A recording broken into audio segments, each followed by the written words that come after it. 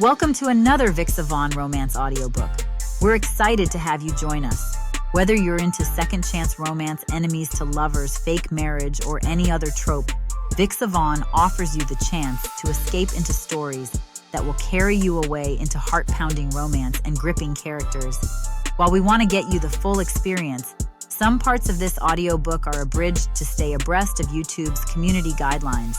If you want the full experience, you can always head to Vixa Vaughn Romance and use code VIXA40 to get the unabridged version of this audiobook for 40% off. Now sit back and enjoy the show.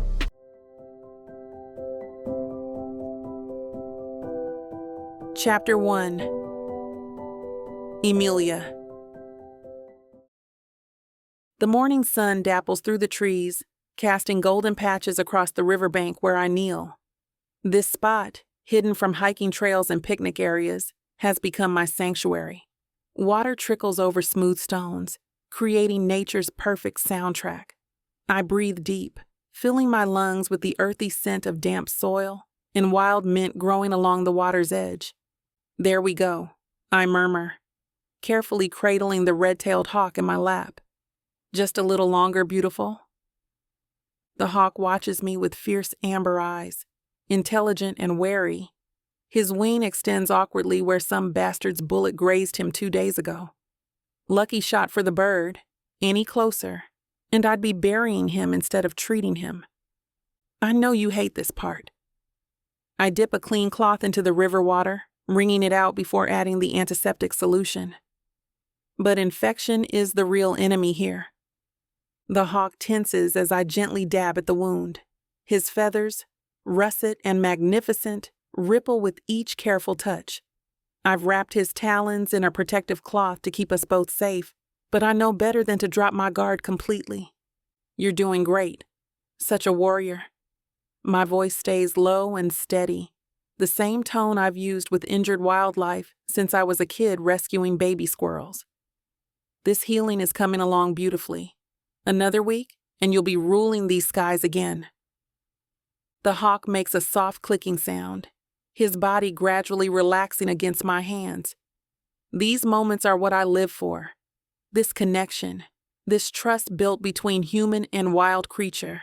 In my lap rests an apex predator, allowing me to heal him, a privilege I never take for granted. The world's not kind enough to creatures like you, I whisper, carefully applying the healing salve to his wing. Too many people with guns and too little respect for what they don't understand. The river bubbles beside us, a constant companion to my work.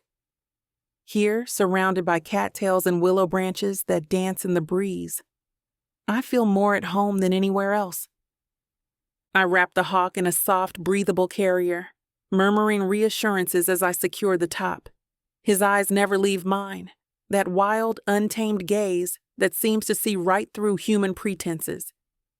Let's get you back to the center, handsome. Dr. Martinez will want to check that wing. The path from the river back to the Wildlife Rehabilitation Center winds through a stretch of oak and maple trees. Morning light filters through the canopy, dappling the ground in patterns that shift with each breeze. The familiar weight of my backpack and the carrier creates a comfortable rhythm to my steps. My phone buzzes. Probably Ranger Raymond checking on the hawk. I'll call him back at the center. A blue jay calls overhead, and suddenly I'm not here anymore, but 10 years in the past. William's laugh echoes in my memory as we race down this same path, him pulling me by the hand toward the river. Come on, Em, I found the perfect spot. God, we were just kids then. 18 and stupidly in love, spending every free moment exploring these woods when we should have been studying for finals. William knew every trail, every hidden grove, the lawyer's son who'd rather be barefoot by the river than anywhere else. I shake my head, forcing myself back to the present. 10 years, a whole decade since he left for college and never really came back. Oh, he returned to Riverton physically, Christmas visits to his parents, the occasional weekend. But the William who returned wore tailored suits and checked his watch constantly. The forest dirt under his fingernails had been replaced by manicured hands, that typed briefs and shook clients' hands in Boston. The hawk stirs in his carrier, pulling me from thoughts I shouldn't be entertaining anyway. Sorry, buddy. Almost there. The rehabilitation center comes into view, its wooden sign weathered but welcoming. Dr. Martinez waves from the porch, already pulling on her gloves. "How's our patient?" she calls. "Feisty. Wounds looking clean." I lift the carrier slightly. The bullet just grazed him, thank God. I step onto the porch, swallowing the lump in my throat. Memories of William are like splinters. You think you've removed them all until one suddenly makes itself known, sharp and insistent beneath the skin. I lean against the exam table as Dr. Martinez works, her hands moving with practiced precision over the hawk's injured wing. The bird's chest rises and falls in a steady rhythm, sedated just enough to keep him calm during treatment. "Gorgeous wound treatment so far," she murmurs, applying fresh antibiotics. "You've got the magic touch, Amelia." Around us, the center buzzes with its usual morning energy. Volunteers move between enclosures, checking food and water. Through the window, I watch Jessie, our newest intern, carefully feeding a baby raccoon with a syringe. Her face lights up when the tiny creature eagerly takes the formula. It's beautiful here. This place I've built my life around. The whitewashed walls covered in wildlife education posters, the gentle symphony of animal sounds, the earthy scent of fresh straw and healing herbs. So why does my chest feel so damn heavy? William's face flashes in my mind again. That crooked smile, those blue eyes that used to look at me like I hung the moon. "You'll always be my wild girl," he'd whispered that last summer night before leaving for Harvard. The one who taught me to see the world differently. Pretty words, empty promises. I'd been naive enough to believe him, to think our love was special enough to survive distance and different worlds. For 2 years, I'd planned my life around his visits home, turning down internships that would have taken me too far from Riverton, until the day his calls stopped coming as frequently, until I saw those photos of him at some Harvard gala, some blonde tucked perfectly against his side. She was pretty, smart, and rich, everything that a man like William deserved. And what about me? I'm pretty too. I'm lean, my curls are big and bouncy, my eyes are brown and warm. If all the men around me are right, I have a nice smile, and my skin is smooth as chocolate butter, which is a new phrase I've learned from Ranger Miles Inglewood, who may or may not had been trying to slither into my pants that day. "Emilia?" Dr. Martinez's voice breaks through my thoughts. "You okay? You look miles away." I blink, forcing a smile. "Yeah, just thinking about treatment options for this guy." I gesture to the hawk. "Maybe we should try that new physical therapy technique you mentioned last week." She studies me for a moment, her eyes too knowing. We've worked together for 5 years now. She can read my nonsense like a large print book. "You sure that's all it is?" I nod, stroking the hawk's feathers gently. "Just tired. And this one's got me worried." The hawk's amber eyes flutter open briefly, wild and untamed even in his vulnerable state. Like me, he carries his scars. Unlike me, he'll heal completely. Dr. Martinez carefully places the hawk in a recovery crate lined with soft towels. "He'll be fine, Emilia. Your quick action probably saved his wing." I hope so. My voice sounds distant even to my own ears. He deserves to fly again. "Get some air," she suggests, her experienced eyes reading me too well. I've got things covered here. I nod and step outside, pulling off my worn khaki hat and running fingers through my curls. The sun warms my face as I lean against the wooden railing. The rehabilitation center sits on a small hill overlooking the town of Riverton, offering a patchwork view of familiar rooftops nestled among trees just beginning to hint at autumn. My phone buzzes again. This time I check it. A text from Jessie. "Is it true William Grant is coming back to town next week?" My stomach tightens.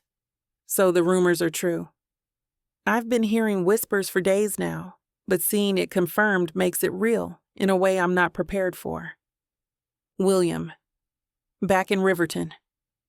I close my eyes, feeling the familiar ache spread through my chest. 11 years should be enough time to get over someone. 11 years of building my life, my career, my place in this community. I'm respected here. I matter. The work I do with these animals matters.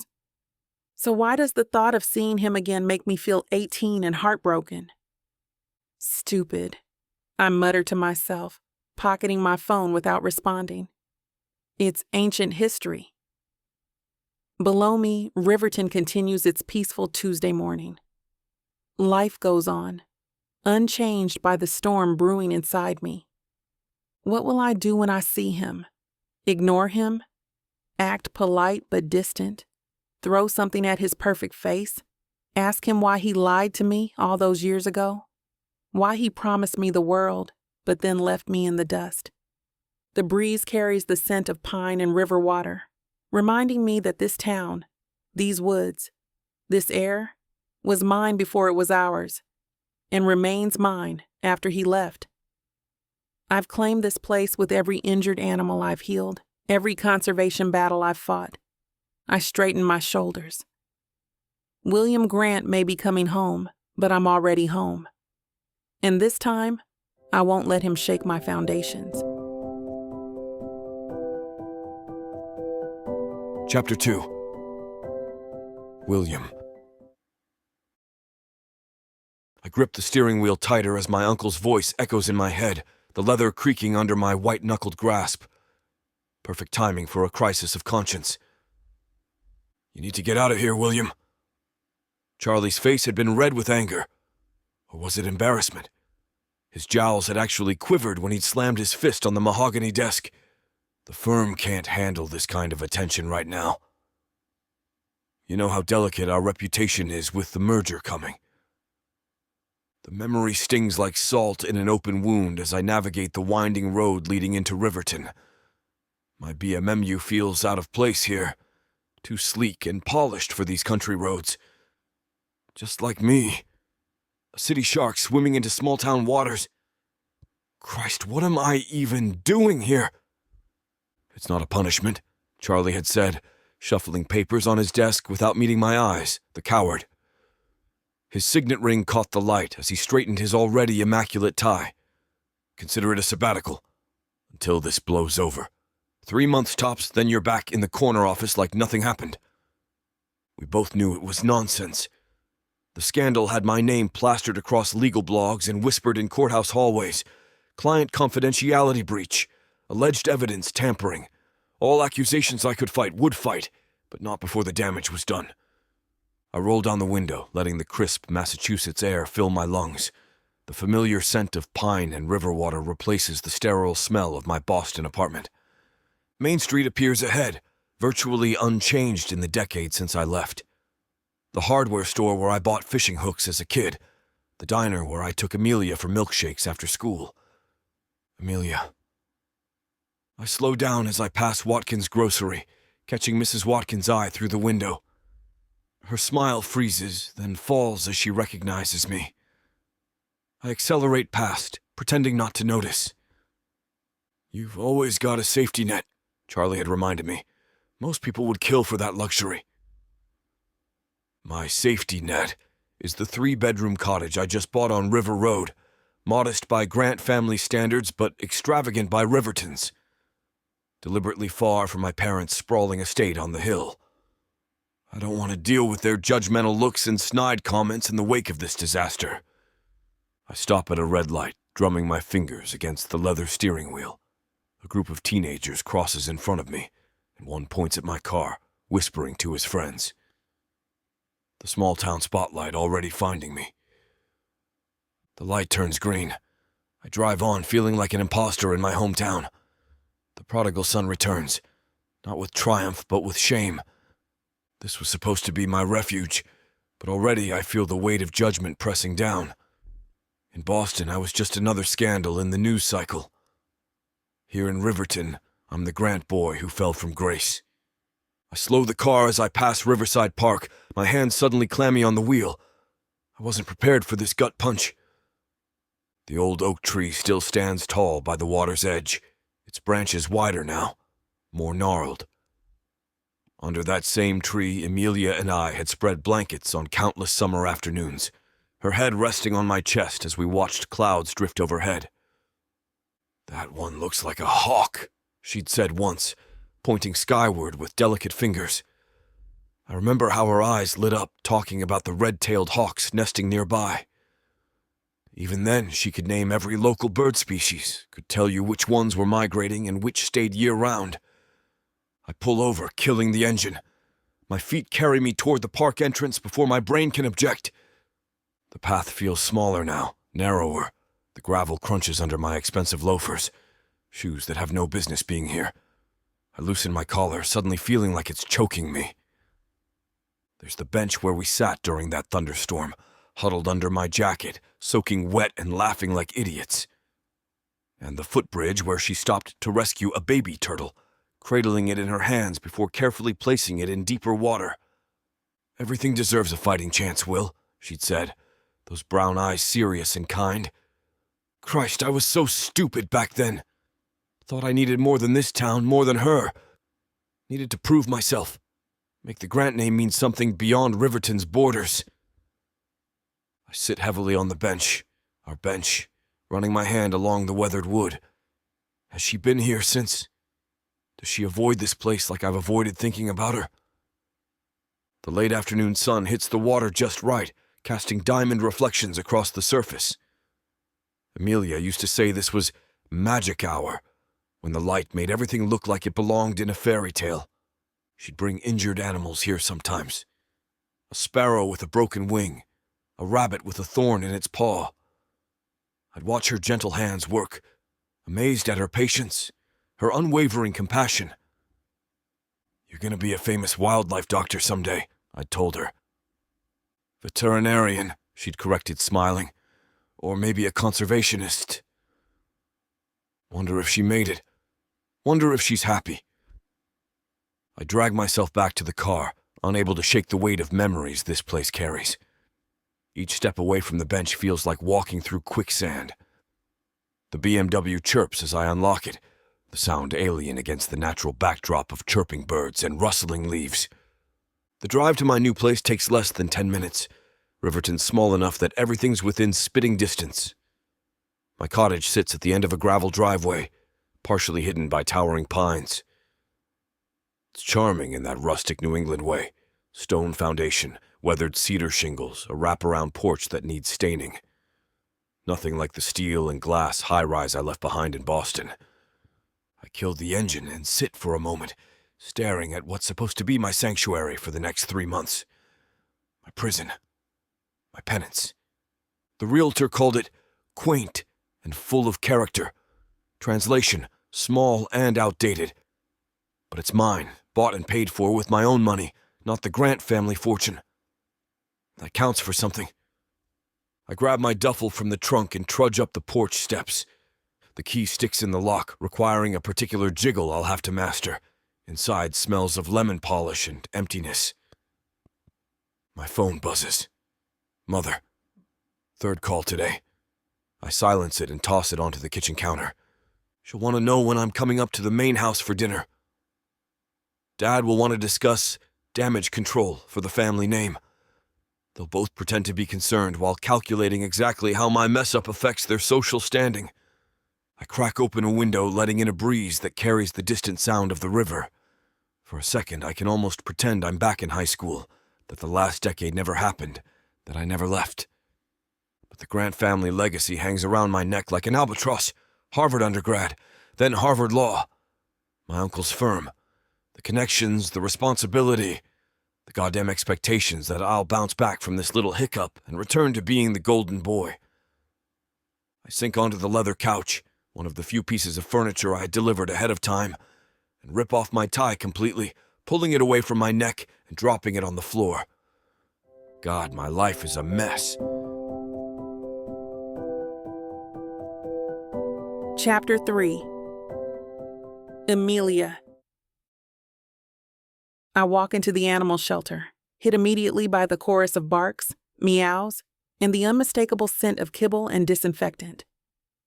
This place is my second home when I'm not out in the field with injured wildlife. The fluorescent lights aren't as flattering as sunlight filtering through trees, but the energy here always lifts my spirits. "Morning, everyone," I call out, spotting the cluster of volunteers, mostly college students and retirees, gathered near the reception desk. Their faces brighten when they see me. "Ready to get your hands dirty today?" Amelia. Mandy waves from behind the desk, her black hair pulled into a messy bun, green eyes sparkling. "Thank God you're here. We've got 3 new rescues that need assessment." I drop my backpack behind the counter and clap my hands together. Perfect timing then. We've got eager helpers today. The volunteers gather around as I lead them to the back room where we keep the new arrivals. A raccoon with an injured paw, a malnourished fox kit, and a barn owl with a damaged wing. "Remember?" I demonstrate the proper way to approach the raccoon's cage. Wild animals aren't pets. They don't want your affection. They want respect and space. I move slowly, telegraphing my movements. Always approach from where they can see you. No sudden movements. "What if they bite?" asks a nervous-looking college freshman, his eyes wide as he stares at the raccoon. "Then you've done something wrong," I quip, offering a wink. But seriously, that's why we have these. I hold up the thick handling gloves, flexing them to demonstrate their durability. They're not just fashion statements, though I think they really bring out my eyes.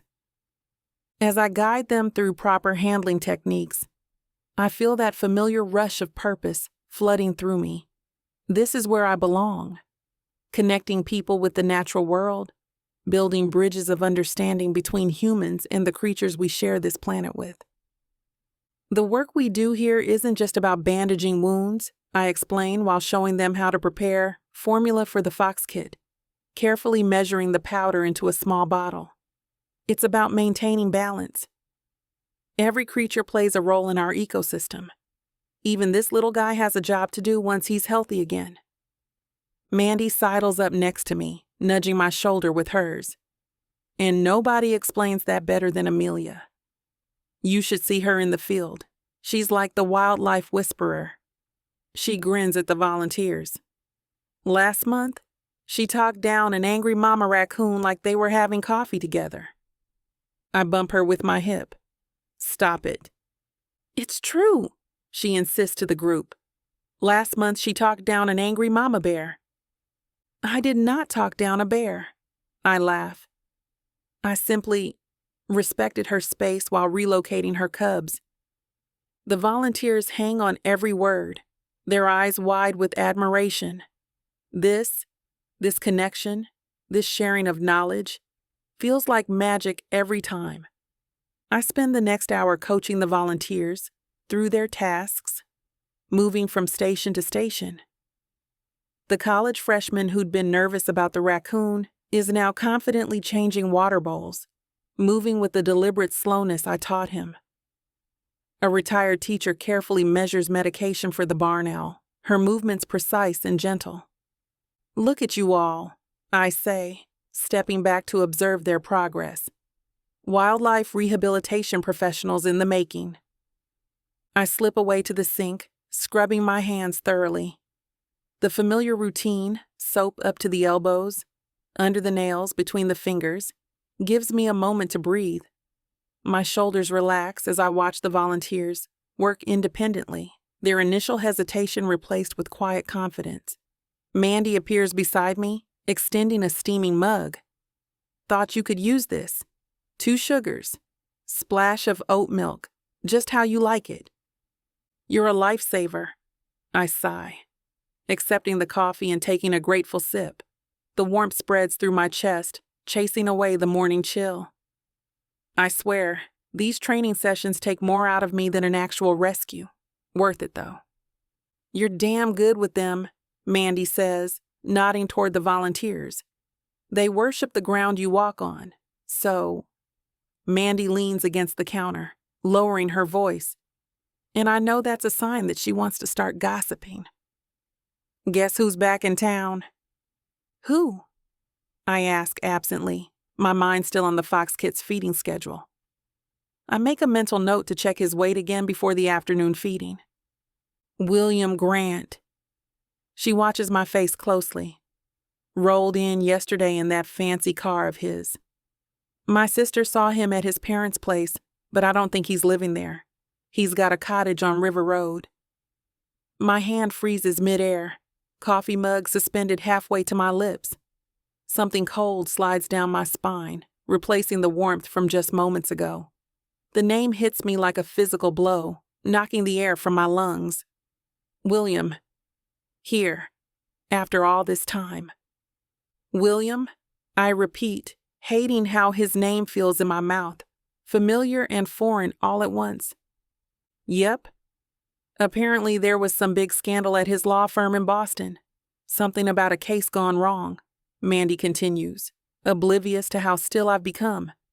Town's buzzing about it. First time he's been back in what? 10 years? 11. I correct automatically, then press my lips together. 11 years, 3 months, and 12 days. But who's counting? I set the mug down carefully, afraid my suddenly trembling hands might betray me. The shelter's familiar sounds, the soft whine of the injured fox, the volunteers' murmured conversations, fade to white noise as my heart pounds in my ears. You okay? Mandy's voice breaks through the fog. You look like you've seen a ghost. I take a deep breath, trying to steady myself. It's just weird timing, that's all. Weird how? Mandy leans closer, placing a soft hand on my shoulder. Wait, are you okay with him being back? I forgot you two had that whole thing in high school. I laugh, but it comes out hollow. That whole thing?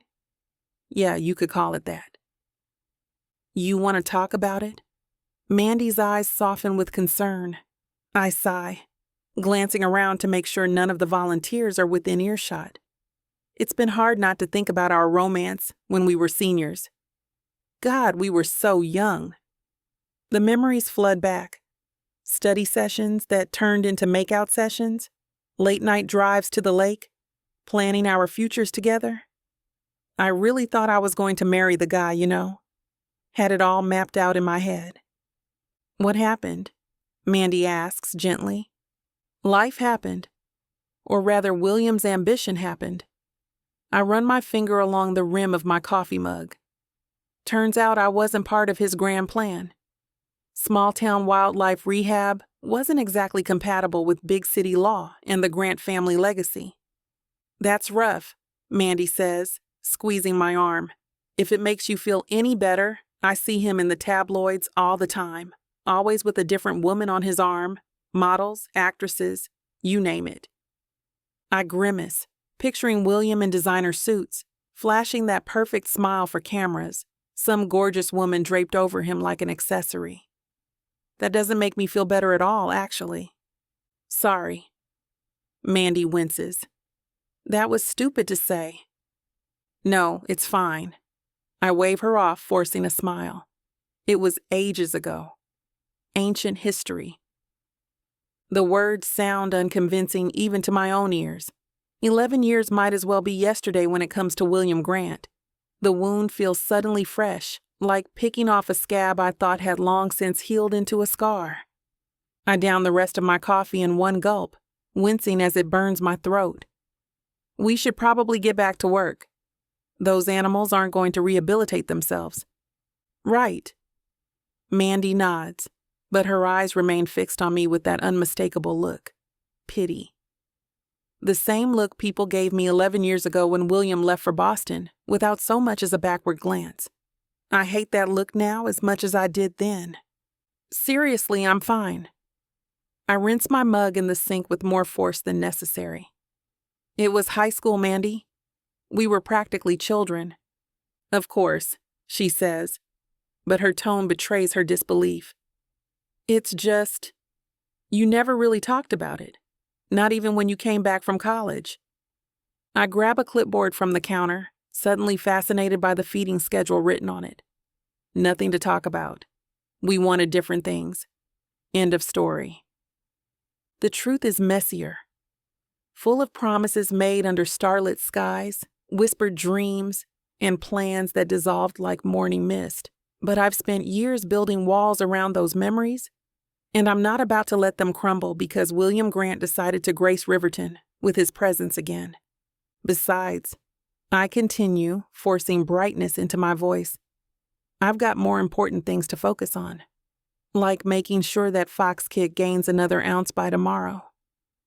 Mandy gives me a small smile. You always did care more about your animals than anything else. They don't break promises, I say before I can stop myself.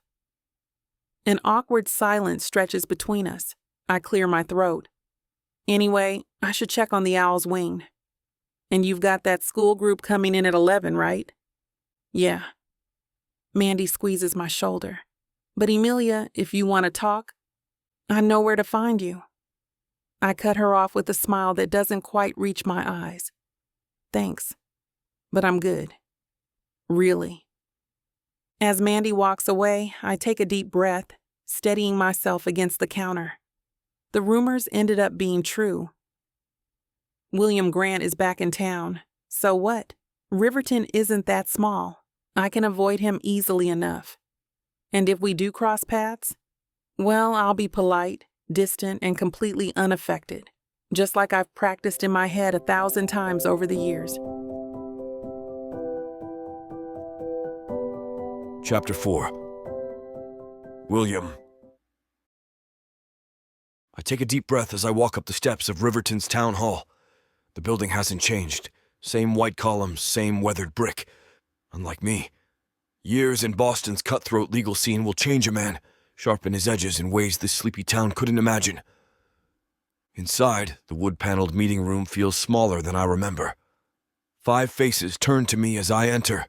Mayor Callahan, gray-haired now but with the same firm handshake, and 4 council members whose scrutinizing gazes make my skin prickle. I can almost hear their thoughts. The big city lawyer thinks he can waltz back in here like he owns the place. William Grant, the prodigal son returns. Mayor Callahan gestures to an empty chair. Thanks for coming on short notice. Appreciate the invitation. I take my seat, straightening my tie, a habit from countless depositions and courtroom battles. I notice the manila folders stacked neatly before each person. My name is printed on the tabs.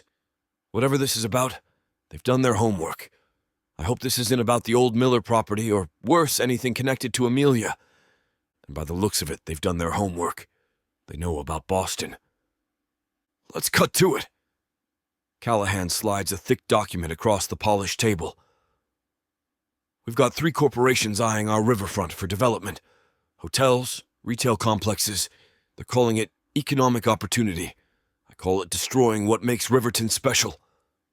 I scan the first page, recognizing the corporate letterhead. Meridian Development. They're notorious for environmental shortcuts. Exactly why we called you. Councilwoman Peters leans forward. We need someone who understands corporate law, but still gives a damn about this town. Despite recent events in Boston, another councilman adds, not quite meeting my eyes. The scandal. Of course, the elephant follows me everywhere. Look, I say, closing the folder. I messed up in Boston. I let ambition cloud my judgment, and I've paid for it. But I know these developers' playbook inside and out. Callahan studies me. That's precisely why you're valuable, William. You've seen how these bastards operate from the inside. What exactly are you proposing? We want you to head our legal team. Draft protection ordinances, represent the town in negotiations, keep these vultures from gutting Riverton's natural habitats. I think of the river where Amelia and I spent countless summers, the forests where we'd get lost for hours.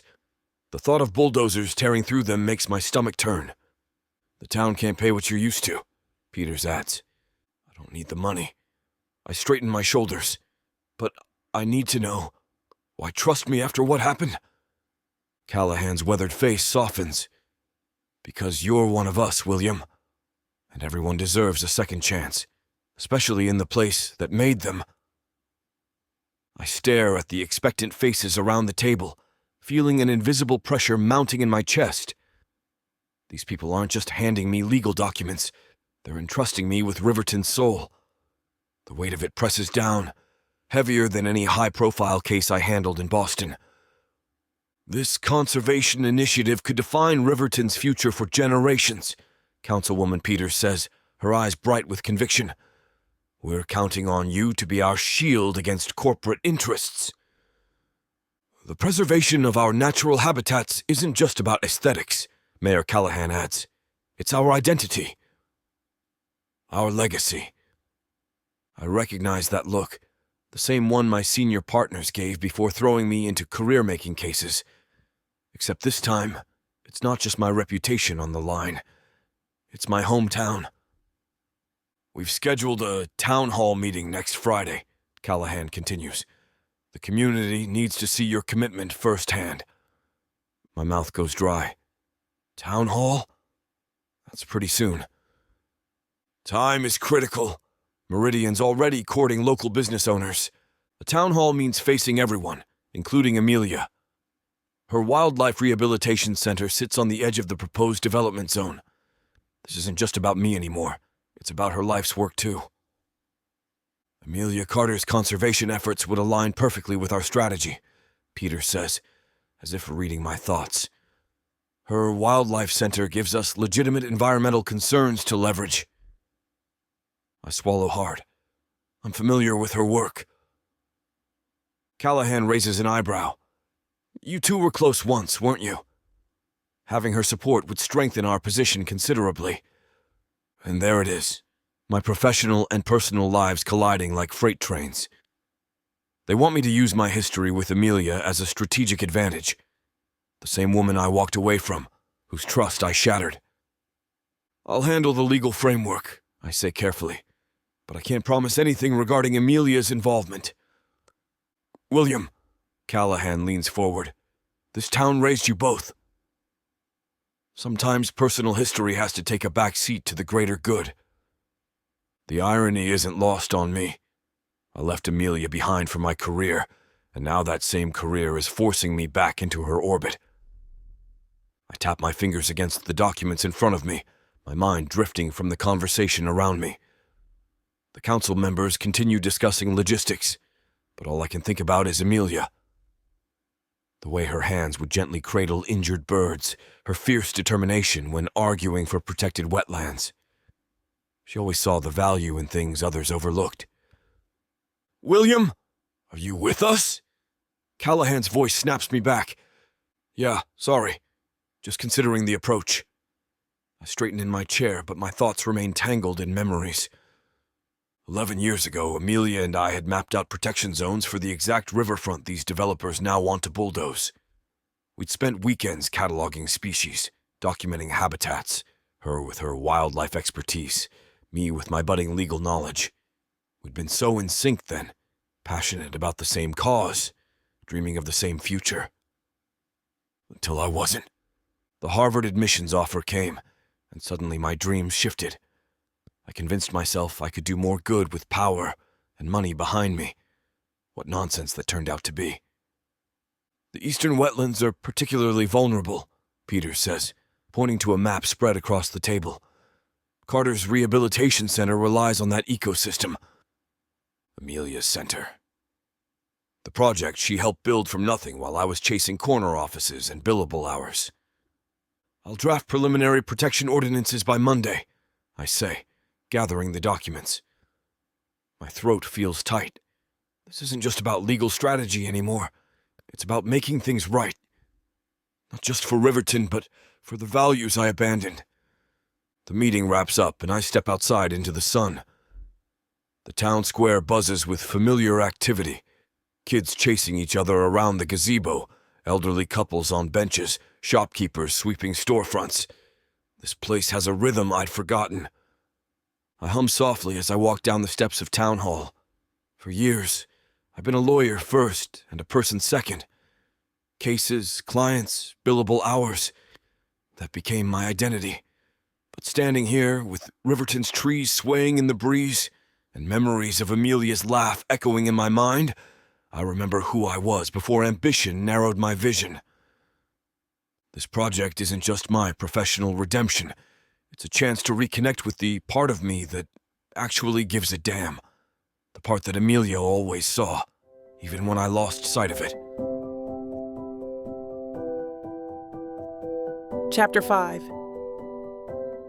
Amelia. I hold the crate steady in the back of my pickup, careful not to jostle its precious cargo. Inside, a young doe, the one I've spent the last 6 weeks rehabilitating after she was hit by a car, shifts nervously. Her leg has finally healed, and today she returns to where she belongs. "Almost there, sweet girl," I whisper, driving deeper into the woods to my favorite release spot. The truck bounces over a root, and I wince. Focus, Amelia. Stay present. But my mind keeps drifting back to Main Street this morning, to that moment when I spotted him. William. Standing outside the coffee shop, looking exactly like he didn't belong, and somehow like he'd never left. Same confident stance. Same way of running his hand through his hair when he's thinking hard about something. The silence of the forest wraps around me, but my thoughts are still racing back to town. William looked... Damn him. He looked good. Better than good. The years have only refined him, chiseled his jawline sharper, added a touch of maturity to those piercing blue eyes that used to see right through me. His dark blonde hair is shorter now, more professional than the shaggy style he wore in high school, but still thick enough that my fingers remember exactly how it felt to run through it. He was wearing one of those expensive suits that probably cost more money than I can imagine, a charcoal gray that fits him perfectly. Of course it did. The kind of suit that screams success and money and everything he left Riverton to find. The sight of him knocked the air right out of my lungs. "Get it together," I mutter, reaching for my gloves in the glove compartment. So what if he's back? So what if he still looks like the man who broke my heart? Like the only person who's ever made me feel completely seen. I hit the brakes harder than necessary on a tight turn. My hands are trembling, and it has nothing to do with the doe waiting patiently for her freedom. It's ridiculous how just a glimpse of William from across the street can unravel years of carefully constructed indifference. His shoulders seemed broader, his stance more confident, if that was even possible. The way he stood there, one hand in his pocket, the other holding his phone to his ear, completely in his element. A power player, a man who knows exactly what he wants. And that smile, that goddamn smile I caught the edge of as he turned away, still has the same effect on me, like someone reached inside my chest and squeezed. "Not your problem anymore," I remind myself, reaching for the door handle. He made his choice a long time ago. But the flutter in my stomach tells a different story, one I'm not ready to hear. I was halfway across the street when I saw him. And what did I do? Turned around and practically ran back to my vehicle. Pathetic. I pull into a small clearing and cut the engine of the truck. The forest envelops me in its familiar embrace, birdsong, rustling leaves, the earthy scent of decomposing foliage. This is my sanctuary, my place of strength. So why did I feel so damn weak today? "Let's get you home," I mutter, hopping out and walking around to the tailgate. The doe's eyes, liquid brown and trusting, meet mine as I open the crate. I step back, giving her space. "Go on, girl. You're free." She hesitates, then takes tentative steps forward, testing her healed leg. Each successful step fills me with pride. This is what I'm good at. Fixing broken animals, returning them to the wild. People, though? That's where I falter. The doe bounds away, disappearing into the underbrush with a flash of white tail. At least one of us knows how to move forward, I say to the empty forest. I slump against my truck, letting out a long breath. 11 years building this life, this career, this reputation. And one glimpse of William Grant has me hiding like a scared teenager. What will happen when we inevitably come face to face? This town isn't big enough for awkward avoidance forever, especially with him working on the conservation initiative. I close my eyes, feeling the sun warm my face, the same sun that watched us fall in love, the same sun that saw me cry when he left. I stand under the canopy of trees, watching the space where the doe disappeared. The forest breathes around me, a living thing with its own heartbeat. This has always been my place of clarity. You've come a long way, Amelia, I whisper to myself, running my fingers along the rough bark of a nearby oak. And I have.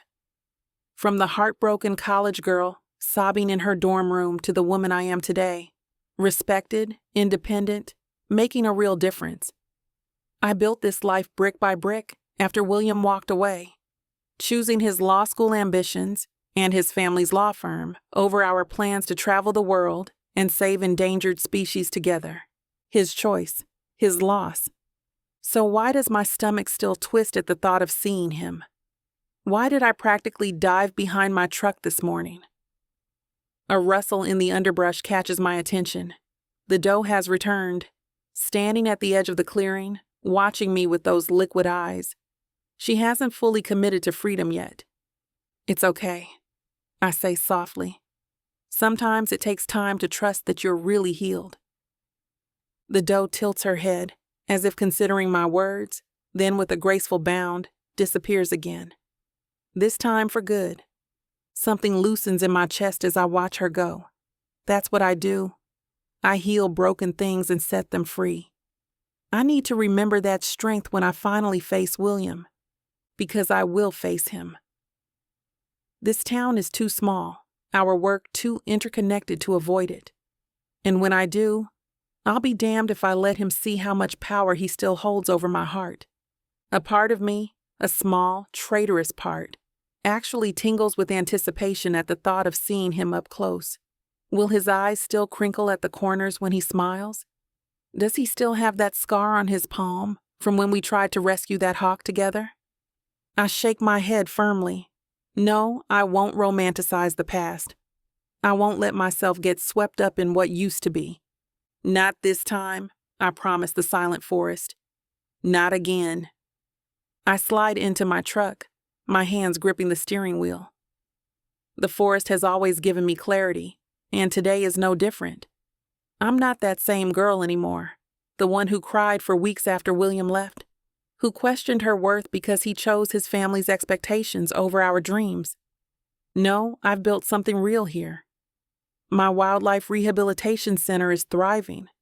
I have grants, community support, and most importantly, purpose. Every animal I save, every habitat I help protect, that's my legacy. Not some broken heart from college. You don't need his validation, I remind myself, starting the engine. You never did. The truck rumbles down the dirt path, branches scraping against the windows. I've faced down angry mama bears protecting their cubs. I've rehabilitated predators that could take my hand off with one snap. Hell, I've stood up to developers trying to drain the wetlands north of town. I can handle seeing William Grant again. But as the trees thin and the familiar streets of Riverton comes into view, that confidence wavers.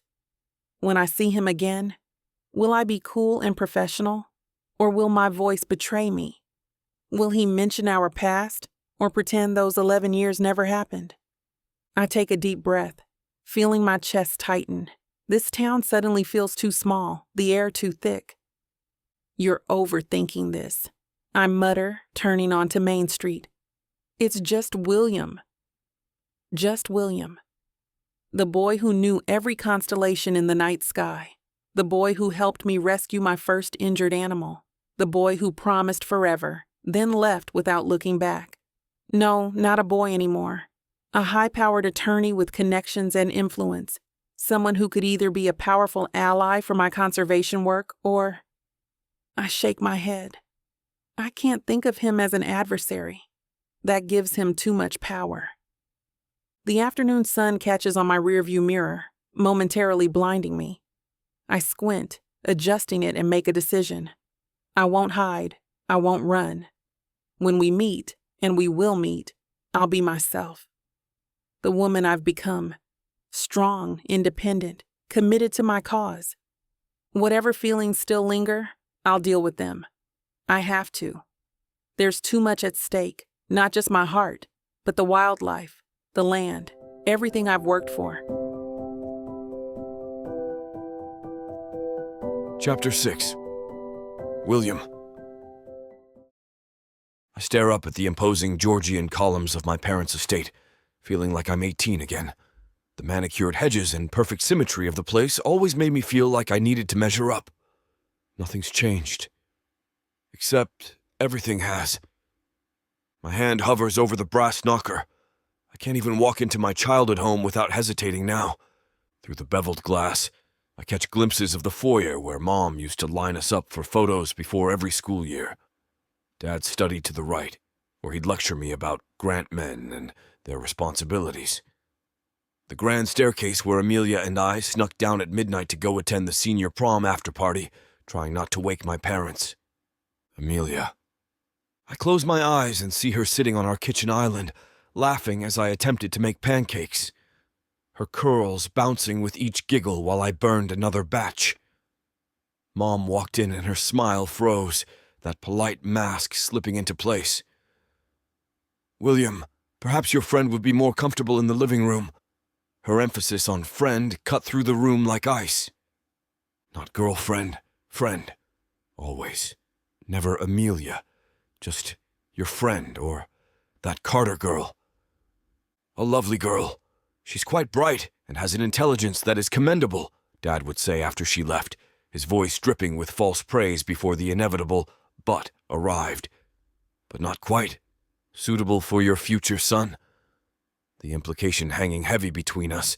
She wasn't from our world, our social circle, our tax bracket. I never stood up to them. Not once. Just nodded and promised to think about my choices while my spine dissolved into nothing.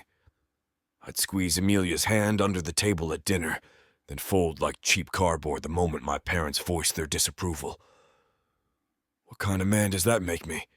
The kind who leaves the woman he loves for a corner office and his father's approval, apparently. The kind who trades real happiness for a nameplate on a mahogany door, and the hollow satisfaction of becoming exactly what was expected of him. I run my hand through my hair, turning away from the door to look at the garden. Under that oak tree, Amelia taught me about the migration patterns of monarch butterflies. Her eyes lit up when she talked about things that mattered. Conservation. Wildlife, making a difference. I traded all that passion for billable hours and corporate litigation. Traded her warmth for cold leather chairs and colder clients. The guilt sits heavy in my chest. I had everything. Her love, our shared dreams of making a difference. And I threw it away because I couldn't imagine disappointing my parents. Now I've disappointed everyone, including myself. The front door opens before I can knock. Mom stands there in her perfectly tailored cream pantsuit, not a silver hair out of place. Her face transitions from surprise to that practiced smile she reserves for unexpected situations. William! I thought I heard someone. Why are you standing out here all alone? Just taking a moment. I step forward to kiss her cheek. Her perfume, the same Chanel she's worn my entire life, hits me with a wave of childhood memories. The scent takes me straight back to watching her get ready for charity galas, her measured movements as she dabbed it on her wrists. She steps onto the porch, closing the door behind her. What's wrong, dear? You look troubled. I lean against the porch railing, suddenly grateful for this private moment before facing Dad. Nothing's wrong. Just adjusting. To being back in Riverton? She studies my face with the intensity that always made me confess to breaking things as a kid. Those eyes haven't lost their power, like she can see straight through my nonsense. To everything. I shrug, trying to seem casual but knowing she's not buying it. Life's been a mess since Uncle Charlie's firm imploded. I don't soften my language.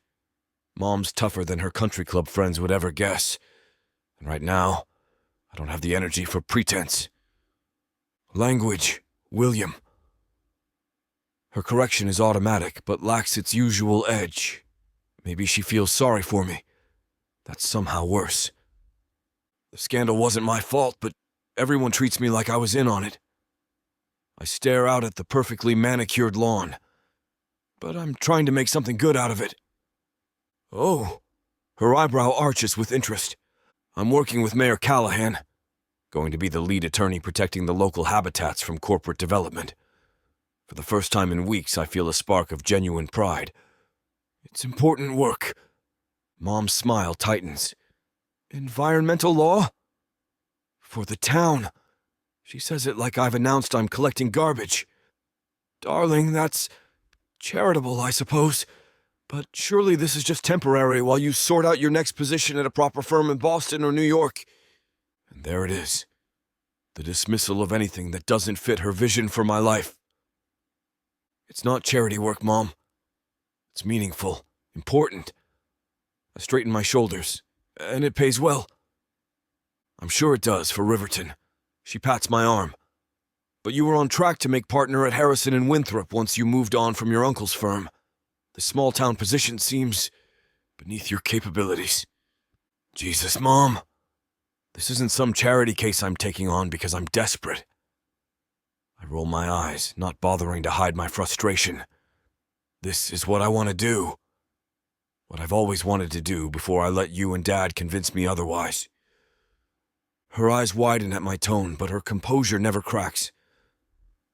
29 years old, and I'm still treated like I'm applying to college and need their approval on my major. Of course, son. Her smile returns, practiced and perfect. If this is what makes you happy.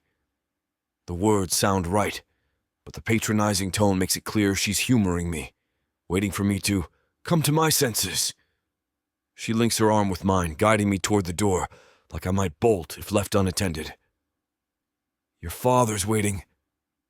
Cook prepared your favorite, filet mignon with those little roasted potatoes you love. The house smells amazing as we enter. Herbs, butter, expensive wine. My stomach should be growling after the long day, but suddenly I'm not hungry.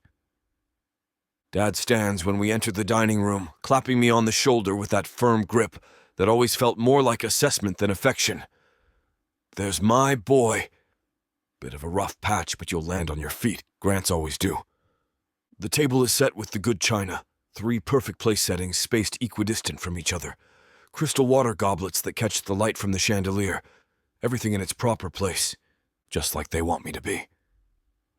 William was just telling me about his new position with the town, Mom says as we sit. Dad's smile doesn't falter, but his eyes do that thing, that slight narrowing that always preceded disappointment. Ah, yes, the environmental work. Very noble. There it is. That same dismissive tone they used when I came home covered in mud at 12 after spending the day collecting tadpoles with my friends. The same condescending smile when I wanted to join the high school environmental club instead of debate team. Spending time with those hippies isn't going to get you into Yale or Harvard, William, my dad had chastised. And of course I listened to him. You'll get back to real law soon enough, he continues, cutting into his filet mignon with surgical precision. This town business will be good PR after the unpleasantness with your uncle's firm. My appetite disappears completely as I look between them. They haven't changed, and for too long neither had I. Chapter 7. Emilia. The morning sun filters through the colorful awnings at Riverton Farmers Market, casting a warm glow over the fresh produce. I squeeze a tomato, testing its ripeness while Mandy rambles about our upcoming fundraiser. I'm thinking we set up right by the entrance this time, Mandy says, tossing a bunch of kale into her canvas bag. Better visibility for the donation boxes. Smart. We could use those new flyers with the Fox rehabilitation photos. I place the tomato in my basket, moving toward the herb stand. People love a good recovery story. When people see what their money could do for the animals, donations skyrocket. The market buzzes with Saturday shoppers. Mrs. Peels waves from her honey booth, and I return the gesture with a smile that feels natural now, after years of building my place in this community. Did you hear who they brought in for the conservation project? My ears perk up at the conversation behind me. Two older women stand near the cheese vendor, their voices carrying over the market chatter like they're using megaphones instead of having a private conversation. Some hotshot attorney from the city. Apparently, he grew up here. William Grant. Ah, yes, Melissa's boy. He went to Harvard, I heard. The name hits me like a physical blow. My fingers freeze on a bunch of basil, suddenly numb. My heart pounds against my ribcage as if trying to escape. I know about the conservation initiative. I understand its importance to protecting Riverton's most vulnerable communities. But what I don't understand is why William got himself involved. Why? I heard he's representing the entire initiative on recommendation from the mayor. Something about giving back to the community. Well, the Grants always did have money to throw around. Remember his father? That man never saw a tax break he didn't like, or a community project he wouldn't slap his name on. I grip the basil tighter, the earthy scent that normally calms me now making my stomach turn. Of all the lawyers in Massachusetts, they had to choose him. With his position, I know for certain that we'll have to cross paths sooner rather than later, and that makes my skin prickle. Their voices fade into background noise as my mind spirals. William. Here. Working on my project. The conservation initiative I've poured my heart into for the past 3 years. My chest tightens. The market suddenly feels too crowded, too loud. I grip the edge of the wooden stand to steady myself. Memories crash through the careful walls I've built. William's laugh echoing across the river, his fingers intertwined with mine under starlight, the emptiness when he chose his career over us. Over me. Earth to Amelia. Mandy's voice seems distant, like she's calling to me from underwater. A hand waves frantically in front of my face, cutting through my mental fog. Hello? You look like you're about to pass out or something. She snaps her fingers inches from my nose. Em, come back to me. I blink rapidly, forcing myself back to reality. The market sounds rush back in, conversations, laughter, the clatter of vendors setting up. Sorry, My voice catches in my throat. You completely froze up, like full-on statue mode. What happened? Mandy's green eyes narrow with concern, scanning my face for clues. William Grant. My voice sounds strange, hollow, like it belongs to someone else. He's working on our conservation project, the one I've been killing myself over for years. Mandy grabs my arm with surprising strength, pulling me away from curious onlookers toward a quieter corner between stalls. Breathe, Em. Just breathe. In through your nose, out through your mouth. But how can I breathe when the past I've tried so hard to outrun has just caught up with me? When the man who shattered my heart is about to become an unavoidable part of my daily life? I'm going to have to work with him, Mandy. I rub my temples, feeling a headache forming. Not just occasional meetings. This is going to be day in, day out collaboration. The initiative requires constant communication between legal and conservation. That's me and him. So what? Mandy shrugs, adjusting her tote bag on her shoulder. You're a professional. He's a professional. You'll handle it like the badass you are. I shoot her a skeptical look. You don't understand. This is complicated history. Ancient history, she corrects, squeezing my arm.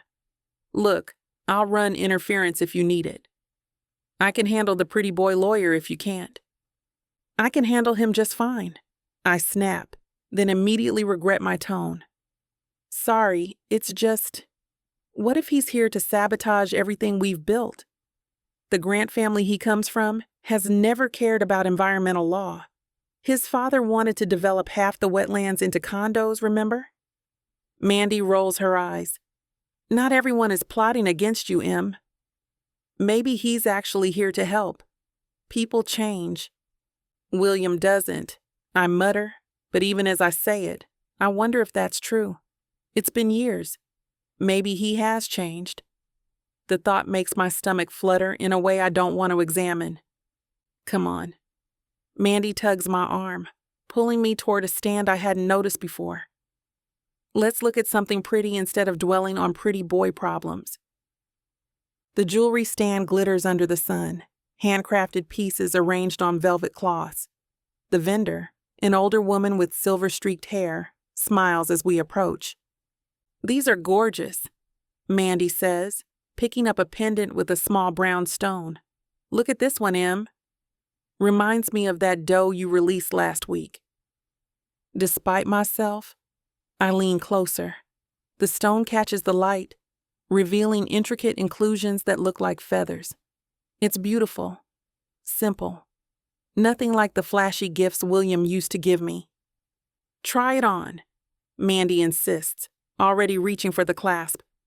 I hesitate, then nod. Maybe focusing on something beautiful is exactly what I need right now. I turn the pendant over in my hands, admiring how the light catches the stone's surface. It's beautiful, but my mind keeps drifting back to William. I'll take it, I tell the vendor, needing something, anything, to distract me from the storm brewing inside. As we continue through the market, I go through the motions, picking up fresh vegetables, chatting with local vendors, smiling at familiar faces. But it feels mechanical. Underneath my carefully composed exterior, my thoughts race like wild horses. How much of the conservation project will he control? Will he try to change our carefully laid plans? Does he even care about the wildlife, or is this just another resume builder for him? You're doing it again? Mandy nudges me as we walk toward my truck. Doing what? I load my bags into the truck bed, pretending I don't know exactly what she means. That thing where you're physically here, but mentally writing 1,000 worst-case scenarios? I slam the tailgate shut with more force than necessary. I just need to figure out how to handle this. Professionally. You could just talk to him, Mandy suggests, leaning against the truck. Clear the air. The thought sends a jolt through me. Talking to William face to face, those blue eyes locked on mine. Part of me wants to march right up to him, demand explanations for everything. Why did he accept the job? Why is he back now? Why my project? But the other part of me, the part that remembers crying myself to sleep for months, recoils at the idea. And say what exactly? I unlock the driver's side door. Hey, welcome back to town. Thanks for breaking my heart and now invading the only space I've managed to carve out for myself. That's a start. Mandy grins, completely missing the point. Frustration bubbles up inside me like a hot spring. I grip the steering wheel tight, knuckles turning white. I could confront him. Maybe I should. Get it all out in the open instead of letting it fester. But what if I fall apart when I see him? What if all my carefully constructed defenses crumble at the sound of his voice? I'll figure it out, I say finally, more to myself than to Mandy. I always do. But even as I start the engine, I know this isn't something I can solve with my usual determination. This is William, the only person who's ever made me feel like I wasn't enough. The only one who's seen all of me and still walked away.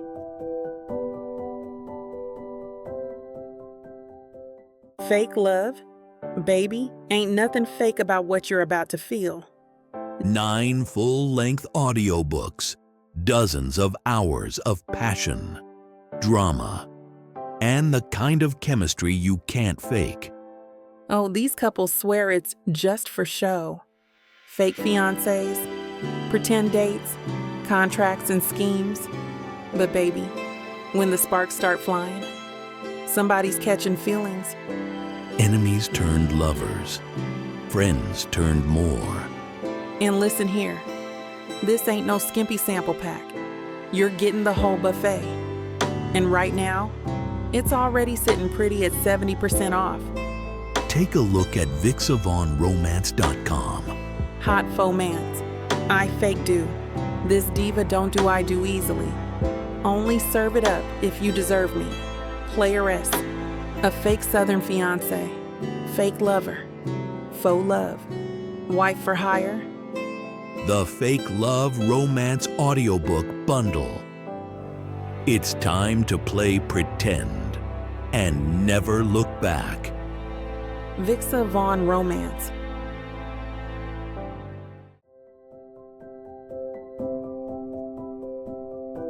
Chapter 8. William. The community center looks exactly the same. Faded brick exterior, weathered wooden doors, and that sign with peeling paint. I take a deep breath before pulling open the door, hit immediately by the familiar scent of cheap coffee and photocopier paper. It's strange how smells can transport you back in time. William Grant. Look at you, all grown up and fancy. Mrs. Jacobson, who must be pushing 70 now, beams at me from behind the reception desk.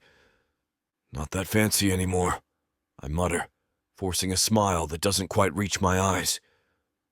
The Boston scandal follows me like a shadow. Disgraced attorney caught in the crossfire of corporate corruption. Not my fault, but my name got dragged through the mud all the same.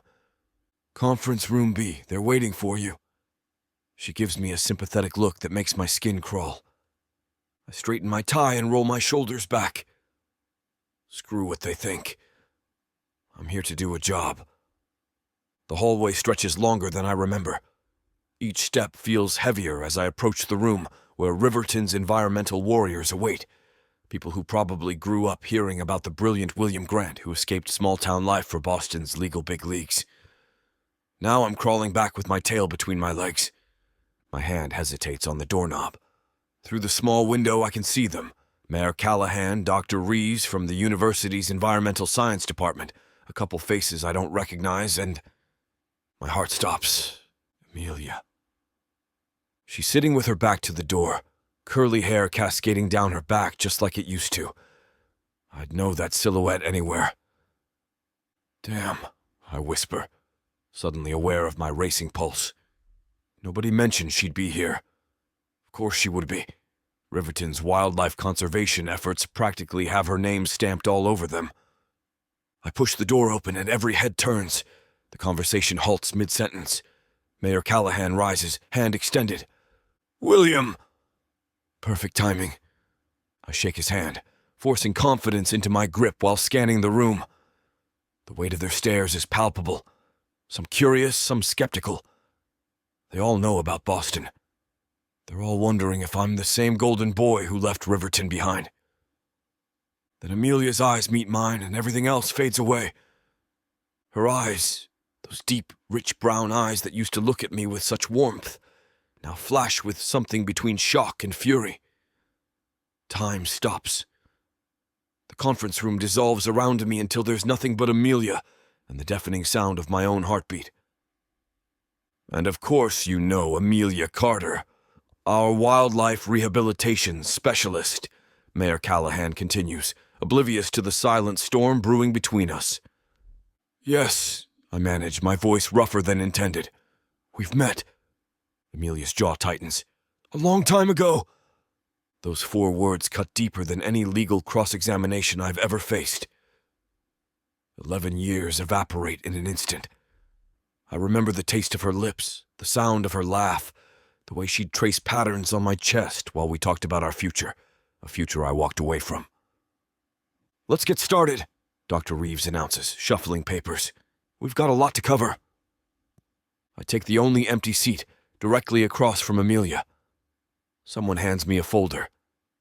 I open it, staring at words that blur together while Mayor Callahan drones on about funding allocations and timelines. Amelia, perhaps you could update us on the current state of the riverbank habitat. She straightens, and something shifts. The guarded woman who greeted me transforms as she speaks about her work. Her hands animate her words. Her voice rises and falls with conviction.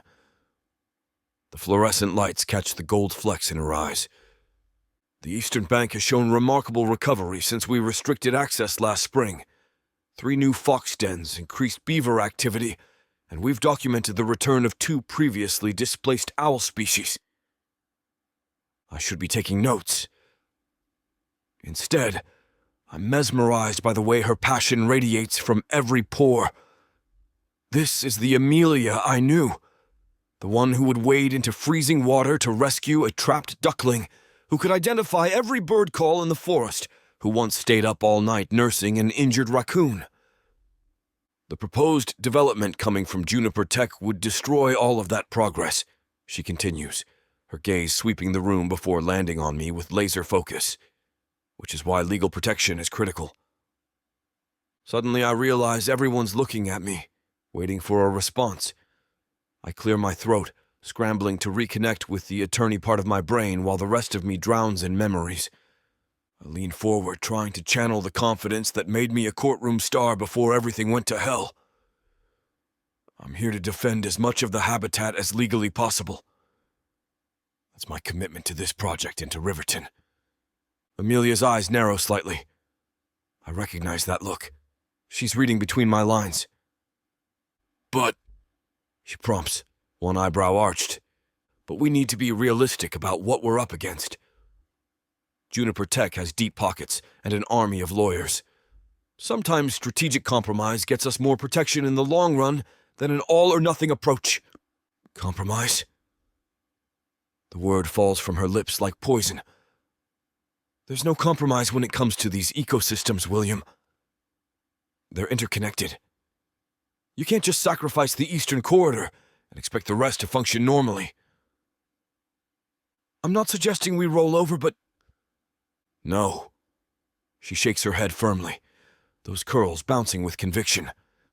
If it harms the wildlife populations, then we won't do it. Period. These animals don't get to negotiate their survival. The way she says we won't do it hits me in the chest. Not, we can't, or we shouldn't, but we won't. The steel in her voice reminds me of the Amelia who once stood between a developer's bulldozer and a fox den until the sheriff was called. Mayor Callahan clears his throat. Perhaps we should consider all options before... With all due respect, Mayor Callahan, Amelia interrupts. We've spent 3 years rehabilitating these habitats. If we give Juniper even a fraction of that land, we're setting a precedent that endangers everything we've worked for. Dr. Reeves adjusts his glasses. I have to side with Amelia here. The scientific data supports the need for contiguous protected areas. The town council is concerned about tax revenue, counters Linda Meyer, the economic development director. Juniper's bringing jobs, William. Can't we find middle ground? I feel caught in crossfire, watching Amelia's face harden with each word from Linda. The tension in the room is suffocating. Look, I say, trying to navigate this minefield. I understand both perspectives. But before we debate what to give up, let's focus on what legal leverage we actually have. Amelia crosses her arms, leaning back in her chair. The lights catch the highlights in her hair, illuminating the determined set of her jaw. Christ, she's even more beautiful than I remembered. Not the soft, youthful beauty of the girl I left behind, but something stronger, more defined. Her presence commands the room in a way that makes my mouth go dry. My team has spent countless hours tracking migration patterns, nesting sites, and breeding grounds, she states, her voice steady and unyielding. We've documented everything. The wildlife doesn't have corporate lawyers or boardroom meetings to protect their interests. We're all they've got. I can't take my eyes off her. The way her lips press together when she's made up her mind, the slight furrow between her brows. It's all achingly familiar, yet somehow new. Her passion hasn't changed, but there's a hardened edge to it now. An edge I probably put there. The wildlife rehabilitation team won't concede a single acre to these corporations, she continues, making direct eye contact with me. Not one tree, not one pond, not 1 inch of riverbank. I don't care how many zeros are on their checks. Mayor Callahan shifts uncomfortably. Amelia, perhaps... No.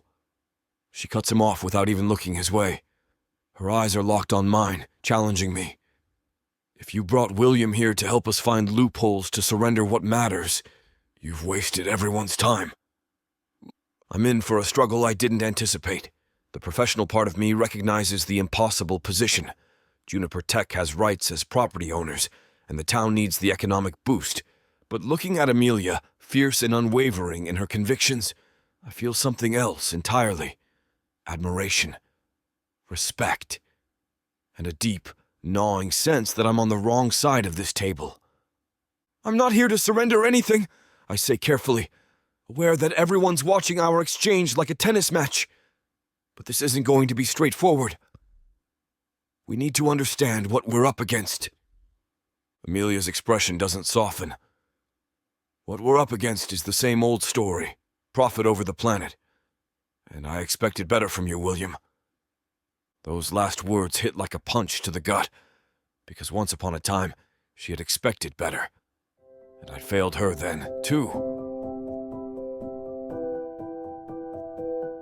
Chapter 9. Emilia. I gather my papers, shoving them into my folder with enough force to crumple the edges. Mayor Callahan's voice fades into background noise as I stand, my hands trembling with barely contained rage. The meeting room suddenly feels suffocating, like all the oxygen has been sucked out. Thank you all for your time today. I managed through clenched teeth, cutting off whatever closing remarks the mayor was about to make. My voice comes out sharper than intended, but I'm past caring about political niceties. The scrape of my chair against hardwood punctuates my exit. My boots click sharply against the floor as I march toward the door, blood pounding in my ears. The nerve of him. The absolute nerve. After all these years, William swoops back into town and thinks he can dictate what happens to our land, to my life's work.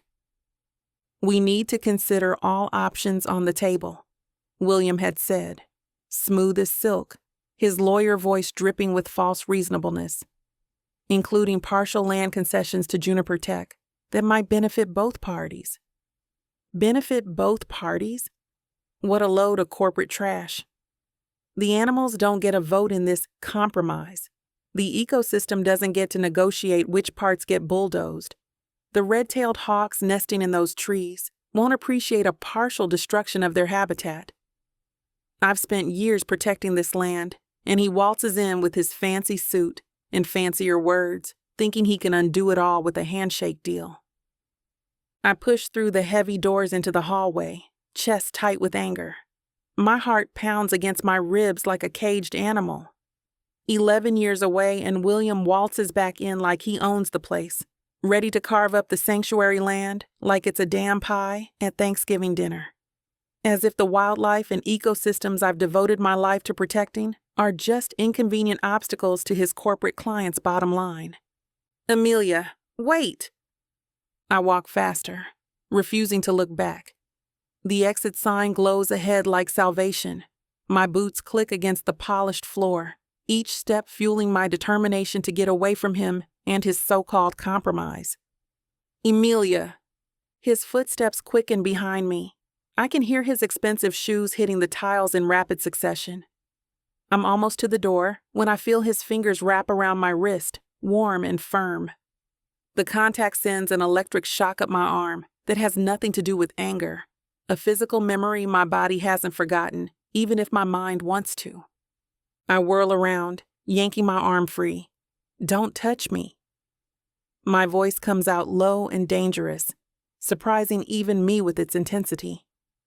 I step back, creating distance between us, trying to ignore how good he still looks in that tailored suit.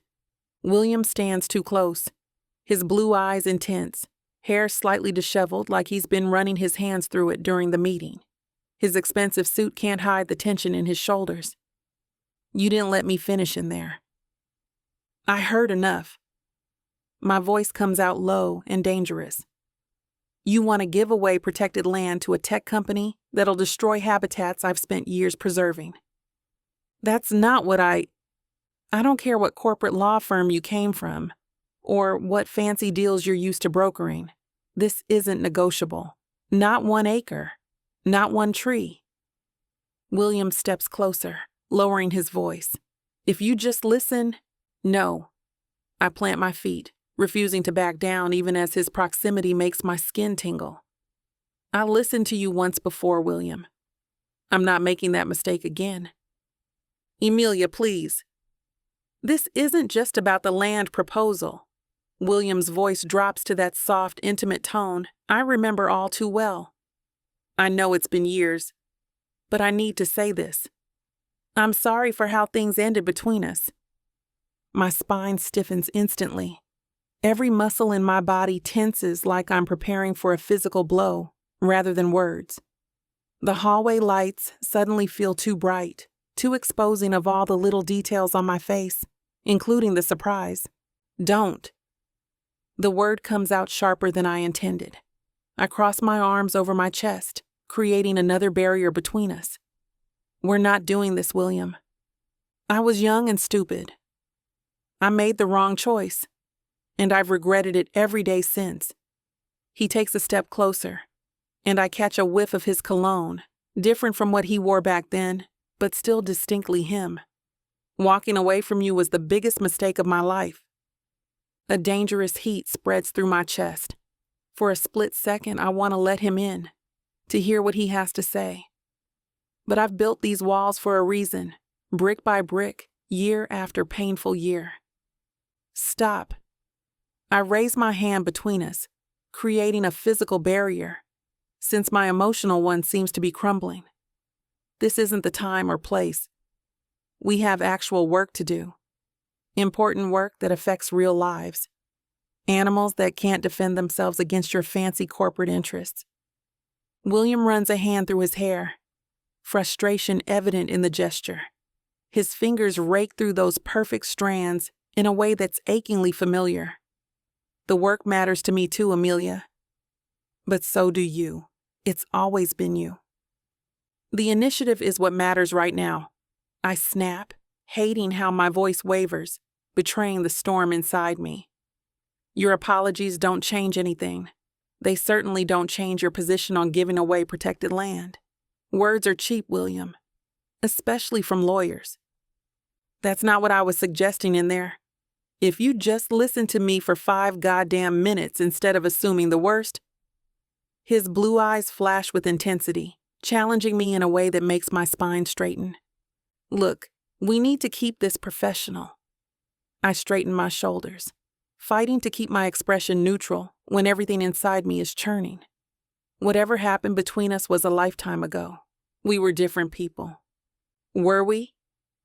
His eyes search mine, too perceptive. Because I look at you defending those animals with the same fire you always had. And you seem exactly like the Amelia I knew. The Amelia you knew learned her lesson. I take a deliberate step back. The initiative is the only thing we should be discussing. Nothing else. I cross my arms tighter, trying to control my breathing. Look, I've spent years building the sanctuary's rehabilitation program from nothing. We've released over 300 animals back into their natural habitats. Every acre of that land serves a purpose in our ecosystem. William leans against the wall. I understand that. I'm not suggesting we bulldoze the place. Then what exactly are you suggesting? My voice comes out sharper than intended. A conservation easement. Juniper Tech gets tax benefits for protecting the land while funding your rehabilitation center. They get the PR win without developing a single acre. I blink, caught off guard. That's not what you said in there. Because Callahan cut me off before I could explain the full proposal. His eyes lock with mine. Remember how we used to talk about finding creative solutions? Like that summer we convinced old man Jenkins to turn his unused field into a butterfly sanctuary instead of selling to developers? My heart skips. The memory hits me like a physical force. Us at 18, idealistic and unstoppable. celebrating with a midnight swim in the river when Jenkins agreed. "Don't do that," I whisper. "Do what?" "Use our past to manipulate me." I swallow hard, fighting the warmth spreading through my chest. It's not fair. It's not manipulation, Em. It's our shared history, the way we used to think about these problems together. His voice softens. I haven't forgotten who we were. Something inside me wavers. The William standing before me sounds like the boy who used to help me rescue injured birds, who understood my passion. Not the man who walked away without looking back. But can I trust this? Trust him? The logical part of my brain screams to maintain distance, to keep my walls firmly in place. The other part, the part that still remembers how it felt when his hand held mine, wants desperately to believe he's changed. "Show me the proposal," I finally say, professional tone barely masking my internal chaos. "The complete version. I'll look it over and get back to you." "I can do better than that." His eyes light up with that familiar intensity. "Let me walk you through it." "Tomorrow? Coffee at Rosie's?" I hesitate, torn between self-preservation and curiosity, between the past and what might be possible. "You can bring the coffee to the Wildlife Center," I say, not wanting to go out on a coffee date with the man who tore my heart into pieces. "And we can talk about the proposal." "Just the proposal." "Just the proposal," he agrees, though something in his eyes tells me we both know it's never going to be that simple. Chapter 10. William. I arrive at the Wildlife Center with a cardboard tray of coffees and a box of donuts balanced precariously in one hand. The place is smaller than I remembered. A converted ranch house with a sprawling yard behind it, outbuildings converted to animal habitats. Something about it feels like Amelia. Practical, unpretentious, focused on what matters. My stomach knots as I push through the door. The reception area is empty, but I hear voices from the back room. "Hold her steady. Just like that." A woman's voice, not Amelia's. "I've got her." That's Amelia. Her tone focused and calm. I move toward the sounds, coffee tray still in hand, and peek through the doorway. Amelia stands beside an examination table, her arms wrapped around what appears to be a young deer. Her hair is pulled back in a tight bun, and she wears scrubs with paw prints on them. A Hispanic woman in a white coat, must be the vet, works methodically on the deer's leg. "Excuse me," I call out, then instantly regret interrupting. Both women look up. The deer jerks slightly, and Amelia tightens her grip. "William?" Amelia's eyes widen. "What are you doing here?" "I brought the coffee and donuts." I lift the offerings like peace treaties. "Bad timing?" The vet glances between us, curiosity evident in her expression. "You must be the famous William Grant. I've heard quite a bit about you since Mayor Callahan chose you as our attorney." She doesn't look up from her work, carefully stitching a wound on the deer's hind leg. "I'm Dr. Martinez. I'd shake your hand, but..." She nods toward her bloody gloves. "Famous." I swallow hard, feeling suddenly self-conscious. The way the vet said it made it sound like Amelia had been talking about me. A lot. "Infamous might be more accurate," Amelia mutters, not meeting my eyes. Her fingers continue to stroke the deer's neck with gentle, practiced movements.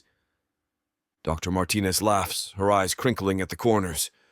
"Ouch. He brought donuts, Amelia. That's gotta count for something." She ties off a stitch with impressive precision. "The deer appreciates the gesture," Amelia says flatly, her tone making it clear that she, personally, does not. "I can wait outside," I offer, taking a step back toward the door. The tension in the room is thick enough to cut with a knife, and I'm starting to think my visit was a bad idea. "Actually," Dr. Martinez says, glancing up from her work, "could you hand me that gauze? The blue package on the counter behind you."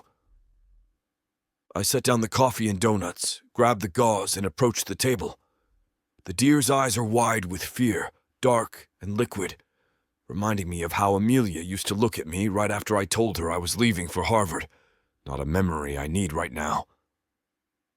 "Don't make any sudden movements," Amelia instructs, professional despite her obvious discomfort with my presence. I hand the gauze to Dr. Martinez, our fingers brushing.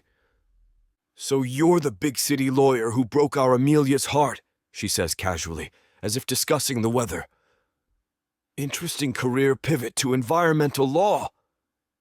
"Jesus, Alicia!" Amelia gasps. We don't need to talk about that." Dr. Martinez laughs, completely unfazed by Amelia's mortification. "What?" Everyone knows the story. Small town, big gossip. She gestures toward the bandages. "Make yourself useful, Mr. Grant. Hold these while I finish up." I take the bandages, grateful for something to do with my hands.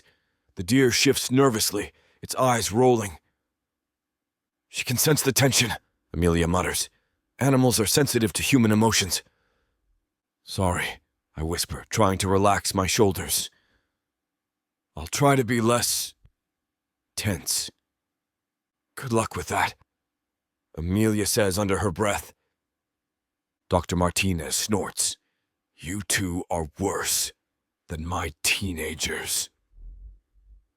The deer jerks suddenly, nearly breaking free from Amelia's grip.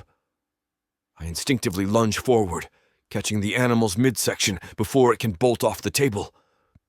"Whoa!"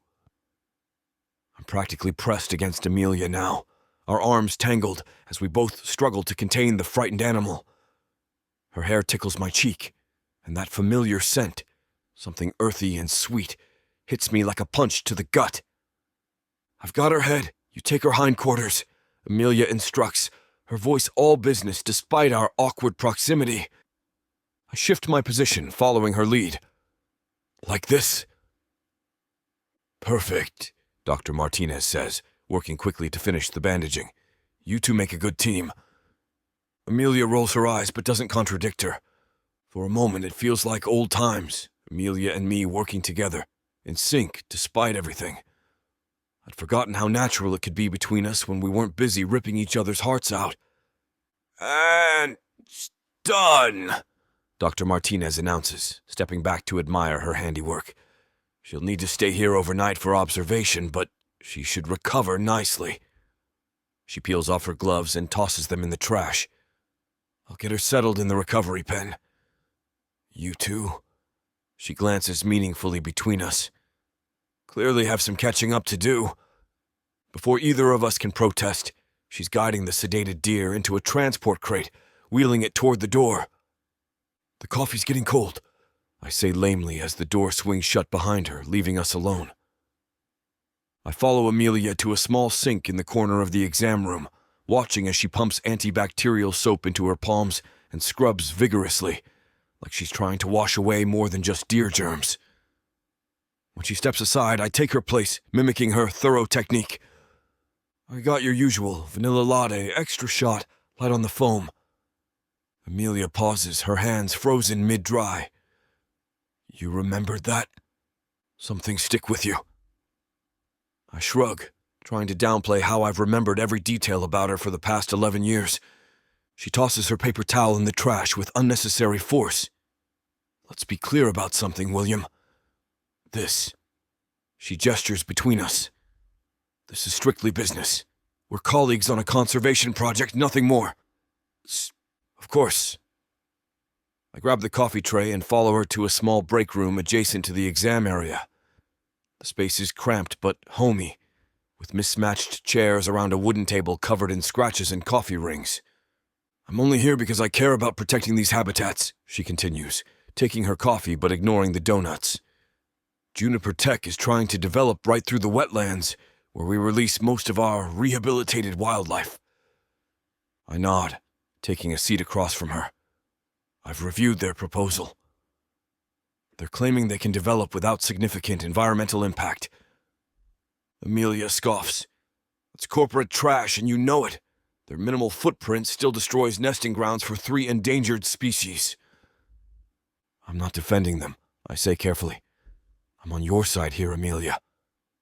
Her eyes narrow. Are you? Because your uncle's firm has represented plenty of corporations like Juniper before, and you guys have a nasty way of getting what you want. The accusation stings, but she's not wrong. That's why Mayor Callahan brought me in. I understand how they think. Their legal strategies. I can help find a compromise that actually protects what matters. There's no compromise when it comes to habitat destruction, she says firmly, but her tone has softened slightly. These animals don't get a vote. We speak for them.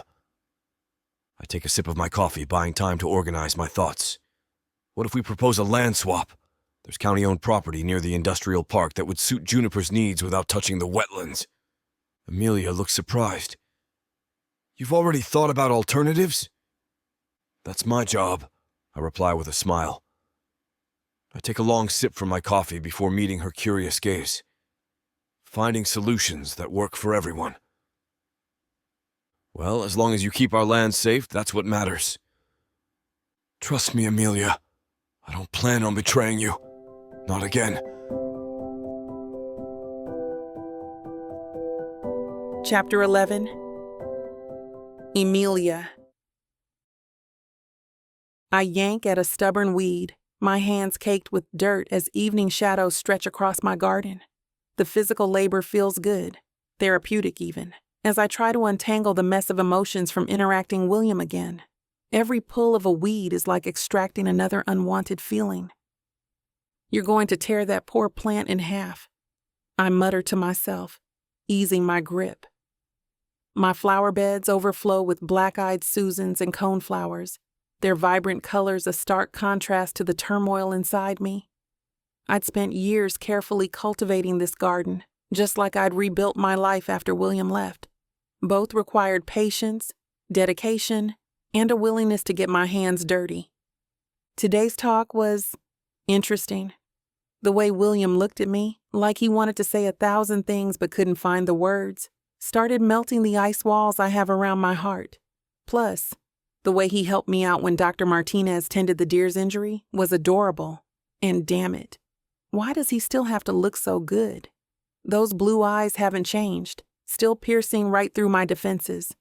I dig my trowel into the soil with more force than necessary, sending dirt flying. Damn William and his perfect face and his perfect apologies. Focus on the project, not the man, I remind myself, stabbing at a particularly stubborn root. The wildlife corridor is what matters, not those blue eyes, not that smile. Definitely not the way his voice still makes your stomach flip. A cardinal lands on my fence, its red plumage brilliant against the weathered wood. It watches me curiously, head tilting as if judging my gardening tantrum, before flying off into the afternoon sky. At least you know exactly what you want, I tell the empty space where the bird had been. Must be nice to just follow instinct instead of second-guessing every feeling. Talking to birds now? Should I be worried? I freeze at the sound of that familiar voice, my spine stiffening instantly.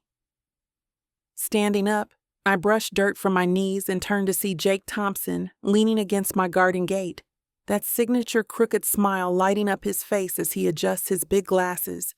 His green eyes sparkle with mischief, sandy hair tousled by the breeze. Just what I need. Another complication in my already messy love life. Only if they start answering back, I reply, feeling a genuine smile break through my cloudy mood. Jake, what are you doing here? I thought you moved to Connecticut.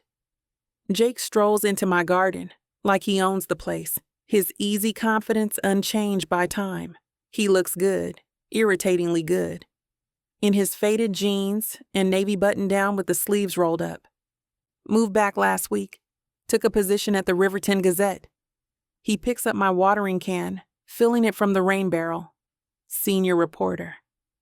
Covering all the hot stories this town has to offer, like Mrs. Jackson's prize-winning zucchini. I snort despite myself.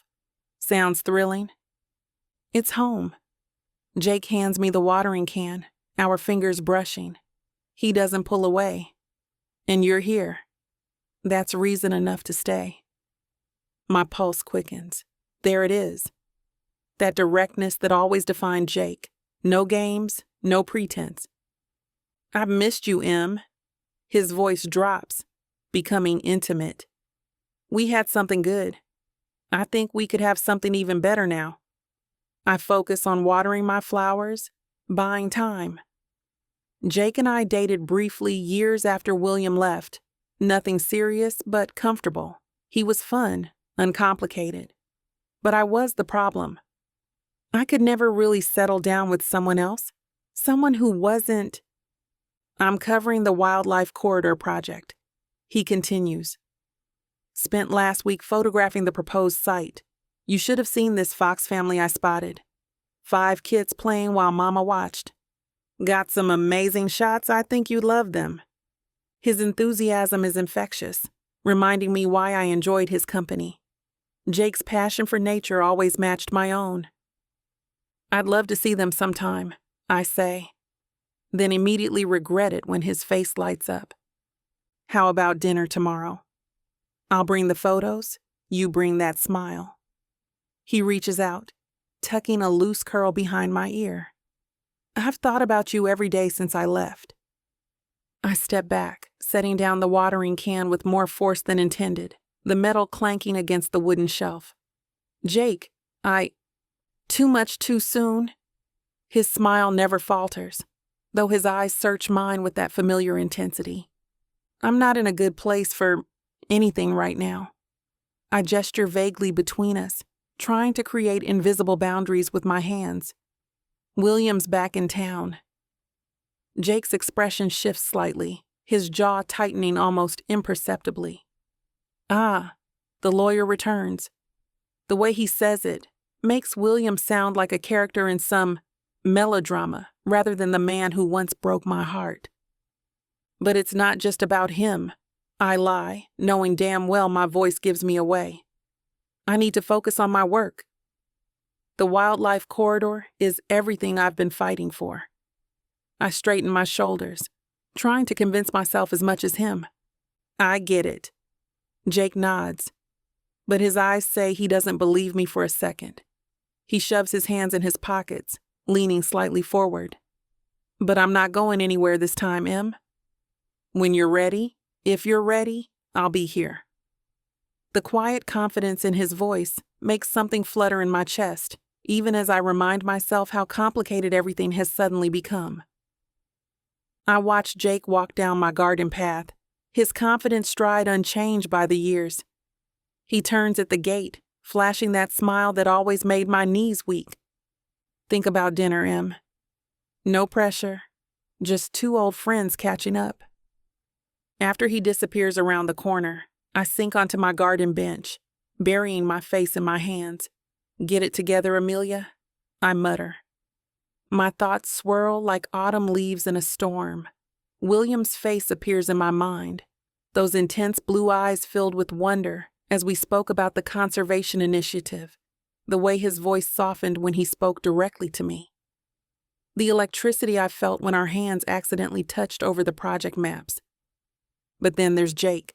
Uncomplicated, warm, familiar Jake. He never left me, never chose career over love, never broke my heart. "This is ridiculous," I tell a nearby butterfly. "I'm not some character in a romance novel torn between 2 men. Yet here I am, my heart pulling me in conflicting directions.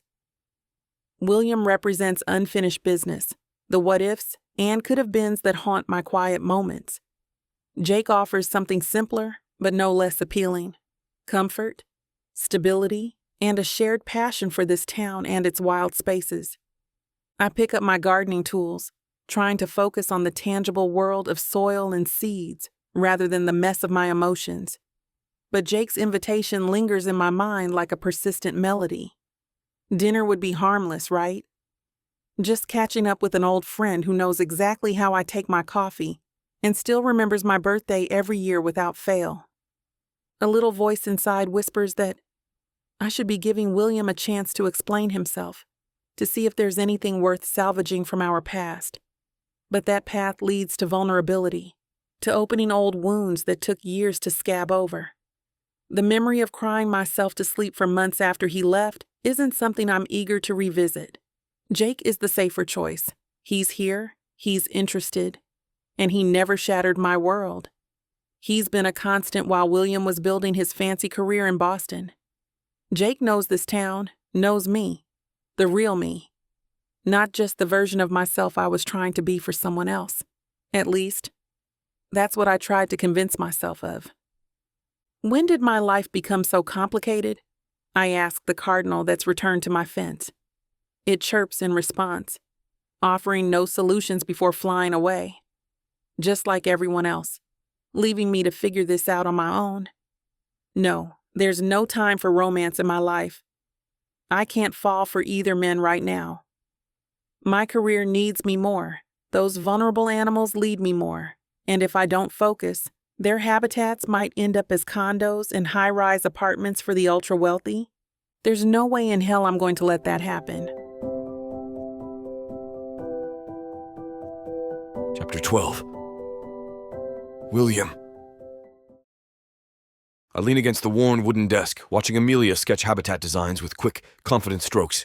Her curls fall forward as she works, and I resist the urge to tuck them behind her ear like I used to. So you're telling me these raccoons need their own little mansion? I point to her elaborate drawing, popping another piece of trail mix into my mouth. The sweet chocolate melts on my tongue as I study the intricate details of her sketch. It's not a mansion, it's enrichment. Amelia doesn't look up, but I catch the slight curve of her lips. Her pencil moves with practiced precision across the paper. And stop eating all the M&Ms out of that mix. I know what you're doing. I have no idea what you're talking about.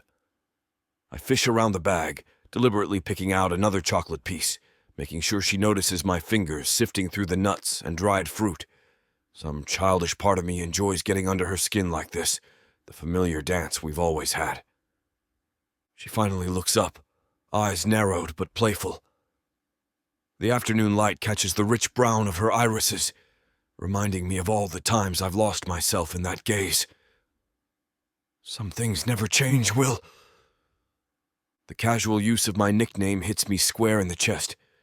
It's been days of careful conversations and professional courtesy, but today, something's different. The walls are coming down, brick by brick. Remember that summer we built habitats for the baby squirrels? I ask, sliding the bag of trail mix toward her. You mean when you built that ridiculous 3-story contraption that collapsed after 2 days? She grabs a handful, purposely taking the remaining M and Ms. How could I forget?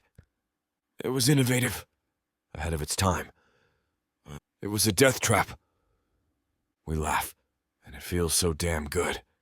Natural, like breathing after being underwater too long. Then my eyes drift down to her sketches and I take them in. Each detail amazes me. These plans are incredible, Em. I gesture to her drawings, meaning it. The way you've integrated the natural landscape with the rehabilitation spaces. It's exactly what we need to show the mayor. Yeah? Pride flashes across her face, and I want to bottle that look. Yeah, you've always had this gift for seeing how things connect. I take a chance, adding, not just with animals. She holds my gaze for a beat longer than necessary before looking back down at her plans. We need to make sure the funding covers the wetland section. That's non-negotiable. Already on it. I've drafted language that earmarks 30% specifically for that area. Look at you, being useful. She nudges my foot with hers under the table. That small touch sends electricity up my spine. We're finding our rhythm again. The easy banter, the shared passion for this work. It's like muscle memory, this dance between us. I aim to please Carter. I lean closer, pointing to another section of her design. Tell me more about this part. The door to the office swings open, interrupting our moment. A man with tousled sandy blonde hair strides in like he's the king of the castle, eyes immediately finding Amelia. There you are. I've been looking all over for you. His voice carries an easy confidence that instantly sets my teeth on edge.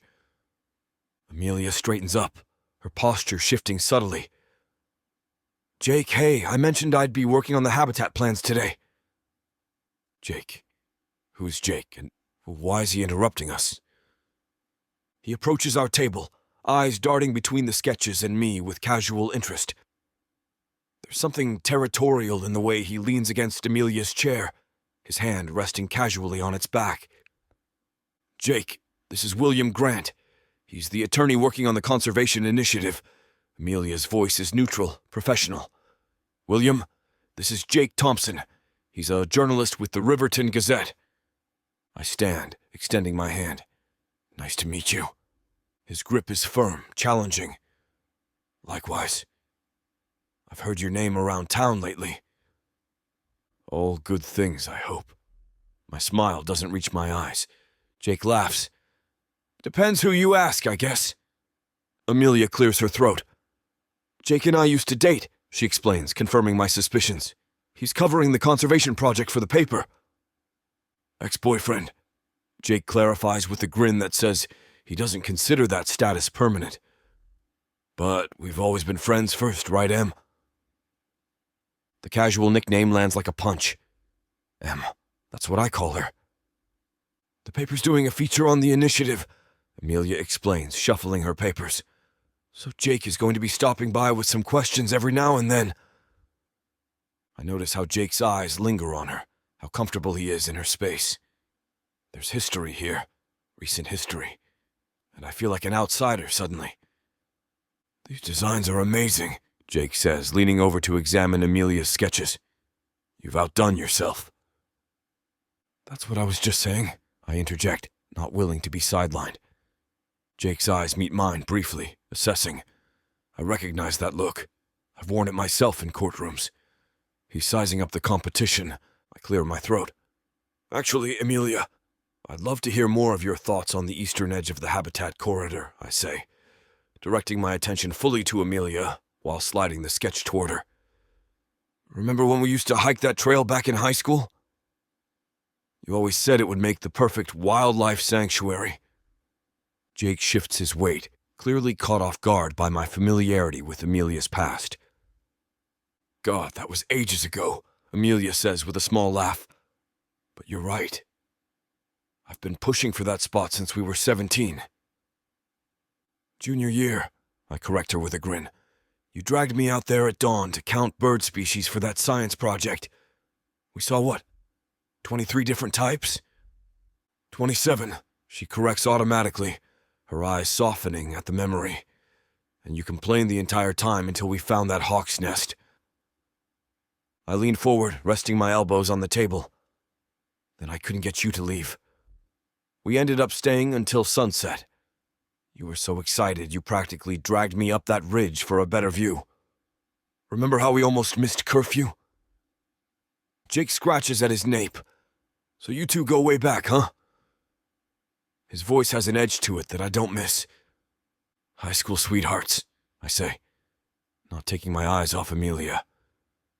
The words feel right on my tongue. We know each other pretty well. Understatement of the century. Amelia shoots me a look, half warning, half amusement. Ancient history, she says, but there's no conviction behind it. Her fingers fidget with the corner of the sketch, betraying her. Some things you never forget, I counter, holding her gaze for a beat longer than necessary. Like the way you cataloged every single bird in that ridiculous, color-coded journal. You still do that? Jake slides into the chair beside Amelia, inserting himself between us, completely ignoring the question I just asked her. Well, I'd love to hear about your current vision for the project. Maybe over dinner tonight? He directs this at Amelia, his hand casually brushing against hers. Actually, I interject, we've got a stakeholder meeting tomorrow morning. Amelia and I were planning to prep over dinner. Right, Em? Her eyebrows shoot up. We had no such plans, and she knows it. I don't recall, she starts. The wetland documentation, I remind her smoothly. You said you wanted to review it before we present. She narrows her eyes at me, but I can see the corner of her mouth fighting a smile. Right. That. Jake looks between us, clearly picking up on the tension. I can always tag along, get some background for my story. It's pretty technical stuff, I say with a shrug. Probably bore you to tears. The legalese can get jarring and not everyone can understand it. I'm sure I can keep up, Jake challenges, his easy smile not quite reaching his eyes. Amelia sighs, glancing between us with that exasperated look I remember so well.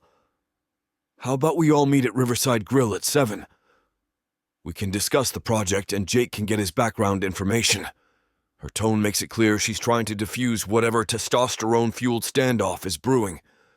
Perfect, Jake says, triumphant, like he's just won some invisible contest. Smug bastard. Looking forward to it, I reply, matching his tone but adding just enough edge to let him know I'm not backing down. Two can play this game. Amelia rolls her eyes dramatically. You two are ridiculous. She crosses her arms over her chest, but there's something in her expression, amusement mixed with irritation, that makes me want to push further. Curiously, I notice she doesn't deny what's happening between us. That unspoken current that's been there since the moment I walked back into town. And when Jake excuses himself to take a call, stepping away with his phone pressed to his ear, she leans across the table toward me, close enough that I catch the faint scent of her shampoo. What do you think you're doing? She whispers, her eyes challenging me. I just smile, slow and deliberate, enjoying the flash of frustration in her eyes. Catching up with an old friend. My words hang between us, loaded with everything we're not saying. Chapter 13. Emilia. I arrive at the conservation center before sunrise, when the building is still quiet and the animals are just starting to stir. Something about the early morning light streaming through the windows energizes me. I spread my notes across the conference table, reviewing the habitat development plans I've sketched out. My fingers tap against the wooden surface as I check my watch. William should be here soon. The thought sends an unexpected flutter through my chest that I quickly try to suppress. Get it together, Amelia, I mutter to myself, organizing my folders for the third time. This is professional, just business. But I can't deny the excitement bubbling up inside me. These habitat plans could transform the Western Ridge into a protected sanctuary. And despite our complicated history, William's legal expertise makes him the perfect person to help navigate the regulatory maze without ruffling too many feathers. I hear the front door open and my head snaps up. Footsteps echo down the hallway, and I smooth my hair reflexively. Damn it. Why am I primping? This isn't a date. William appears in the doorway, 2 coffee cups in hand. His blue eyes lock with mine, and that familiar electric current zips through me. He looks unfairly good in his tailored navy suit, like he stepped out of some legal magazine cover. Morning, he says, crossing the room with that confident stride I remember too well. Figured you might need this. He sets a latte in front of me, steam curling from the lid. The scent of vanilla and cinnamon hits my nose. How'd you know? I ask, wrapping my hands around the warm cup, trying to ignore how his fingers brush against mine. Some things stick with you. William shrugs off his jacket, hanging it on the back of a chair. The movement pulls his dress shirt tight across his shoulders. And you're here early, so I figured I'd get you a little sweet treat. I wanted to get a head start. I push a folder toward him, forcing my eyes back to business. I've been thinking about the Western Ridge property. If we can designate it as a wildlife corridor, it connects 3 separate habitats. It's perfect. The deer already use it as a migration path. William takes a sip of his coffee, eyes scanning my notes. This is impressive, Emilia. I've been mapping migration patterns for years. These animals need continuous territory, not fragmented patches. He leans forward, genuinely interested. Show me what you're thinking. I push away from the table, grabbing my latte. You know what? Let me show you around before we get too deep into paperwork. You should see what we're actually fighting for." William's face lights up. "I'd like that." I lead him through the rehabilitation center's back door into the outdoor enclosures. The morning sun bathes everything in golden light, making the dew sparkle on spider webs strung between fence posts. "This is Archer," I say, stopping at the first enclosure where a red-tailed hawk perches regally on a branch. Broken wing from a power line collision, he's almost ready for release. William steps closer to the mesh, keeping a respectful distance. "He's magnificent." "And here's Penny," I continue, moving to the next habitat where a young doe grazes peacefully. Orphaned when her mother was hit by a car, she'll join a small herd we've been monitoring once she's strong enough.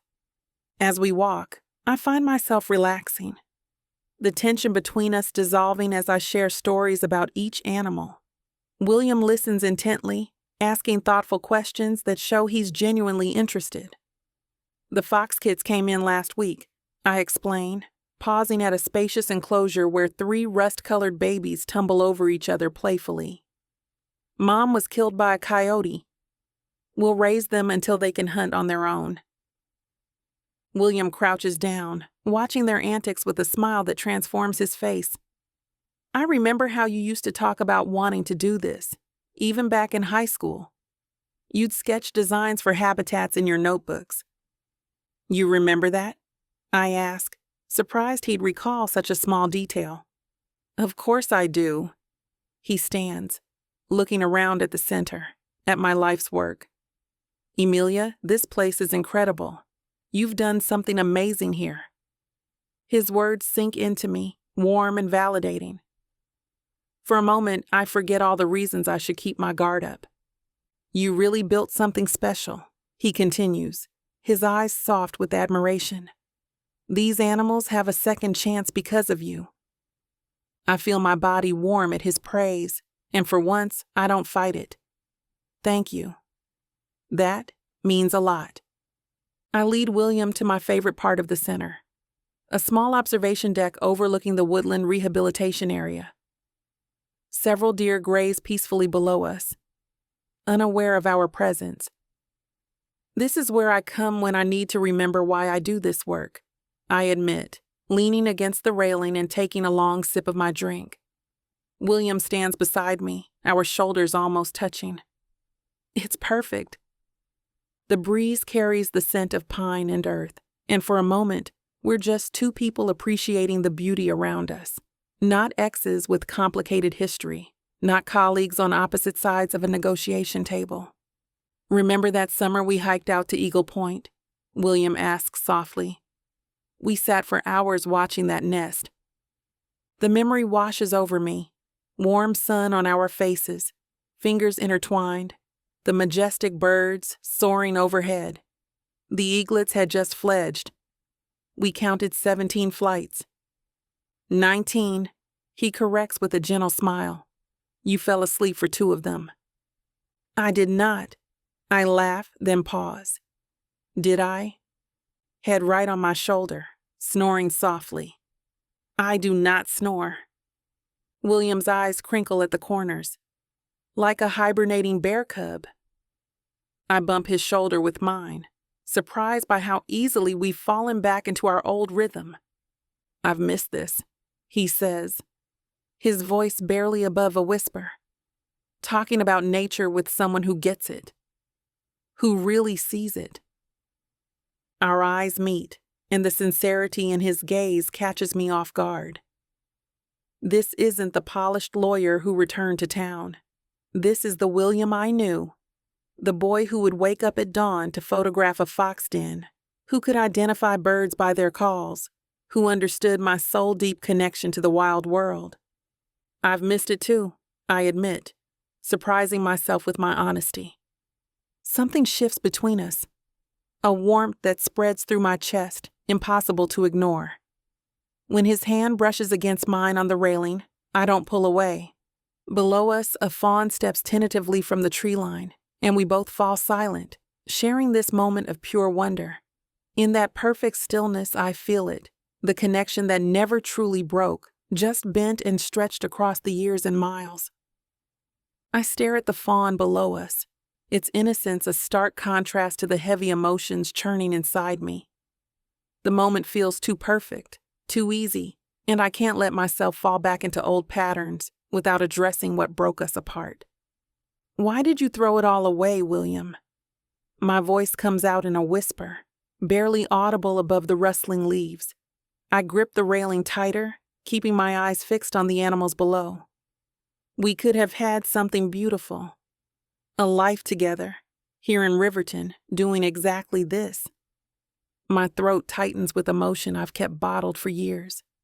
I had our future mapped out in my head. We were going to protect these lands together.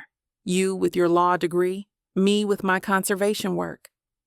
I finally turned to face him, vulnerability etched across my features. What happened to that dream? What happened to us? William's shoulders slump slightly. He runs a hand through his hair, a gesture so familiar it makes my heart ache. I was blind, Amelia. His voice is raw, stripped of all its polished lawyer veneer.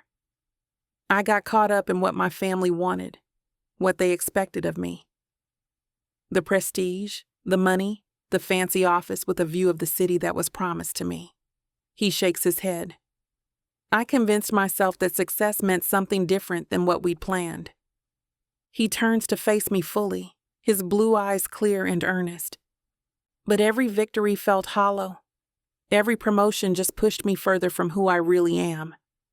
And who is that? I ask, my voice barely steady. Someone who should have been brave enough to choose you. To choose us. William's gaze holds mine, unwavering. I've spent years in boardrooms and courtrooms fighting for things that don't matter. Coming back here, seeing you, seeing this. He gestures to the conservation center around us. I've realized what I truly want in life. I feel my defenses wavering, my heart racing against my ribs. And what's that? Purpose, connection, the chance to use my skills for something meaningful. He takes a careful step closer. I want to remember what it feels like to care deeply about something worth fighting for. Oh, so you think you're ready for some hockey romance, huh? Baby, you don't even know what you're about to step into. This is not your grandma's romance collection. No, sir. We're talking muscles on the ice, dirty talking men who can handle a stick. And I do mean every kind of stick. 8 full-length audiobooks, over 30 hours of heat, sass, and love stories that'll melt more than just the ice. And honey, these aren't just some regular old stories. These are the kind that'll have you fanning yourself, yelling at your headphones, and staying up till 3 a.m. talking about one more chapter. Normally, a collection like this would cost you a small fortune. But baby, you know we don't play like that. Right now, it's already sitting at a jaw-dropping 70% off. If you order today and use the YouTube exclusive code VIXA40, that's VIXA40. Boom. Even bigger savings. That's right. Your romance binge just got cheaper than your last DoorDash order. One click, endless passion. Vixa Vaughn Romance.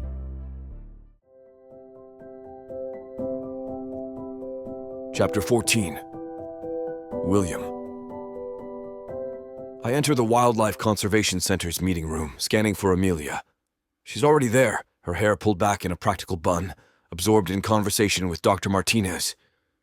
My heart does that familiar skip when she laughs, head tilting back slightly. Then I notice Jake Thompson lounging in the chair beside her like he belongs there. What the hell is he doing here? Last I checked, writing fluff pieces for the local Gazette doesn't qualify as conservation expertise. William, glad you could make it. Mandy waves me over, her smile genuine. At least someone's happy to see me. I take the seat across from Amelia, ignoring Jake's smug nod. Sorry I'm a few minutes late. Had to finish a call with the county commissioner. Always the important man. Jake's comment comes with a smile that doesn't reach his eyes. Dr. Martinez clears his throat. Let's get started.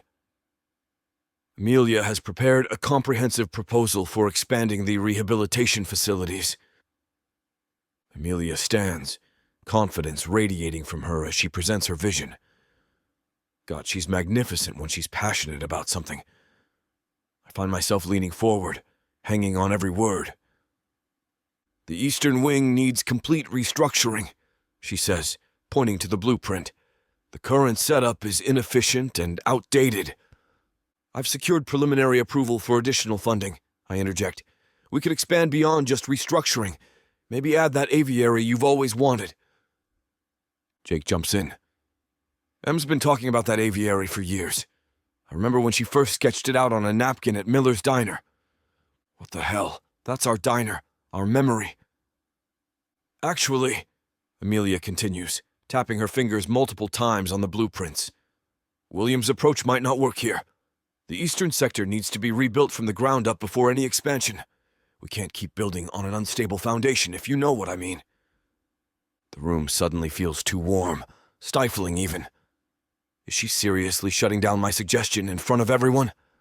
After I secured the damn funding? So you're saying my contribution isn't valuable? The words escape before I can stop them, sharper than intended, edged with the frustration I've been swallowing since I arrived and saw that prick sitting beside her. Amelia's eyes widen, those familiar brown depths showing a flash of surprise. That's not what I... Because it sounds like you've already decided everything with your journalist friend here. I gesture toward Jake, who straightens in his chair like a dog catching a scent. Jake, stealing our memories, acting like he's been here all along. Hey man, back off, Jake says, his voice carrying that self-righteous tone that makes me want to knock his teeth in. She's just being practical. Practical would be listening to the person who's securing the actual funding, I snap, my voice dropping to that cold tone I usually reserve for opposing counsel. Or did that detail slip everyone's mind? The tension in the room thickens until it's practically visible. Dr. Martinez and Mandy exchange uncomfortable glances, clearly wishing they were anywhere but caught in this crossfire. I don't blame them, but I'm not backing down. Not this time. Amelia's expression hardens. You think I don't understand what this community needs? Amelia's voice cuts through the room like a blade. Her eyes flash with an intensity I haven't seen in years. You waltz back into town after abandoning everything and everyone here, and suddenly you're the expert? Her words hit like a physical blow. I grip the edge of the table, knuckles whitening. I've been here, William. Every single day while you were off chasing your big city career and family approval. I know every inch of these facilities, every animal we've saved, every volunteer who gives their time. That's not fair, I growl. You know damn well why I left. Of course. You had bigger and better dreams than Riverton. You were meant to see the world. Well, Riverton is my world. These animals are my world. I want what's best for them. I'm not going to half-ass this job simply because the lawyer on this project suddenly thinks he's an expert. The room falls deadly quiet. Mandy stares at her notepad. Dr. Martinez suddenly finds the ceiling fascinating. Jake watches us with barely concealed satisfaction. The vulture. You want to do this here? Fine. I lean forward, lowering my voice. You pushed me away first, Amelia. Every time my family called, you rolled your eyes. Every school acceptance letter became another fight. You made it clear you thought my ambitions were a joke. That's not true, and you know it. Her voice cracks slightly, the composure she's been maintaining starting to fracture. I supported your dreams. I just wanted to be included in them. I cheered when you got into Harvard. I helped you study for the SATs, for God's sake. Included? You refused to even consider leaving Riverton. I shoot back, my hands clenching into fists under the table. Every time I mention Boston, you shut down completely. Because my work is here. My life is here. Amelia's eyes flash with that familiar fire. The sanctuary, the animals that depend on me. I couldn't just abandon them. And mine wasn't enough to stay for, was it?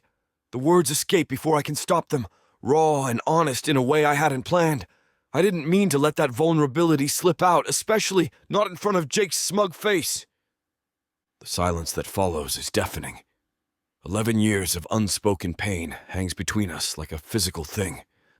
I can feel everyone in the room holding their breath, watching our private history unfold like some damn soap opera. You never asked me to stay, I finally say, quieter now, the fight draining out of me. Not once. You just assumed I'd choose my career over you. Amelia's eyes glisten with unshed tears. You never gave me the chance. Her words hit me like a punch to the gut. You had already decided what you wanted. What was I supposed to do, beg? I'm not going to beg for you, William. I'm better than that. She sniffles loudly, wiping her eyes before the tears fall. Guys, let's take 10. Regroup in a little bit, yeah? Mandy pats Amelia on the shoulder as she gets up with Dr. Martinez. I watch Amelia gather her papers with trembling hands, her movements stiff and mechanical. Everyone else is filing out of the room, giving us a wide berth after our explosive confrontation. Even Jake has the good sense to back off, though he shoots me a warning glance before he leaves.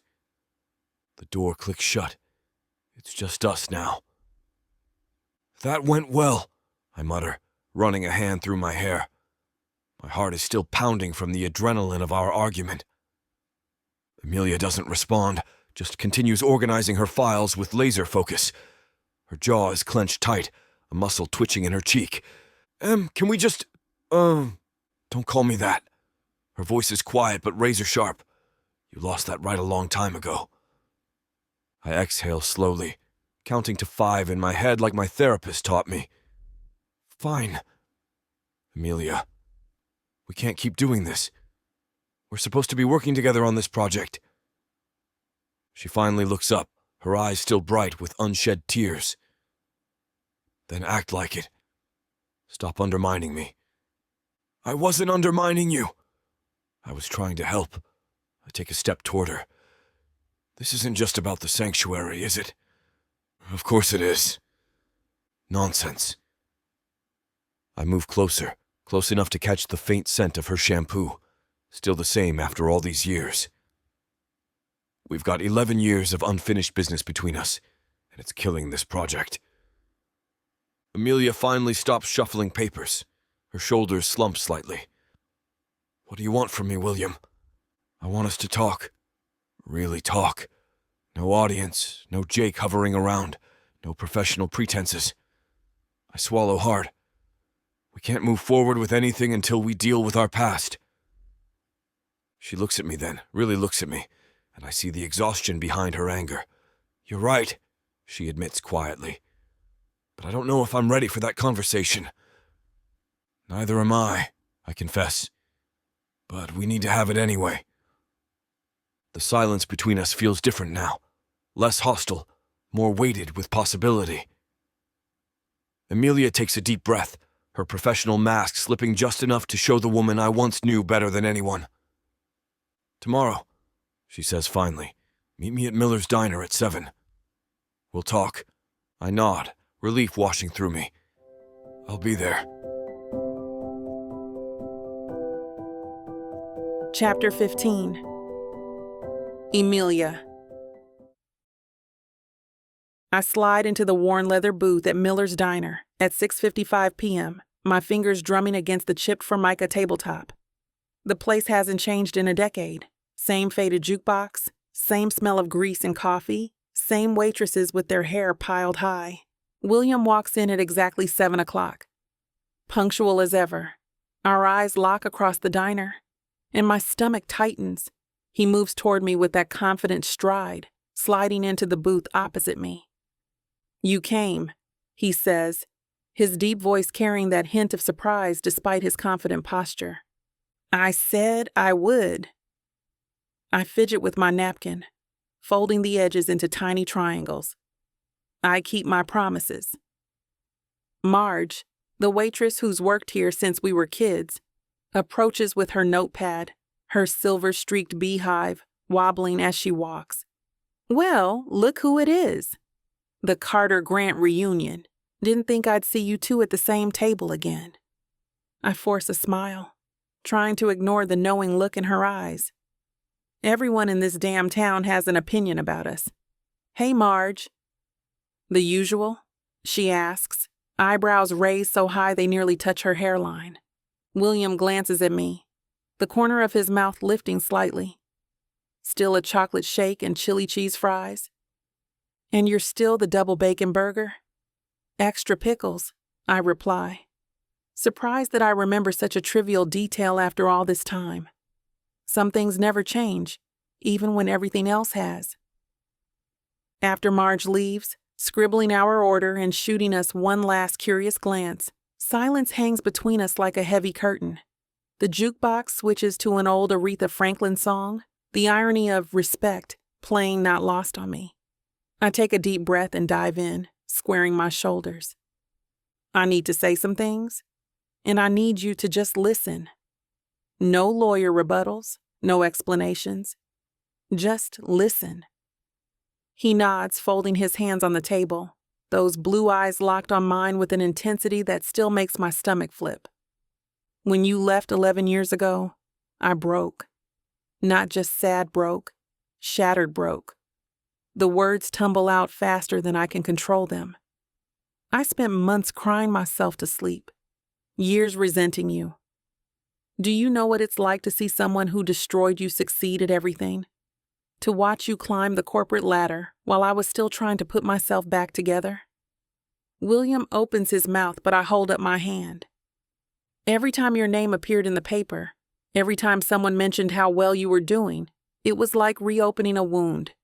William Grant, youngest partner at his firm. William Grant, handling that high-profile corporate case. I hated it. I hated that you got to walk away and thrive while I was stuck here dealing with the aftermath." My voice cracks, but I push on. "I built my life despite you, not because of you. And now you're back, acting like we can just pick up where we left off for this project. Like you didn't choose your career and your family's expectations over us." William just sits there, taking it all in, his blue eyes never leaving mine. He doesn't interrupt, doesn't defend himself, just listens as I ramble on, purging 11 years of bottled resentment across this diner table. I trail off as Marge approaches with our food, her timing impeccable as always. She sets down my chocolate shake and chili cheese fries, then William's burger. The familiar smell hits me with a wave of nostalgia I'm not prepared for. "You two need anything else?" Marge asks, her eyes darting between us, probably sensing the thick tension that's settled over our table. "We're good, thanks," William answers, his voice soft, almost apologetic. When she leaves, William takes a deep breath. He doesn't touch his food, just stares at me with those intense blue eyes that still make something flutter in my stomach despite my best efforts. "I messed up, Amelia. There's no other way to say it." His bluntness catches me off guard. William was always so careful with his words, measuring each one like they might cost him something. The old William would have crafted some eloquent explanation, not this raw admission. "I made the biggest mistake of my life walking away from you. From us." He runs a hand through his hair, a gesture so familiar it makes my chest ache with unwanted nostalgia. "I thought I was doing what I was supposed to do. Harvard, law school, the firm, the fancy apartment in Boston. I did everything my family expected." His jaw tightens, and I can see the muscle working beneath his skin as he swallows hard. I take a sip of my shake, needing something to do with my hands. And you know what? It was all hollow, empty, vapid. His voice breaks on the last word. I'd be sitting in meetings with clients worth millions, and all I could think about was whether the Hawks had returned to that spot by the river where we used to watch them. I swallow hard, remembering those afternoons, I tried to move on. Dated women my mother approved of. Women who fit into that world. He shakes his head. None of them fascinated me the way you always did. None of them challenged me or made me laugh or saw through my nonsense. He reaches across the table like he might touch my hand, then stops himself. I'd catch myself looking for your smile in a crowded room or hearing something funny and thinking, Emilia would love this. 11 years. And I never stopped missing you. The raw honesty in his voice cuts through my defenses. I want to stay angry. It's safer that way. But the pain etched across his face is too real to dismiss. I'm not asking for forgiveness, he continues. I don't deserve it. I'm just telling you that leaving you was the biggest regret of my life. I swipe at my cheeks, embarrassed by the tears that have escaped, despite my determination to stay composed. The salt stings my lips as I try to gather myself. The diner suddenly feels too small, too public for this raw conversation we're having. William leans forward, his voice dropping to a whisper. You're still the most beautiful woman I've ever known, Emilia. Inside and out. His words hit me like a physical touch. I want to scoff, to roll my eyes, to reject the compliment as a line he's rehearsed, but the tremor in his voice and the vulnerability in his eyes tell me it's genuine. I want to give you a second chance, I admit, surprising myself with my honesty. The words hang between us, dangerous and hopeful. But what if you leave again? What if you break my heart again? I can't. My voice cracks. I can't go through that twice. William reaches across the table, this time not stopping himself from taking my hand. His palm is warm against mine, and the familiar callus on his thumb brings back a flood of memories. I won't do that, he says, his grip tightening. I can't. It would break me to know I've hurt you again. His thumb traces small circles on my skin. I'm not the same man who left, Emilia. That guy was a coward who didn't know what he had. I know now. I've known every day since I walked away. I stare at our joined hands, feeling the weight of his words. Part of me wants to believe him so badly it hurts. Another part remembers the months of crying myself to sleep, of rebuilding my life, piece by broken piece. How can I trust that? I ask, my voice barely audible over the clatter of dishes and the murmur of conversation around us. How can I know you won't choose your career or your family's expectations over us again? William's eyes lock with mine, fierce and determined. Words are cheap, Emilia. I know that. But actions. He squeezes my hand. Actions are what matter. So I'm going to show you. Every day, in every way until you believe me. I pull my hand away, not ready to surrender so easily. That's a nice sentiment, William, but... No, not a sentiment. His voice cuts through mine, not harsh but resolute. A promise. I walked away once because I was too weak to fight for what mattered. I'm not that man anymore. The conviction in his voice makes my chest tighten. I stir my milkshake with my straw, needing something to focus on, besides his intense gaze. I've spent 11 years climbing a ladder I never wanted to climb, he continues. Chasing approval from people whose opinions shouldn't have mattered more than yours. Than mine. He runs a hand through his hair. I'm done with that life. What does that even mean? I ask. Skepticism coloring my voice despite the hope fluttering in my chest. It means I've already turned down the partnership they offered me in Boston. His words hit me like a physical blow. It means I've leased an office here in Riverton. It means I'm staying, Emilia, not just for this project. For good. My breath catches. You're staying? I am. He leans forward. And not because I expect anything from you. I'm staying because this is where I belong. Where I've always belonged. I study his face, searching for any hint of deception, but find only raw honesty. I can't promise I'll never hurt you again, he says softly, but I can promise I'll never walk away. Not from Riverton, not from this work we're doing, and especially not from you, if you ever decide to let me back in. His words hang between us, heavy with possibility. Part of me wants to believe him so badly it hurts. Show me, I whisper, surprising myself with the vulnerability in my voice. Show me you mean it. William's face softens, a small smile playing at his lips. Every day, Amelia. Every single day. Chapter 16. William.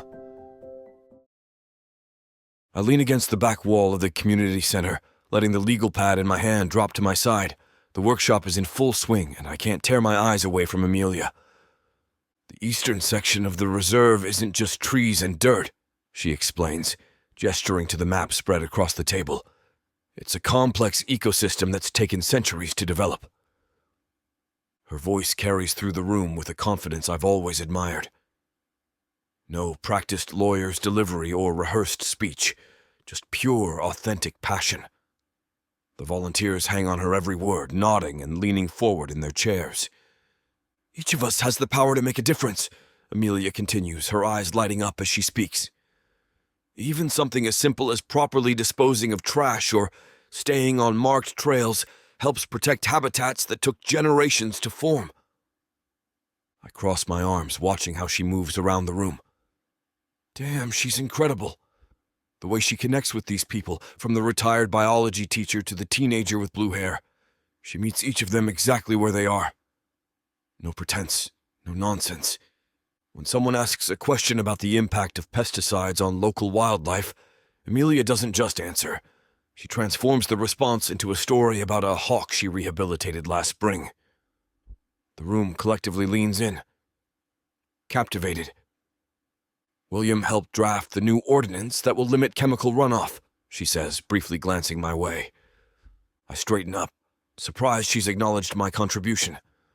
Our eyes lock for just a moment before she turns back to the group. That brief connection sends electricity through me. A volunteer raises her hand, asking about invasive plant species, and Amelia pulls out samples she's collected, passing them around the table. Her fingers brush against each person's hand as she shares these pieces of nature, these connections. It's so different from my world of contracts and depositions. The energy she creates in this room is magnetic. These people aren't just learning, they're becoming believers in her vision, in our vision. I've spent years in boardrooms with powerful executives and politicians, but I've never seen anyone command a room like Amelia does right now. Not with authority or intimidation, but with genuine love for what she's fighting to protect. I shift my weight from one foot to the other, unable to look away as Amelia concludes her presentation. The passion in her voice, the way her hands move with purpose as she speaks about the forest she's dedicated her life to protecting. It's like watching someone perform the craft they were born to do. This is the Amelia I remember, but evolved, stronger, more confident. When we were younger, she had all this raw potential, this untamed love for every living creature. Now she's channeled that into something powerful, something that moves people to action. Thanks everyone for coming, she says, her smile genuine as the workshop wraps up. Remember, we meet at the east entrance Saturday at 7. Bring water and sturdy shoes. The volunteers gather their things, chatting excitedly. A few approach her with questions, and she gives each one her full attention. Not rushed, not dismissive, fully present. I never stopped loving her. The realization hits me like a physical blow. I've been lying to myself for years, pretending what we had was just some college romance that burned bright and faded. But watching her now, seeing how she's blossomed into this force of nature, I know the truth. My heart pounds against my ribs as volunteers file past me toward the exit. I've spent years chasing success, prestige, the approval of people who didn't matter.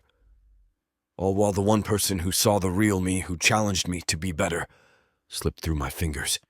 She glances up and catches me staring. Instead of the cold shoulder I've grown accustomed to, she offers a small smile. Tentative, but real.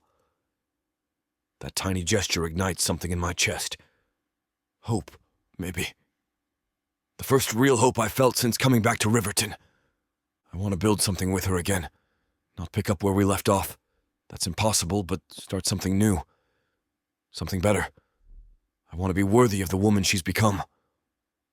As the room empties, I take a deep breath and walk toward her, my legal pad clutched in my hand like some kind of shield. I have no idea what I'm going to say, but I know I need to try. That smile. It's like the first ray of sunlight breaking through after weeks of rain. I watch Amelia stack her handouts, that small curve of her lips still lingering as she moves around the table. How many times had that same smile been the best part of my day? How many mornings had I woken up just hoping to be the reason for it? Need a hand? I ask, already moving to collect the scattered markers. Sure. She nods toward the map. Can you fold that up? There's a technique to it. Let me guess. Fold it wrong and the entire ecosystem collapses? I smirk, already carefully creasing the large paper along its original lines. She laughs, actually laughs, and the sound hits me square in the chest. I see your smart mouth is up and running today. Some things are worth keeping consistent. I tap my temple and wink. We fall into a rhythm, cleaning up the room together. Me gathering chairs or organizing materials. It feels so damn natural, like we've been doing this for years instead of dancing around each other for weeks.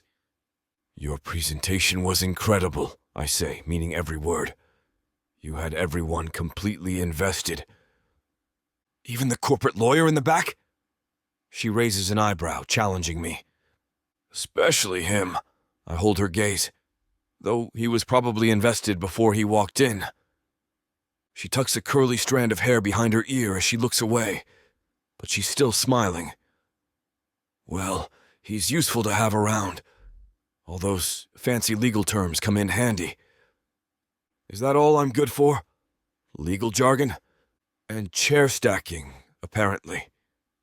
She gestures to my handiwork. We both laugh, and for a moment, it's like the years apart never happened. This easy back and forth, the way she calls me on my nonsense, how I can make her laugh despite herself. It's all still there, buried under the hurt, but not destroyed. We make a good team, I say, softer now, testing the waters. Amelia pauses, her hands full of markers.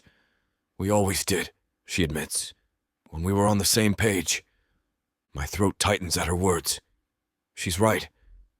We were unstoppable when aligned, but catastrophic when we weren't. I remember the final argument before I left for Harvard, how we both said things we couldn't take back. I'd like to be on the same page again, I say, taking a step closer. Not just for the project. The room feels suddenly smaller. The sunlight streams through the windows, catching the gold flecks in her brown eyes.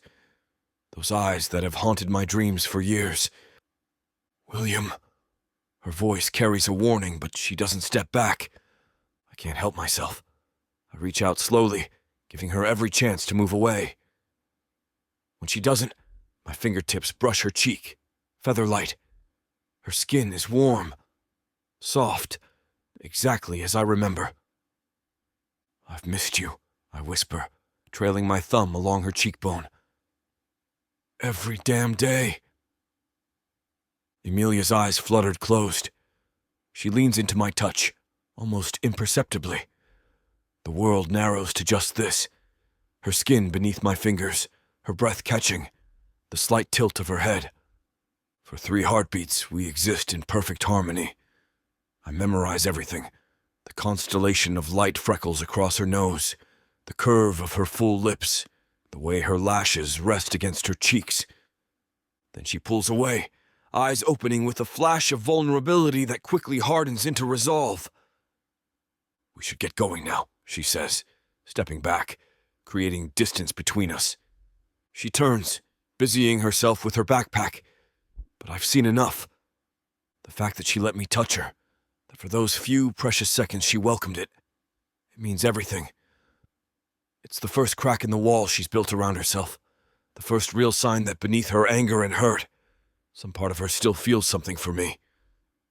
I watch her shoulders rise and fall with a deep breath, and I know better than to push.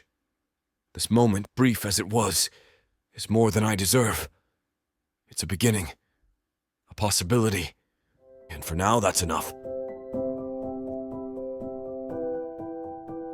Chapter 17. Emilia. I'm in that hazy space between awake and asleep, where reality blurs and dreams take over. My bedroom feels different somehow, warmer, more alive. The sheets whisper against my skin as I shift, and there he is. William sits at the foot of my bed, his strong hands working their way up my calves, massaging away tension I didn't know I was carrying. His touch is confident, knowing exactly where to press and when to ease up. "What are you doing here?" I murmur, my voice thick with sleep. The moonlight filtering through my curtains casts shadows across his face, highlighting those piercing blue eyes that always see right through me. My heart skips traitorously in my chest as his gaze locks with mine. "Taking care of you," he says simply. His fingers find a knot in my calf and work it loose. "You push yourself too hard." The familiar timbre of his voice sends a shiver down my spine that I desperately try to ignore.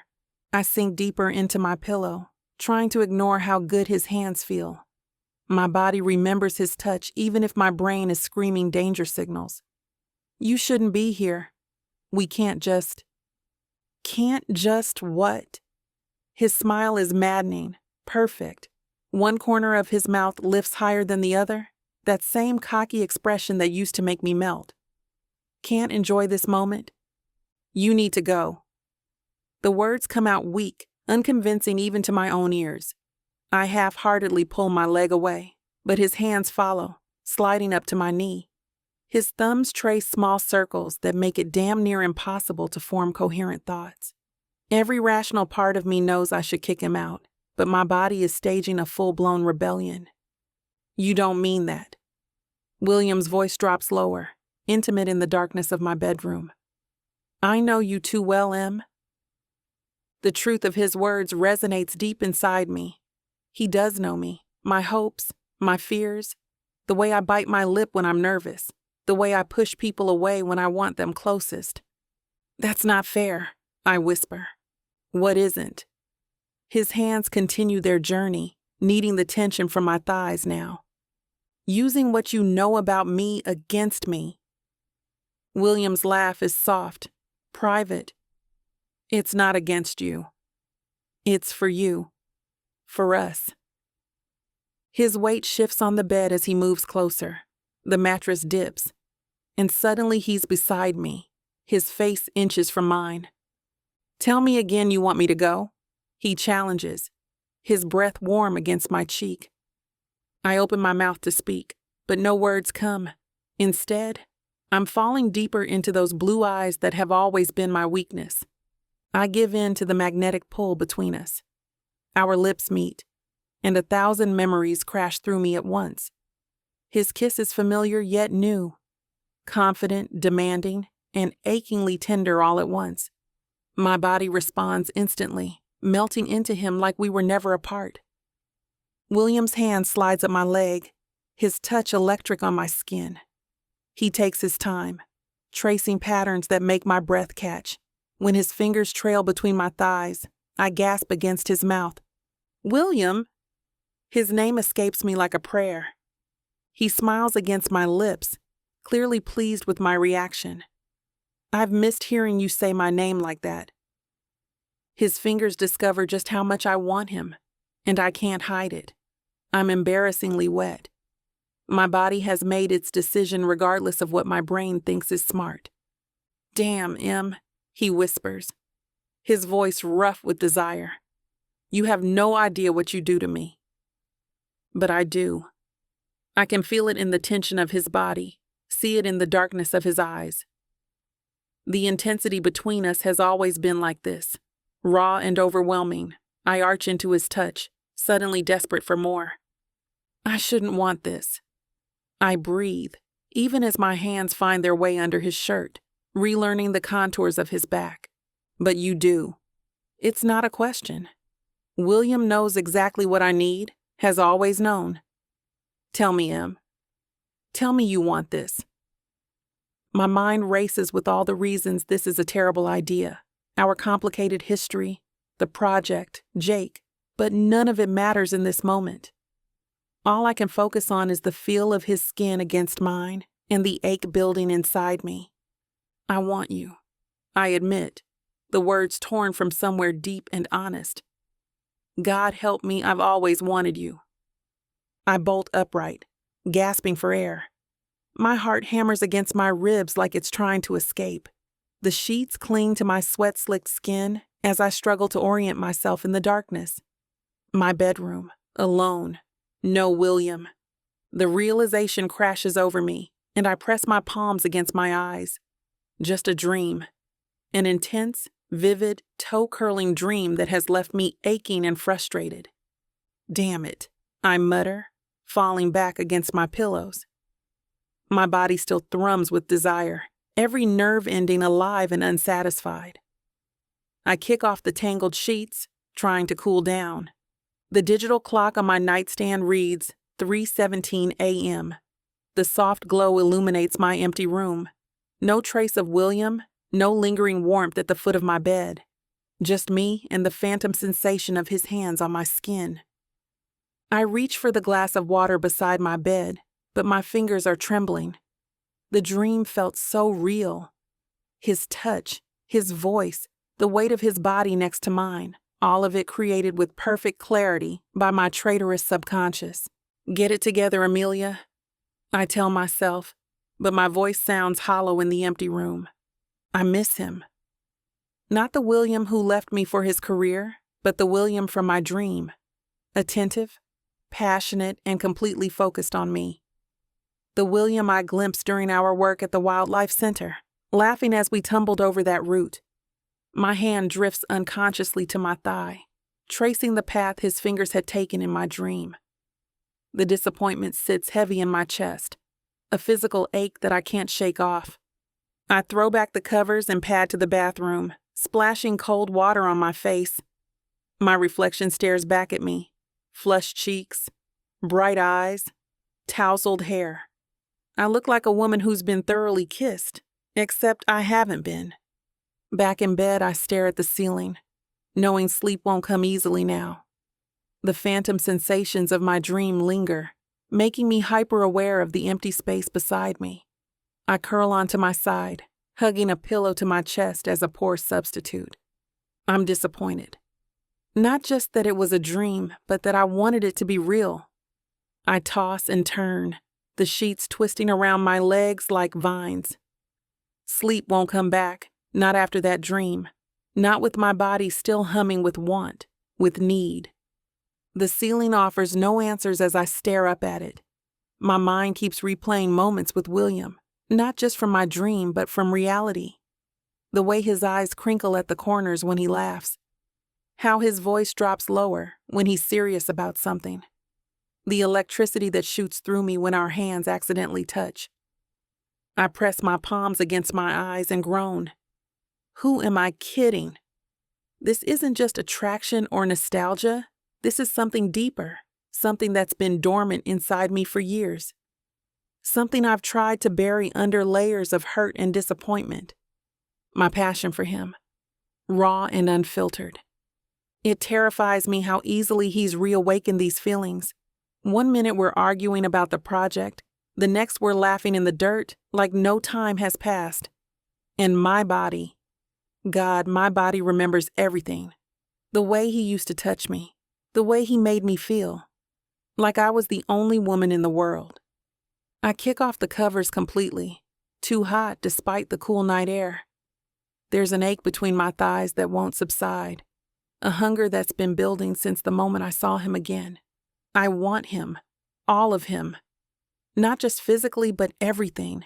His mind, his heart, his future. I want him to be mine again in every way that matters. The realization doesn't shock me as much as it should. Deep down, I've always known that what William and I had wasn't something that could be easily replaced or forgotten. It was the kind of connection that leaves its mark on your soul. I roll onto my side, hugging my pillow tight against my chest. I'm fighting a losing battle. My defenses are crumbling, and soon there will be nothing left to keep him out. It's only a matter of time before I give in completely. But for now, to keep myself sane, my hand slips between my legs, and I focus on that little nub. I flick at it, I start fingering myself, and I start imagining that it's William between my legs instead of my hand. Chapter 18. William. I step into my family's dining room, immediately assaulted by the precise arrangement of silverware glinting under the chandelier. Mom's always had a thing for perfection. Crystal glasses positioned exactly 2 inches from each plate, napkins folded into swans. The familiar scent of rosemary and garlic wafts from the kitchen, but it doesn't calm me like it should. William. There he is. Dad rises from his chair, clapping me on the shoulder with enough force to remind me who's in charge. His silver hair is freshly cut, his navy blazer immaculate even for a family dinner. Mom glides over, her pearls catching the light as she kisses my cheek. You look tired, darling. Work keeping you busy? My throat tightens. Actually, that's what I wanted to talk about. Wonderful timing. I spoke with Harrison a week ago, Dad says, pouring himself another glass of Cabernet. He mentioned the partnership paperwork is ready. Quite an achievement at your age. The room suddenly feels smaller. I take my seat, the heavy mahogany chair scraping against the hardwood.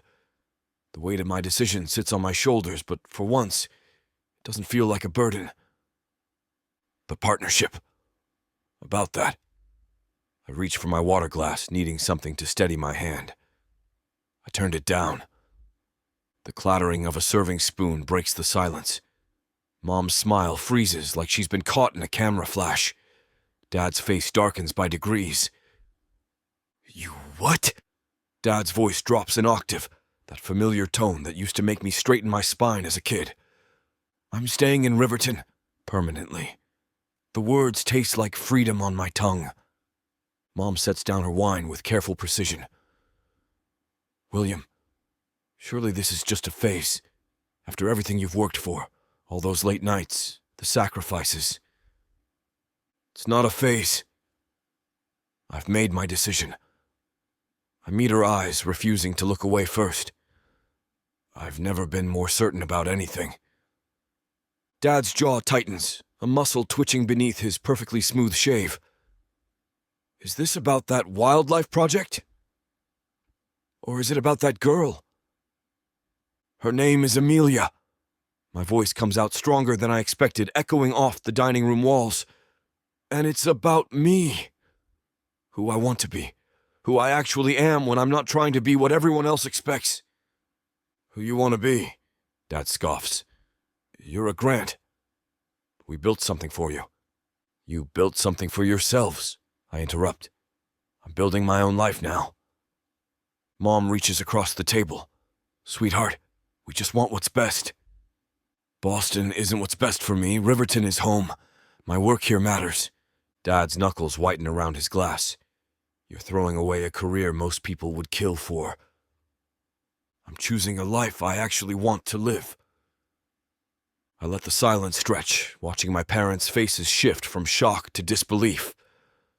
Mom's lips purse like she's tasted something sour. Dad's eyes narrow, calculating his next argument like he's preparing for court. You think I'm crazy? I shake my head, a bitter laugh escaping. That's the problem. You've always thought any choice that didn't align with your vision was insanity. William, be reasonable. Dad starts. Reasonable?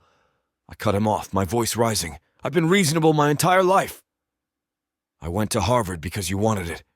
I joined that soul-crushing firm because it was expected. I worked 80-hour weeks chasing partnership because that's what Grants do. I pushed my plate away, the china scraping against the polished wood. It's about time I chose what's right for me. Mom flinches at my language, but I'm past caring. Did either of you ever, even once, consider my happiness? When I was drowning in law school, when I called home exhausted and empty, did you ever think maybe this wasn't my dream? Dad's face hardens. We were building your future. No.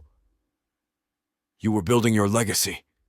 The words feel like stones I've been carrying for years, finally set down. I was miserable in Boston. Every morning I woke up wondering how many more days I could take before something broke inside me.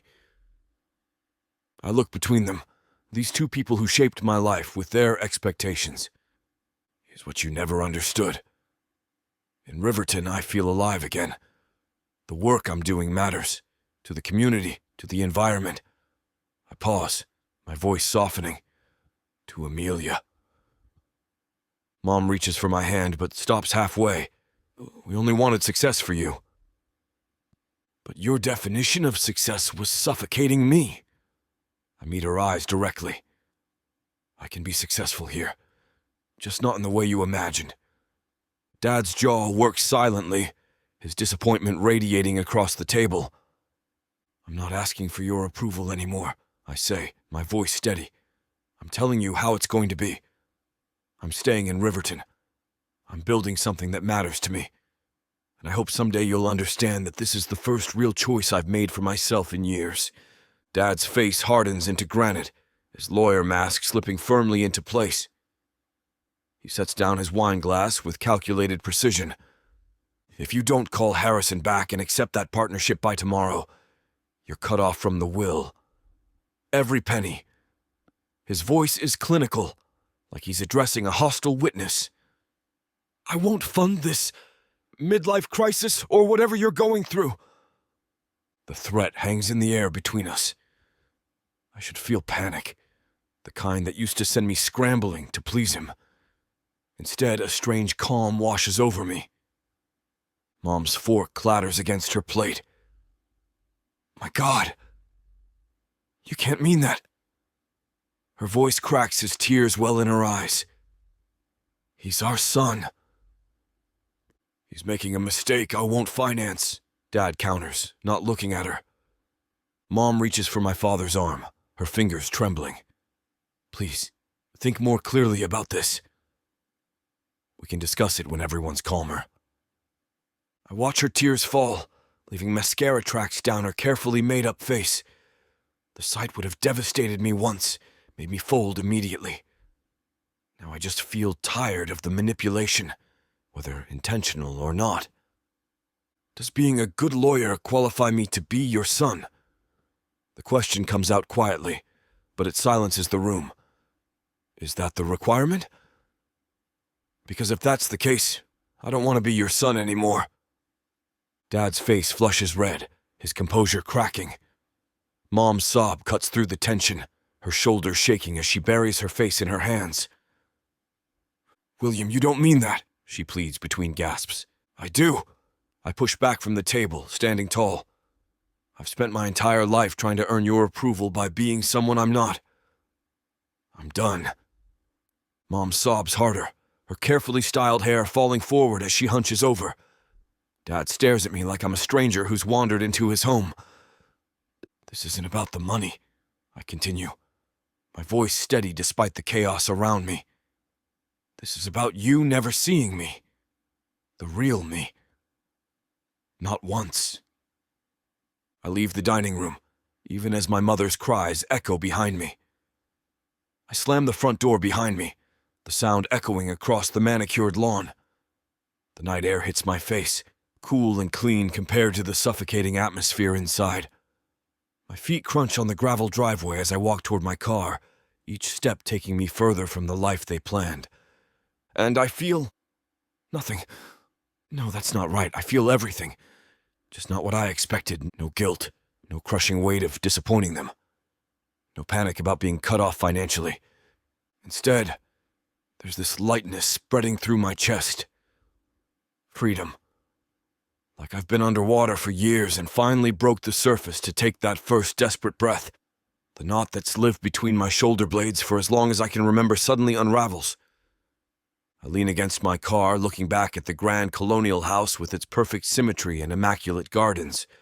The windows glow golden, framing my parents like figures in a museum diorama, preserved, unchanging, trapped in amber.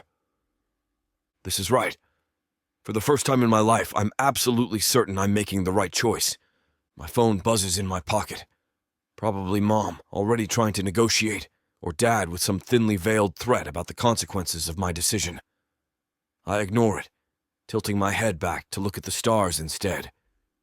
You can actually see them here in Riverton, unlike Boston with its perpetual haze of light pollution. Amelia loves the stars. I remember how she used to drag me out to the clearing by Baker's Pond, spreading a blanket where we'd lie for hours while she pointed out constellations. I never had the heart to tell her I wasn't looking at the sky. I was watching her face, the way her eyes lit up, how her hands moved as she mapped the heavens. It's her. Of course it's her. Not just because I want her back, though God knows I do, but because she showed me what it means to live authentically, to follow your passion, to build a life that matters. I slide into the driver's seat, feeling strangely calm as I start the engine. For the first time since I was 18, I'm making a choice that's truly mine. Chapter 19. Emilia. I stir my coffee, watching the cream swirl into caramel spirals while avoiding Jake's eyes across the table. The Riverside Cafe is as cozy as ever. Same mismatched mugs, same chalkboard specials, same window seat, where Jake and I spent countless Sunday mornings planning adventures. But something's different now. Me, maybe. You're quiet today. Jake reaches across the wooden table, his fingers brushing mine. I pull back instinctively, wrapping both hands around my mug. Just tired. Busy week at the reserve. With William? His voice sharpened slightly around the name. With everyone. I take a sip, the coffee scalding my tongue. The initiative's picking up steam. Jake leans back, his green eyes studying me with that journalist intensity that used to make me feel special. Now it just makes me feel exposed. Jake, You're thinking about him. Not a question. His smile fades, replaced by something harder. I see it all over your face. I set my mug down too hard. Coffee sloshes over the rim. That's not fair. Neither is stringing me along while you figure out your feelings for your ex. I'm not stringing you along. I snap, then lower my voice when heads turn. I agreed to coffee, not a commitment. But that's where we were headed, wasn't it? At least before he started meddling around in business that wasn't his. The truth burns worse than the coffee scalding my tongue. Maybe we were. Maybe if Jake had shown up in town before William did, I would have given him a real chance. Jake was safe, predictable, comfortable, like a well-worn sweater you reach for on a cold day. William was complicated. A hurricane disguised as a summer breeze. I don't know what I want anymore, I admit, the words tasting like surrender on my lips. My fingers trace the rim of my coffee mug, avoiding his piercing gaze. Jake runs a hand through his sandy hair, frustration evident in the tightness of his jaw. You know what kills me? I never wanted to leave you, Amelia. He did. But somehow I'm the one fighting for scraps of your attention, while he waltzes back into town and you're ready to drop everything. I stare out the window, watching autumn leaves skitter across the sidewalk like my scattered thoughts. The guilt sits heavy in my chest, making it hard to breathe, pressing against my ribs like a physical weight. I need time, Jake. That's all I can offer right now. My voice comes out steadier than I feel, but the tremble in my fingers gives me away. Jake sighs, pushing his coffee aside. The warmth between us evaporates, replaced by a professional chill that feels worse than outright anger. Fine. Time. He reaches into his messenger bag and pulls out a small notebook. Since I'm here, mind if I get some updates on the conservation initiative for the paper? Readers are interested in what's happening with the reserve. Just like that, we've shifted from almost lovers to journalist and source. The transformation stings more than it should. Sure. I straighten my posture, grateful for the change of subject, even as I mourn the easy connection we once had. What do you need to know? The town council approved the additional funding last week. How will that affect your rehabilitation program? His pen hovers over the paper. All business now. We're expanding the bird enclosure first, I explain, slipping into work mode and away from the lingering tension between us. The extra space will allow us to take in more injured hawks and owls during migration season. We're adding specialized perches and weather protection that should double our rehabilitation capacity. Jake nods, scribbling notes without looking up. His pen moves quickly across the page. All business. And the educational component William proposed? The school tours? My jaw tightens at the deliberate mention of William. Jake knows exactly what he's doing. Those begin next month. We've already got 3 elementary schools signed up. The curriculum focuses on local wildlife conservation and hands-on learning experiences. Impressive turnaround. His tone is neutral, but I catch the subtle dig. There's an edge to his voice that tells me he's keeping score of William's contributions. The whole team worked hard on it, I counter, emphasizing team while avoiding William's name. I fold my arms across my chest, daring him to make this more personal. Everyone's been putting in extra hours to make this happen, not just one person. The interview continues this way, Jake asking pointed questions that subtly force me to acknowledge William's contributions, me responding with carefully worded answers that distribute credit across the entire initiative. The dance is exhausting. One last question. Jake's pen stops moving. There are rumors that Riverton Development Corporation is eyeing parcels adjacent to the reserve for a resort project. Any comment? My head snaps up. What? This is the first I'm hearing of it. Interesting. He makes a note, satisfaction flickering across his face. Seems your lawyer friend is keeping some information close to the vest. William wouldn't. I stop myself, realizing I've stepped into his trap. I mean, I'm sure there's been no formal proposal yet. Jake closes his notebook with a snap. Maybe ask him about it. Directly. I watch Jake gather his notebook and pen, shoving them into his messenger bag with more force than necessary. His jaw is set, shoulders rigid as he stands. Thanks for the coffee, he says, his voice clipped. And the quotes. Jake, wait. I reach for his arm. What resort project? Do you have any details? He pauses, looking down at my hand on his sleeve. For a moment, I see the hurt beneath his professional mask. Preliminary plans for a luxury eco-resort. Nothing official yet. But my sources say Riverton Development Corporation has been quietly meeting with investors. His eyes lock with mine. Ask your lawyer. If he's really looking out for the reserve's interests, he should know. Then he's gone, the bell above the cafe door jingling in his wake. I sit frozen, coffee cooling in front of me. Riverton Development Corporation? A resort?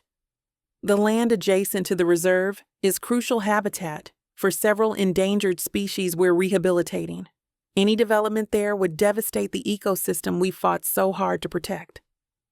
My stomach twists into knots. Why didn't William give me the heads up for this? Is he in on this?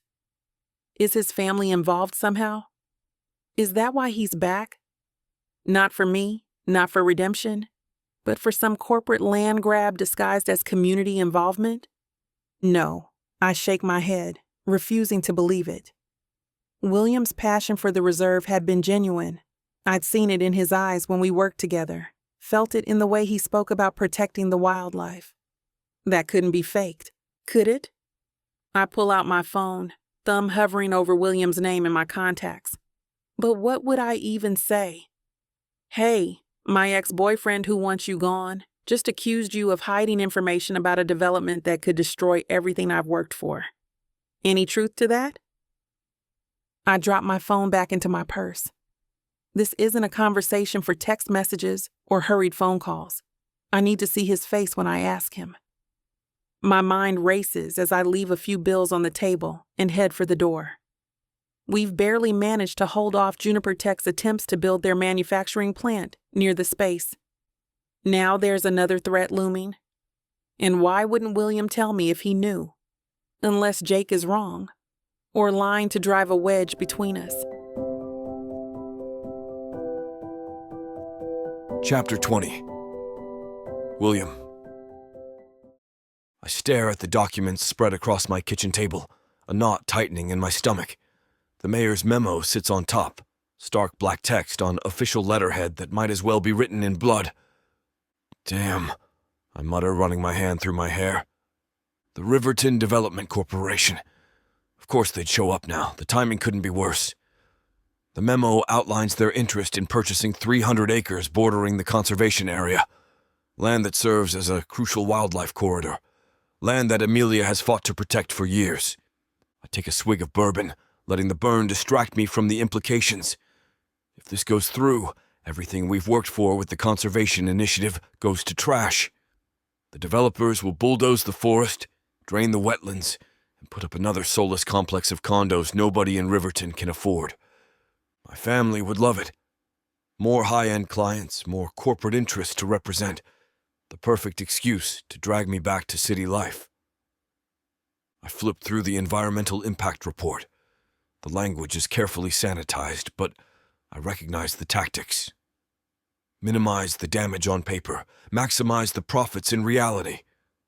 I've drafted enough of these myself to know exactly how the game is played. This time I'm on the other side. Loud, insistent knocking startles me. I glance at my watch. Nearly 10 p.m., too late for casual visitors. The knocking comes again, more urgent this time. Coming. I shove the documents into a messy pile and head for the door. My cottage isn't much, just a small rental on the edge of town. But it's become a refuge from my family's expectations. A place where I can think clearly. The knocking turns to pounding. Jesus Christ, I said I'm coming! I swing the door open, ready to tell off whoever can't wait 30 seconds for me to answer. My heart lurches when I see Amelia standing on my doorstep, but my relief vanishes instantly. Her eyes flash with fury, jaw clenched tight. She's wearing jeans and a flannel shirt, hair pulled back in a messy ponytail, looking like she dropped everything to come here. Did you know? She pushes past me into the cottage without waiting for an invitation. Amelia, what? The Riverton Development Corporation! She spins to face me, voice trembling with rage. Did you know? They're trying to buy the land adjacent to my conservation area. The wildlife corridor we've been fighting to protect for years. I close the door, genuinely confused by her accusation. I literally just found out today. The mayor sent over a memo this afternoon. I gesture toward the pile of documents on my kitchen table. I've been going through everything for the last 2 hours. She follows my gaze to the scattered papers, her expression wavering between anger and uncertainty. The fire in her eyes dims slightly as doubt creeps in. That's not what Jake said. Her eyes narrow, and she crosses her arms defensively. He made it sound like you've been sitting on this information for weeks, keeping me in the dark while you plotted with the developers. Of course he did. I roll my eyes, unable to contain my frustration. My hands clench involuntarily at my sides. Jake's a prick who'll say anything to drive a wedge between us. He's been pulling this since I met the jerk. Don't call him that. But there's less conviction in her voice now. Amelia shifts her weight, the righteous anger from moments ago visibly deflating. Look. I move to the table and pick up the memo, handing it to her. The paper is still warm from where my hand had been gripping it in frustration. Time-stamped 3:42 p.m. today. I've been trying to understand what we're up against before I brought it to the committee. I wanted to have answers ready when you asked questions, not just dump problems in your lap. Amelia takes the paper, eyes scanning the document. Her shoulders drop slightly. "This is bad, William." She looks up at me, anger giving way to worry. "If they develop this land, it'll destroy the migration patterns of at least 3 endangered species, not to mention the watershed impact." "I know." I run my hand through my hair again. "But we can fight this. That's why I came back to Riverton, to help with exactly this kind of situation."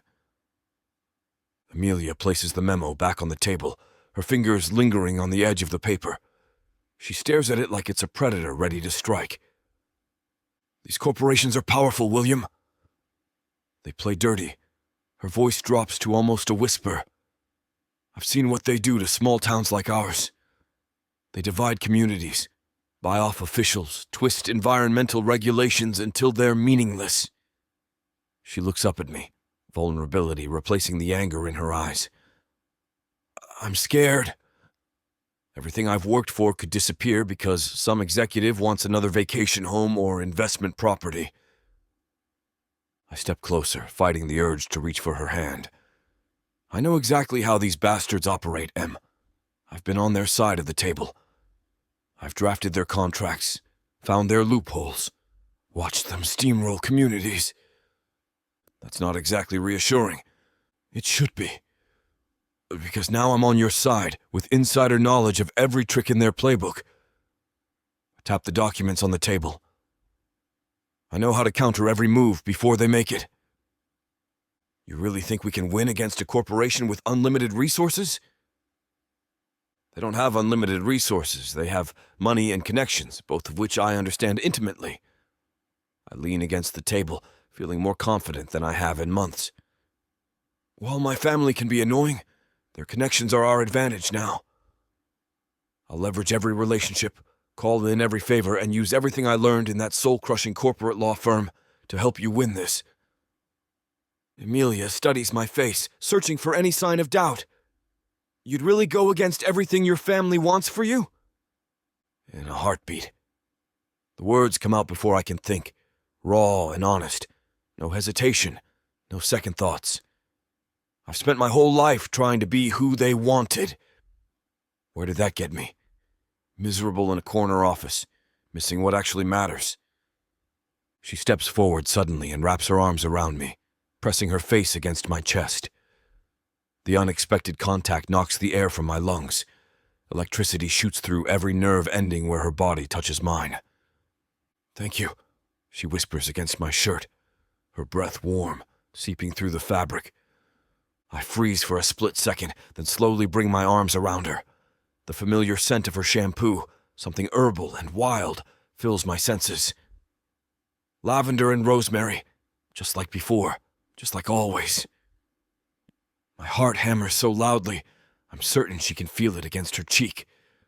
I want to pull her closer, to tell her everything I've kept locked inside for years, but I hold back. This moment is fragile, and I've broken too many things between us already. "I've got you," I murmur into her hair, savoring the warmth of her body against mine. This moment, her trust, her closeness, is worth more than any corner office or partnership my family could dangle in front of me. Amelia pulls away slightly, just enough to look up at me. Her eyes are wide, vulnerable, filled with questions neither of us has answers for. The anger that brought her storming through my door has completely vanished, replaced by something more electric, more dangerous. I can't help myself. I've spent too many nights dreaming about this moment. I lean down and press my lips to hers, gentle, hesitant, giving her every chance to back away. Her body tenses for a heartbeat, and I prepare for rejection. Then she melts against me. Her hands slide up my chest and around my neck, pulling me closer as she kisses me back with an intensity that knocks the breath from my lungs. Years of separation, of longing, of regret, all of it ignites between us. What started as a gentle reconnection transforms into something desperate and hungry. I back her against the wall, one hand cupping her face, the other at her waist. She tastes exactly like I remember, like coming home after being lost for years. Her fingers tangle in my hair, tugging just enough to drive me crazy. I've missed you, I breathe against her mouth. She answers by pulling me back to her, kissing me harder, deeper. Her body arches against mine, erasing any space between us. I trace the curve of her jaw with my thumb, then down her neck, feeling her pulse racing beneath my fingertips. The world narrows to just this. Her lips, her hands, the soft sound she makes when I press closer. Nothing else matters. Not the development corporation, not my family's expectations, not Jake or the past or anything beyond this room. For the first time since returning to Riverton, everything makes perfect sense. This is where I belong, with her. It always has been. Got 30 minutes? Then, baby, you've got just enough time to fall in love. Get your heart broken, and maybe have a toe-curling moment or two. Introducing the Lunchtime Listens Romance Audiobook Bundle. Enemies to lovers, hot hookups, bad boys who don't knock. They kick the damn door in. Short, spicy, addictive. Perfect for your commute, your lunch break. And you already know, we don't do full price around here. Get 85% off 28 full-length audiobooks right now with extra steamy and extra savings. Because lunch breaks are temporary, but book boyfriends are forever. Vixa Vaughn Romance.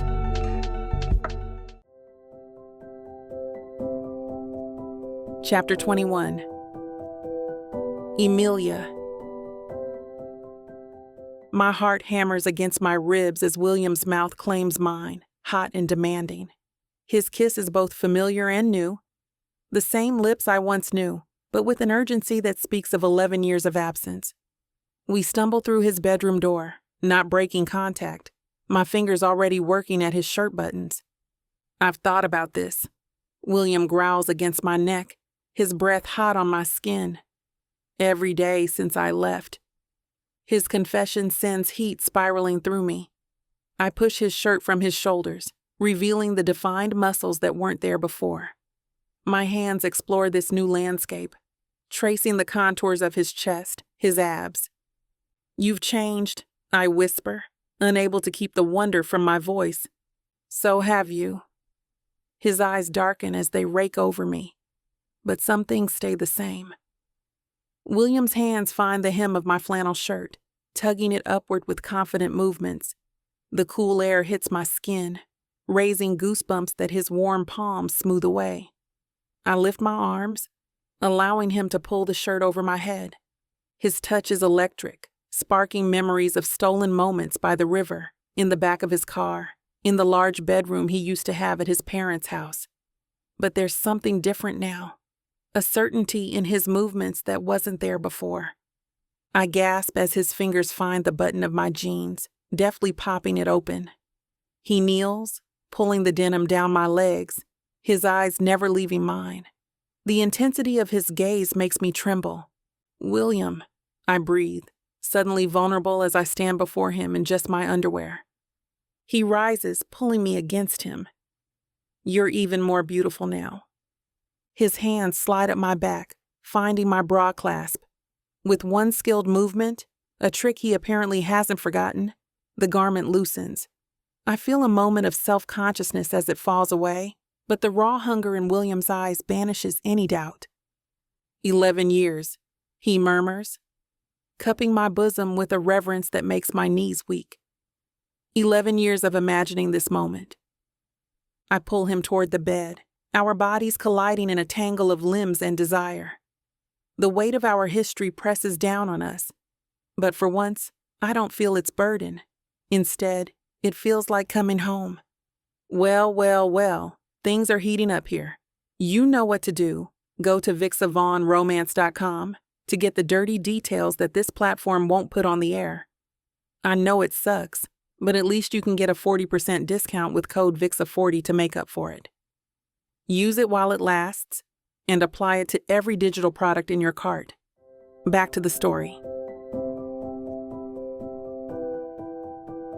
Chapter 22. William. I stand at the front of the community center, my knuckles white as I grip the edges of the podium. Last night with Amelia changed everything, and nothing. Our bodies found each other like no time had passed. But this morning, reality crashes back hard. The Riverton Development Corporation has submitted plans to clear 50 acres of wetlands for their new commercial complex. My voice echoes through the packed room. Faces stare back at me, some familiar from childhood, others new but equally concerned.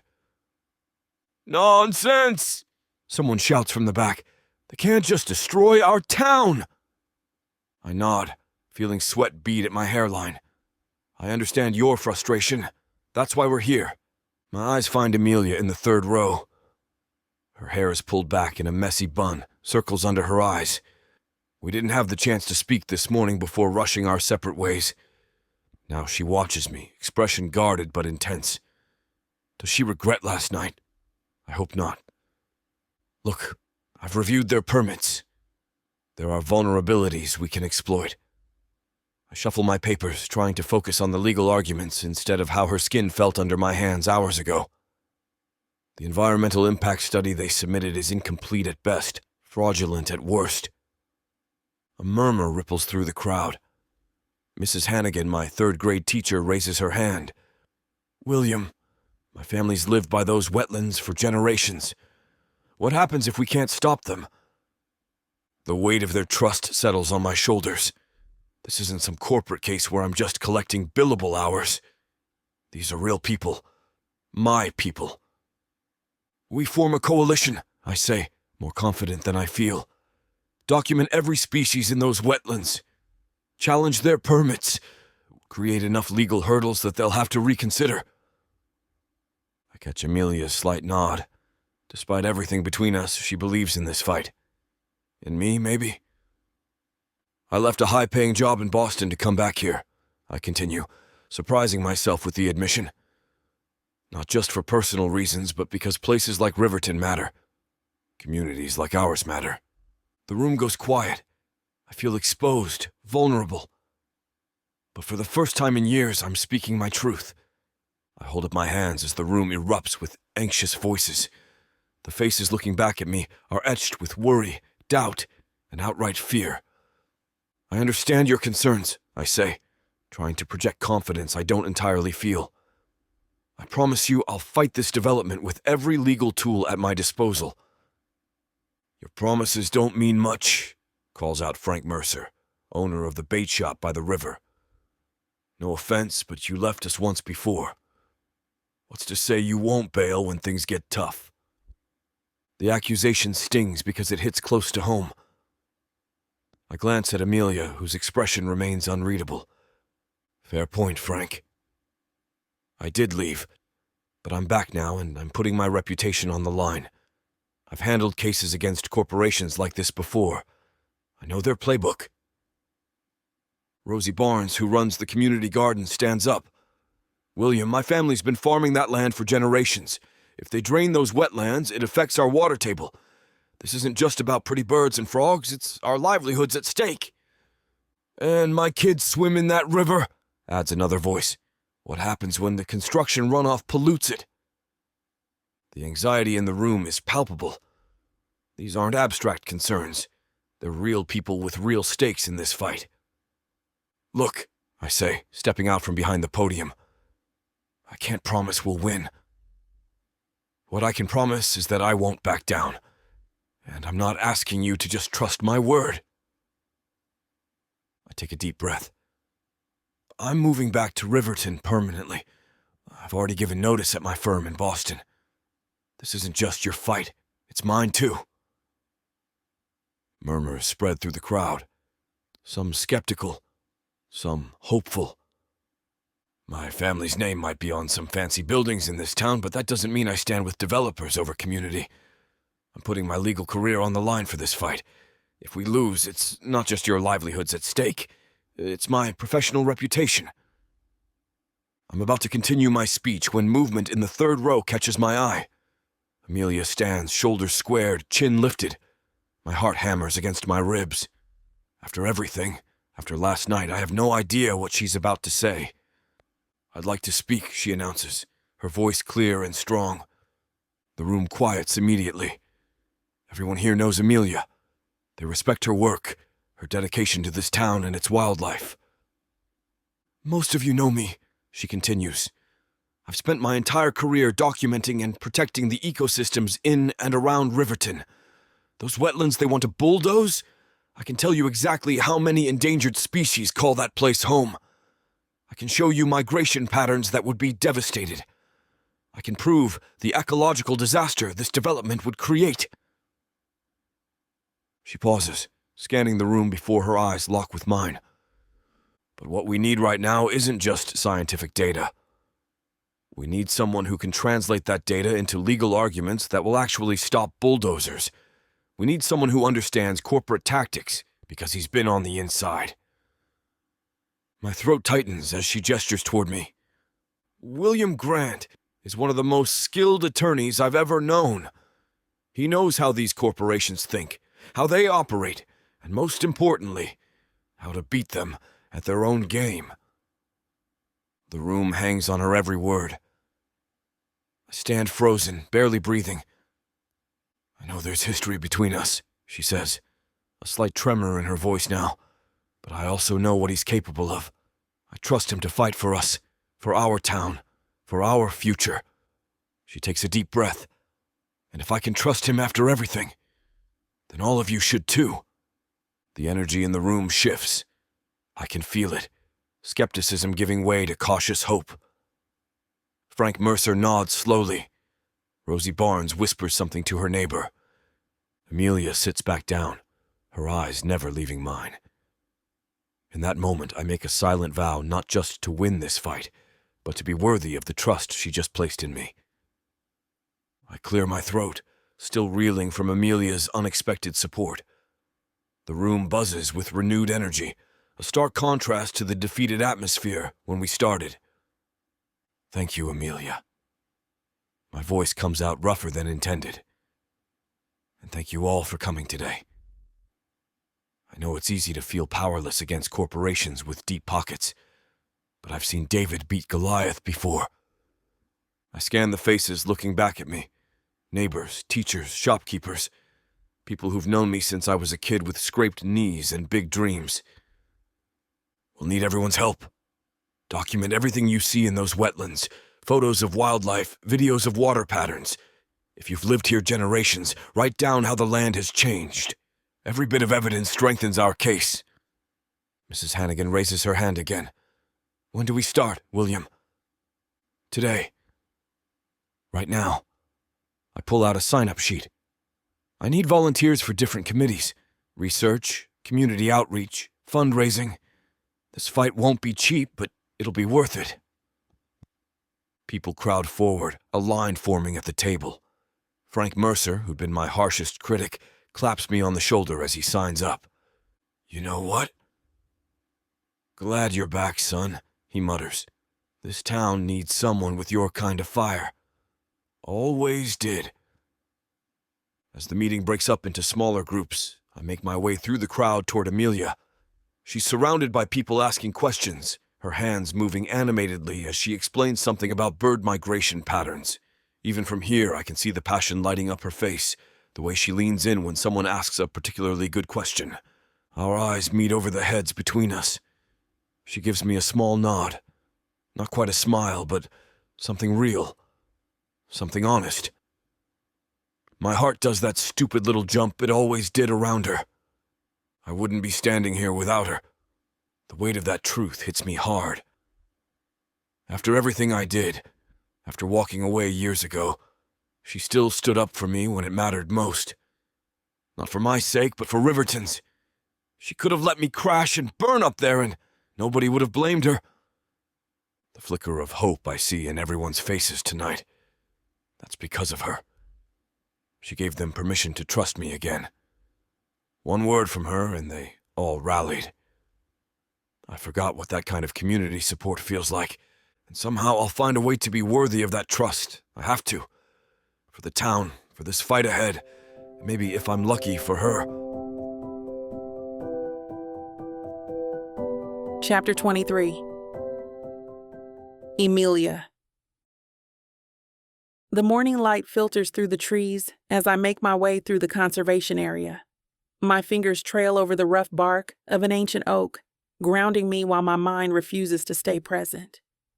Every rustle of leaves, every chirp of birds, reminds me of the sanctuary I've built here, a place that's always made sense to me, unlike my feelings for William. I kneel beside a young fox with a healing leg wound, checking the bandages. "Looking good today, aren't you?" The fox watches me with alert eyes. Animals are simple, honest. They don't leave you guessing, not like what happened 3 nights ago. The memory of William's hands on my skin sends heat rushing through me. I close my eyes, remembering how his lips traced patterns down my neck, how our bodies remembered each other instantly, like no time had passed at all. "Damn," I mutter, startling the fox. "Sorry, little guy." I'd convinced myself I was over him, that the anger I felt was stronger than whatever pull remained between us. But the way our bodies moved together, urgent yet tender, felt like coming home, like finding a missing piece I'd been carrying around for years. The fox nudges my hand, demanding attention. I smile, scratching behind its ears. "At least you know what you want." Do I know what I want? William's touch awakened something I'd buried deep. The sex was incredible, raw and passionate, yet somehow more intimate than before. He knows me in ways no one else does. Not even Jake. Jake. I wince at the thought. I need to end things with him. It's not fair to keep him hanging when my heart is clearly elsewhere. But can I trust William again? He left once. Chose his family's expectations over what we had. The memory still stings, but not as sharply as before. I released the fox into a larger enclosure, watching it test its healing leg, taking cautious steps before gaining confidence. Maybe that's what this is. Cautious steps. Testing if what we feel can bear weight. The conservation center has always been my sanctuary, the place where broken things heal. I wonder if William and I could heal too. If we could start something real, something stronger than before, because we know the cost of losing it. The fox looks back at me once before darting into the underbrush, no longer afraid to move forward. Pushing forward, I move to the bird enclosures. I check the splint on the barn owl's wing, my hand steady despite the storm inside me. The owl blinks slowly, those huge amber eyes watching me with what almost feels like understanding. "You're healing nicely," I whisper, gently adjusting the bandage. "Few more weeks and you'll be back in the sky." The conservation center is quiet this morning, just me and my patients, the injured fox in the corner enclosure, 3 baby squirrels in the warming box, and this dignified owl who reminds me so much of myself.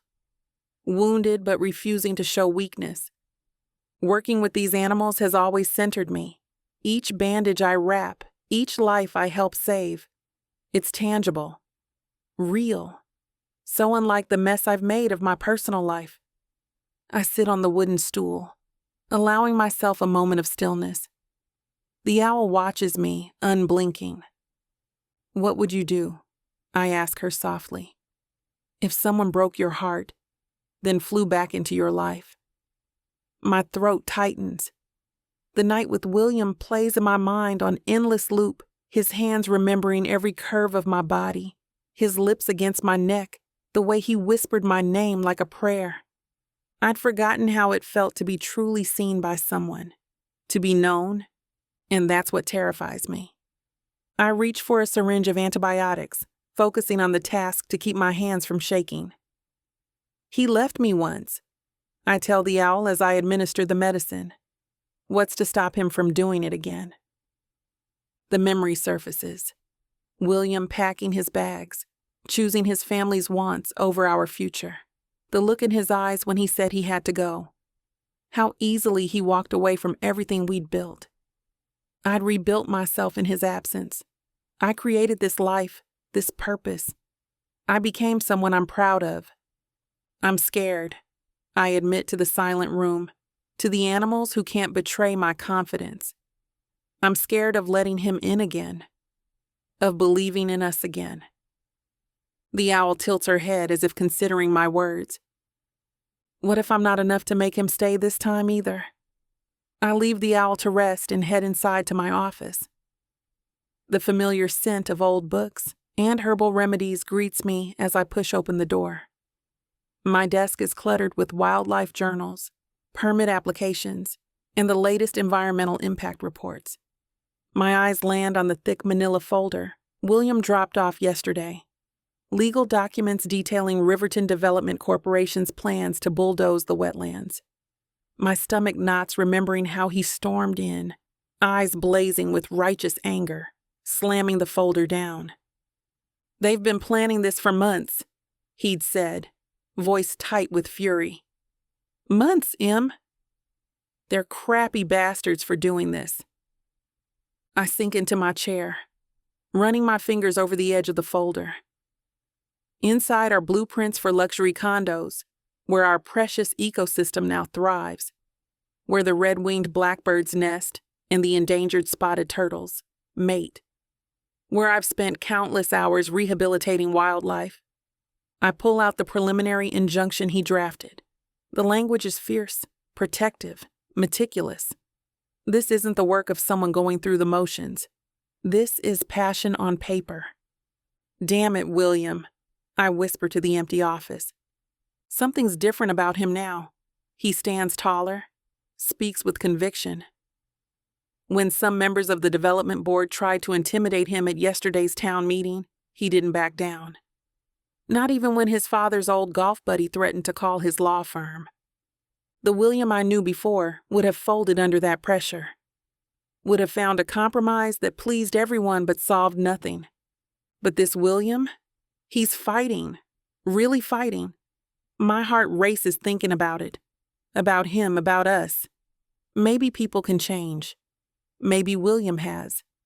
The evidence is right here in front of me.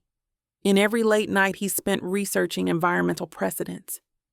In every call he's made to his contacts in the state attorney's office. For the first time in years, I feel something dangerous growing inside me. Hope. Hours pass, and I make myself busy with filling out grant applications and tending to the animals. I pack up my things as the day winds down, my thoughts still tangled around William. The center is quiet now, most of the volunteers gone for the evening. Through the windows, dusk paints everything in amber and gold, softening the edges of the world.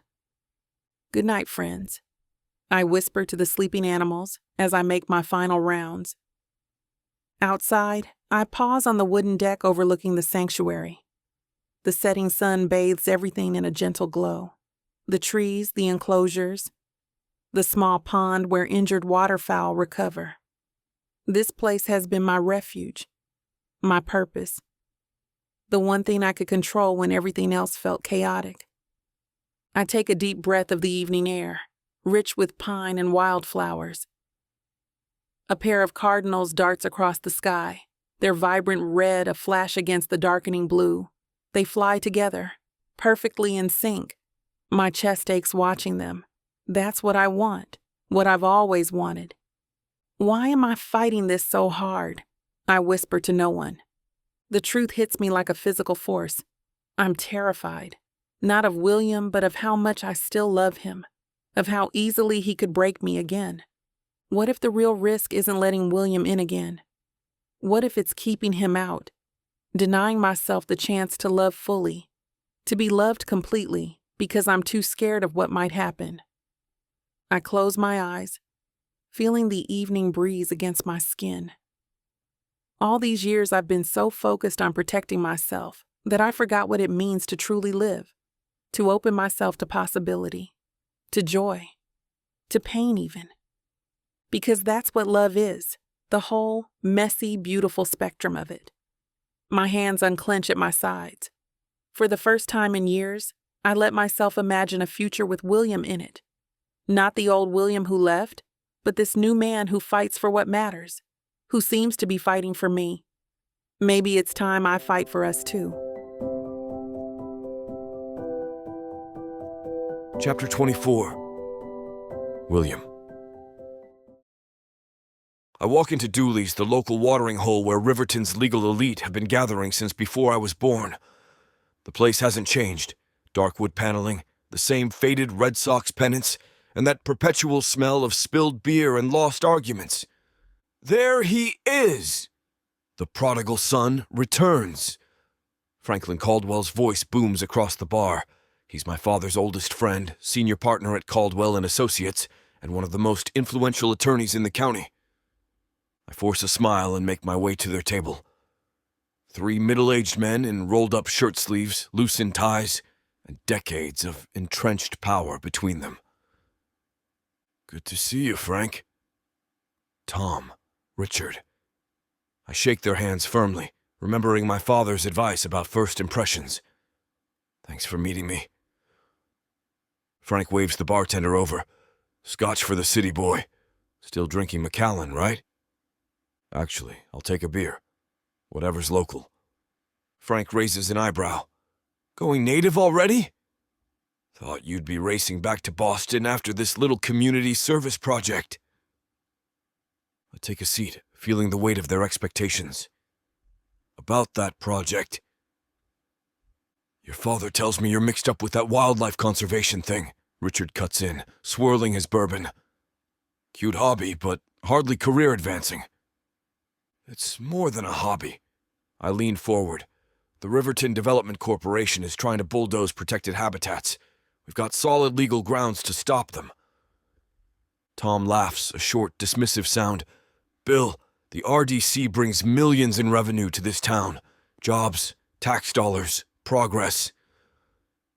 At what cost? Those wetlands are critical to a bunch of birds and frogs. Frank's smile doesn't reach his eyes. Come on, William. You didn't graduate top of your class to chase tree-hugger fantasies. This isn't a fantasy.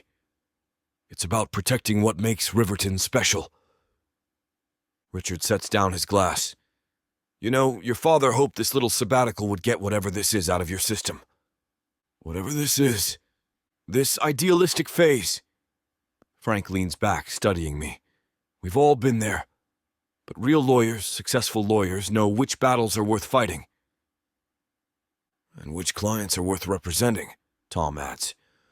The RDC is looking for new counsel, you know, Frank says casually. They'd pay 10 times what your little conservation group can afford. I could make an introduction. I feel my jaw tighten. So you're suggesting I abandon my clients for a bigger paycheck?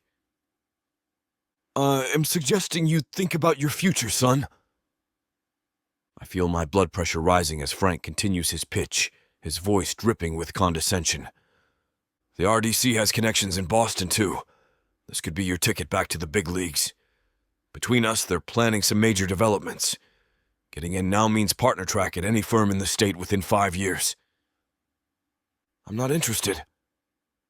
The words come out sharper than I intended.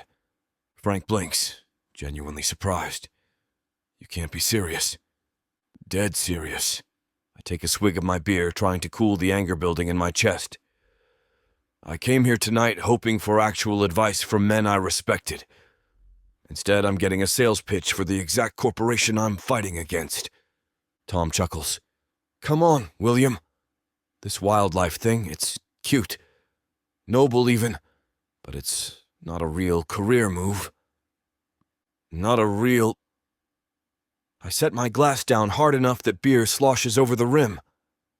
The preservation of critical wetland habitats isn't real enough for you? The documented violations of environmental regulations don't matter. Everyone cuts corners in development. Richard shrugs. It's how business gets done. And that's exactly the problem. The curse slips out, and I don't regret it.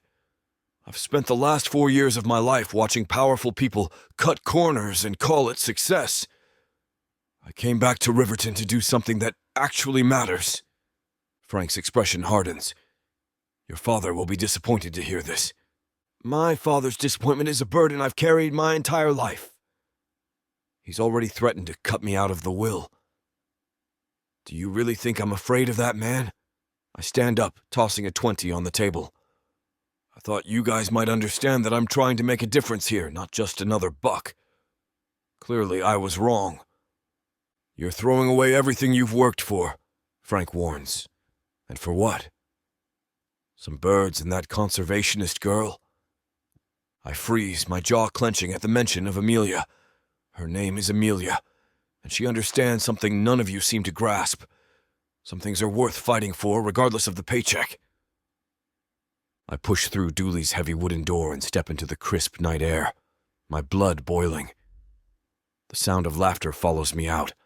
Those smug bastards probably already moving on to their next topic, dismissing me as just another idealistic kid who'll eventually fall in line. "William!" Frank calls from the doorway. "Don't be hasty. Your father." "Tell my father whatever the hell you want," I snap, not bothering to turn around. I stride across the parking lot, keys jangling in my fist. When I reach the brick wall bordering the lot, something in me snaps. I slam my fist against it, pain shooting through my knuckles. Damn! I examine my hand, scraped but not broken, just like my pride. I lean my forehead against the cool brick, breathing hard. Those condescending bastards. The way they talked about Amelia like she was just some fling, some distraction. The dismissive tone when discussing the conservation work that actually matters. My phone buzzes. Dad. Of course, Frank wasted no time reporting my insubordination. I silence it and slide down the wall until I'm sitting on the gravel staring at my throbbing hand. Am I making a mistake? The doubt creeps in, unwelcome but persistent. That partnership track Frank mentioned would set me up for life. The connections alone would be worth millions over my career.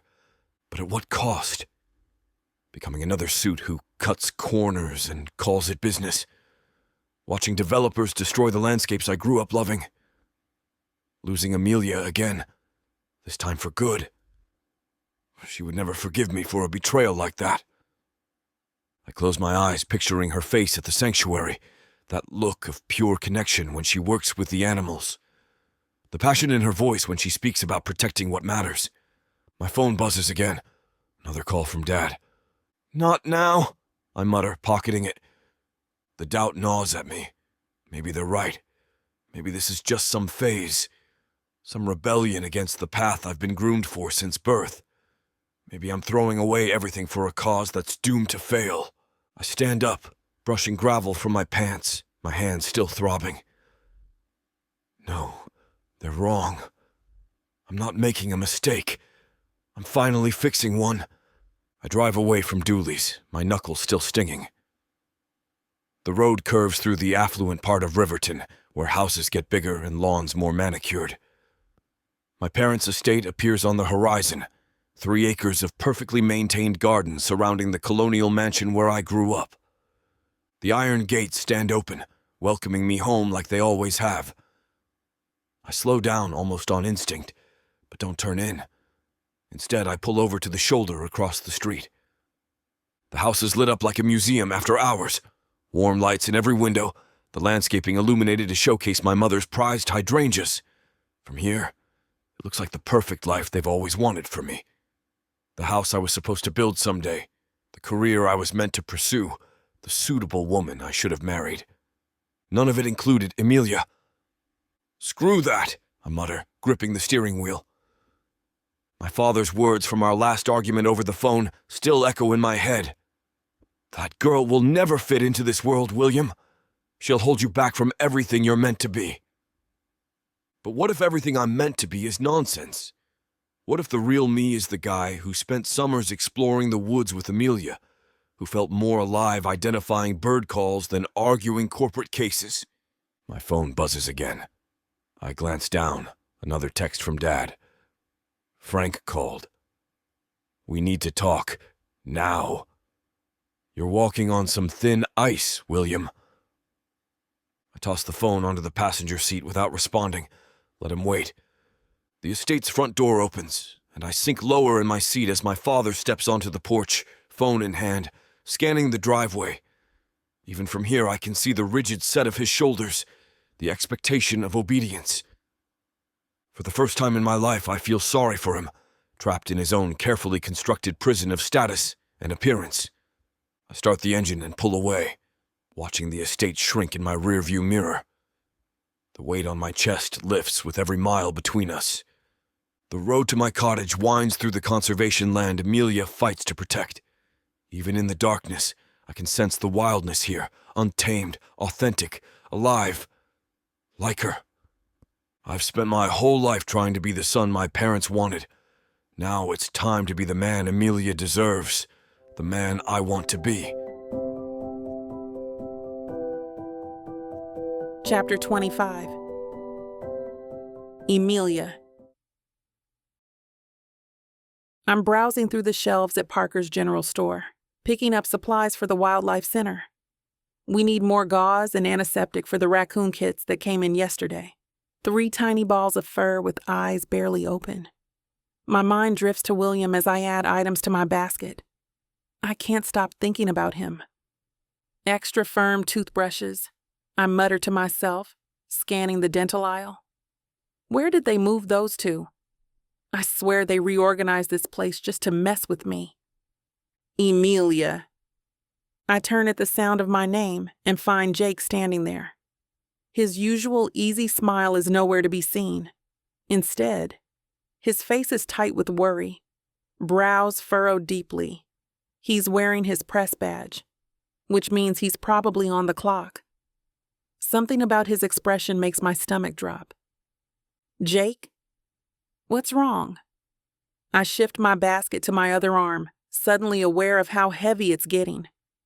He glances around the store, shifting his weight from one foot to the other. His green eyes dart toward the elderly cashier, who's definitely within earshot. Can we talk? It's important. Sure, what's up? I ask, still holding my shopping basket. The raccoon supplies clink against each other as I adjust my grip. Not here. His voice drops lower as he takes my elbow gently. It's about William. The way he says William's name, like it's something dangerous, makes my heart skip several beats. My stomach drops. William? What about him? Please, Em, can we step outside for a minute? Something in his expression sends a chill through me. I set my basket down on a nearby shelf and follow Jake out of the store. The bright afternoon sun hits my face as we step onto the sidewalk. Jake, you're scaring me. What's going on? He guides me toward the small bench outside the bookstore next door, away from the foot traffic. His hands are fidgeting, and I notice his knuckles are white from clenching his fists. I don't know how to say this. He starts, then stops, running a hand through his hair. Damn, I didn't want to be the one to tell you. Tell me what? My heart pounds against my ribs. Is William okay? Did something happen to him? Jake looks at me directly now, his green eyes troubled. It's not that. He's fine, physically, but there's something you need to know about him, something I found out. I sit down on the bench, my legs suddenly feeling weak. What is it? Jake takes a deep breath. I saw William last night at Dooley's. He wasn't alone. My eyebrows shoot up. Okay? So he was having drinks with someone. That's hardly breaking news. He was with Franklin Caldwell, Richard Scott, and Tom Gideon. The names hit me like a physical blow.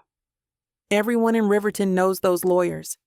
Sharks in expensive suits who've helped the Riverton Development Corporation bulldoze their way through environmental protections for years. What? That can't be right.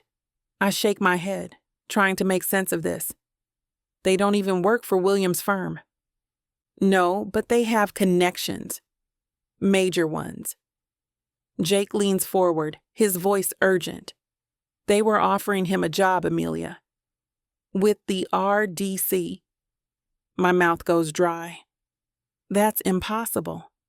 William is working on the conservation initiative. He wouldn't. They want him to drop the initiative. That was the deal they were discussing. Jake's eyes are sympathetic but firm. They were practically salivating over him, talking about his family connections, his education.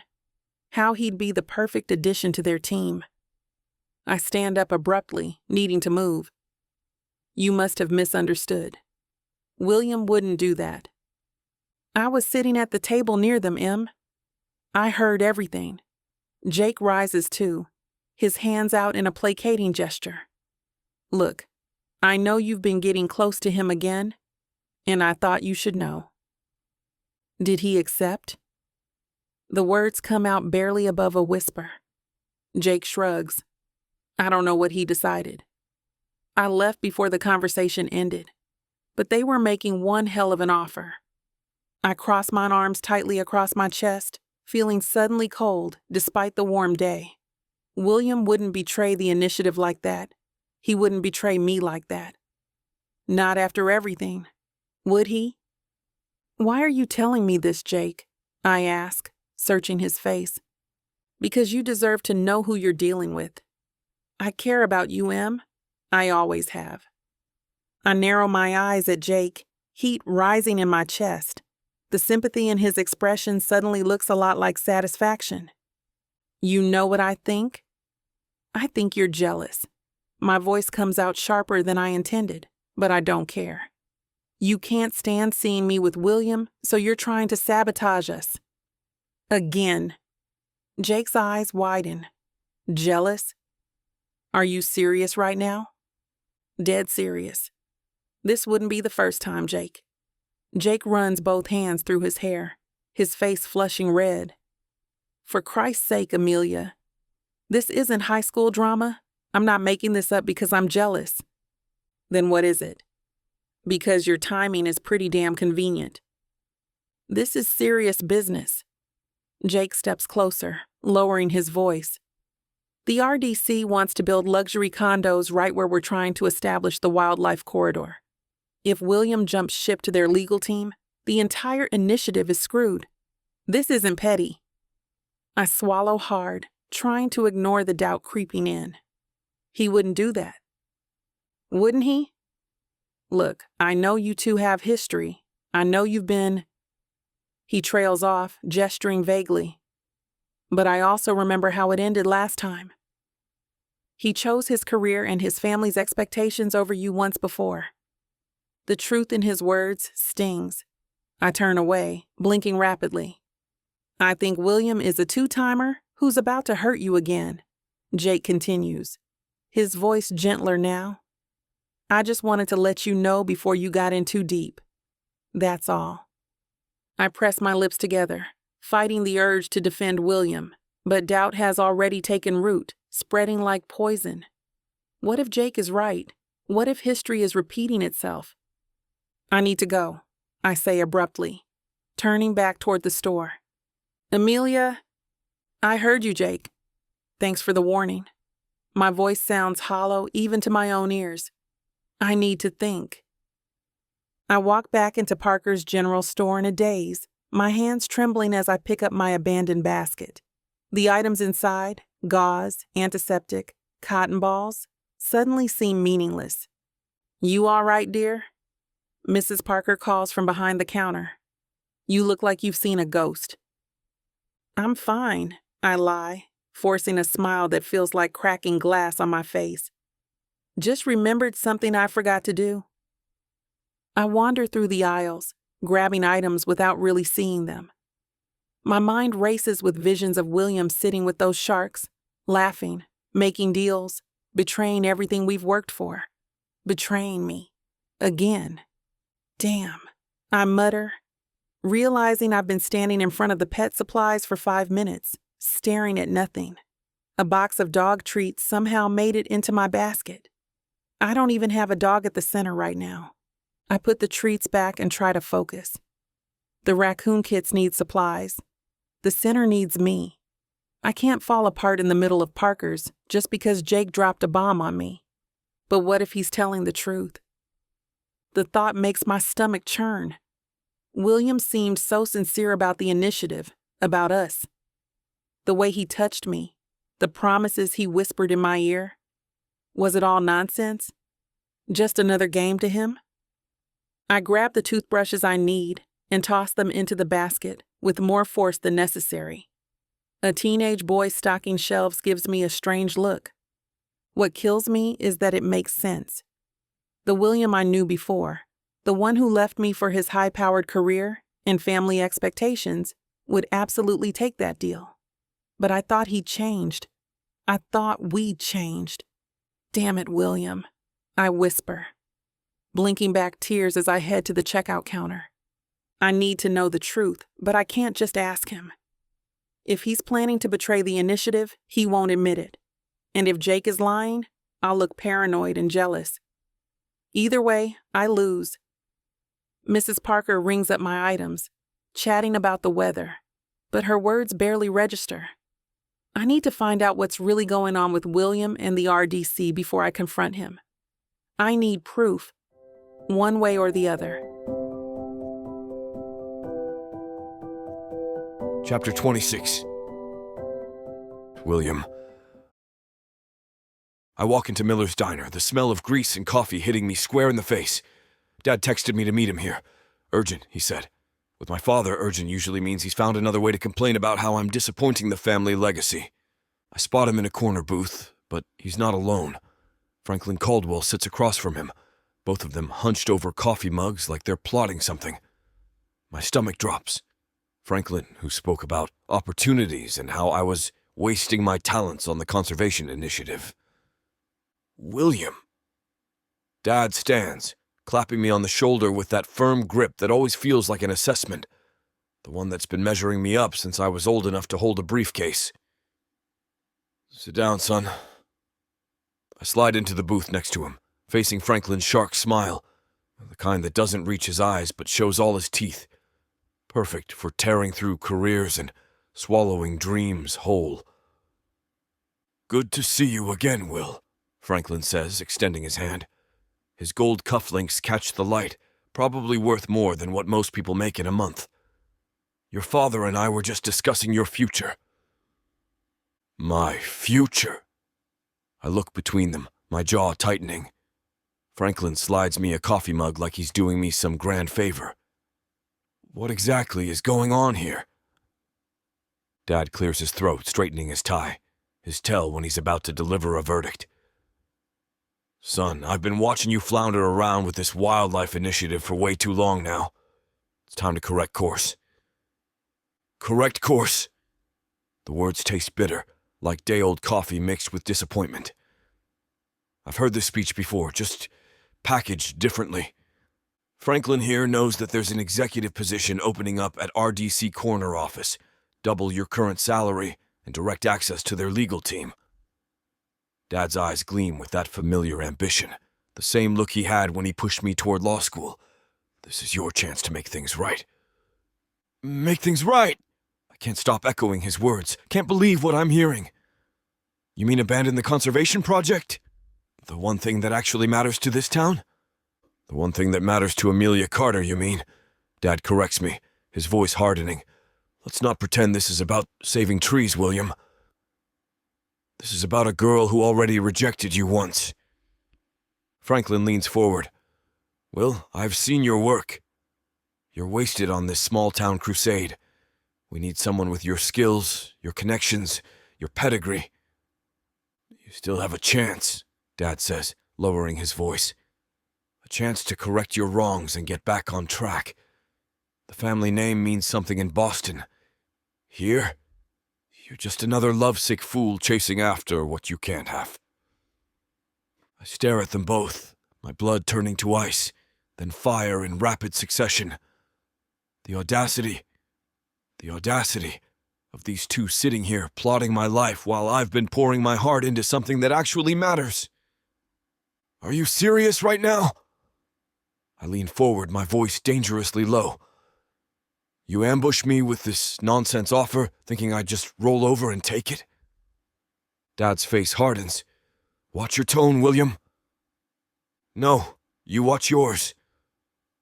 I slam my palm on the table, making the coffee cups rattle. I'm not some puppet you can manipulate. This conservation project isn't just some hobby or some pathetic attempt to win Amelia back. It's about doing something right for once in my goddamn life. Franklin's smile falters. Now, Will, let's be reasonable. Reasonable? I laugh, the sound harsh even to my own ears. What's reasonable about trying to bribe me away from protecting land that belongs to everyone? So RDC can what? Build another strip mall? Dad's face flushes red, veins popping at his temples. That's enough. You're making a scene. For God's sake, we're in public. I don't give a damn. I look him dead in the eyes, not backing down an inch. The restaurant could burst into flames around us, and I wouldn't care. Is this what it's always been about? Grooming me to be another corporate sellout? Another mindless grant man doing the dirty work for these soulless corporations? I've had it with your attitude. Dad's voice drops to that threatening whisper I know too well, the one that used to make me fall in line. You keep this up, and I'm adjusting the will. I mean it this time. You'll be cut off for good. Everything you've worked for, gone. Something breaks loose inside me, a chain I didn't even know was holding me down. It snaps with an almost audible crack, and suddenly I'm breathing easier than I have in years. Go for it! I stand up, towering over them both, knocking my chair back. I don't give a damn about your money or your legacy or whatever nonsense validation you think I need. I'm done. I've been your puppet for the last time. Franklin tries to interject, but I cut him off. And you can stop pestering me about RDC. It's not happening. Not now, not ever. I toss a 20 on the table for my untouched coffee. Find another puppet. I'm out. I storm out of Miller's Diner, the door slamming behind me with a satisfying crash. The cool air hits my face, but it does nothing to calm the rage burning through my veins. My hands are shaking as I pull out my phone, scrolling to find Mayor Callahan's number. Screw RDC. Screw my father. Screw everything they stand for. I hit dial and pace the sidewalk, my breath coming out in angry clouds in the chilly air. Each ring feels like an eternity. William, everything all right? Mayor Callahan's voice comes through, concern evident even through the phone.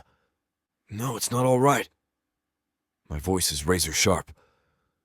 I just had an interesting meeting with my father and Franklin Caldwell. They tried to convince me to join RDC's ranks. Jesus Christ, he mutters. Those vultures never quit, do they? I'm done playing nice, Mayor. I want to go all in against RDC. I run a hand through my hair, my mind racing with possibilities.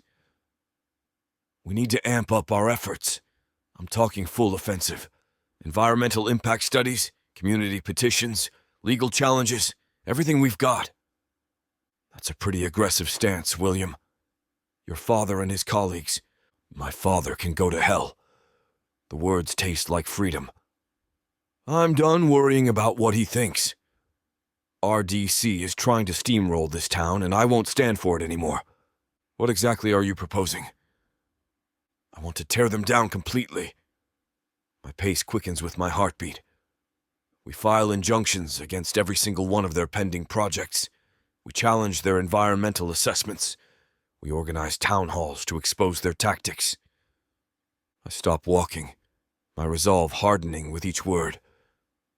And I want to personally lead the charge. No more sitting back and playing mediator. I'm going after them with everything I've got. This could get ugly, William. Are you sure you're ready for the fallout? I think about Amelia, about her unwavering dedication to this town and its wildlife, about how I've spent my entire life trying to please people who never gave a damn about what I actually wanted. More than ready.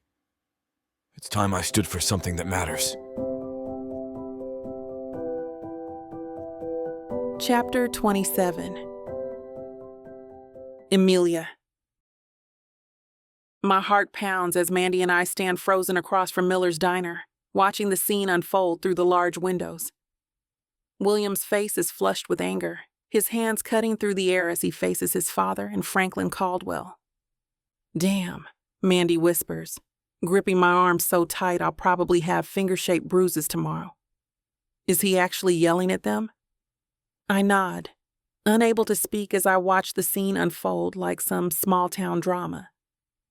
The crowd inside Miller's has gone still, all eyes glued to the confrontation, as if it's the most entertaining thing they've seen since the 4th of July fireworks disaster.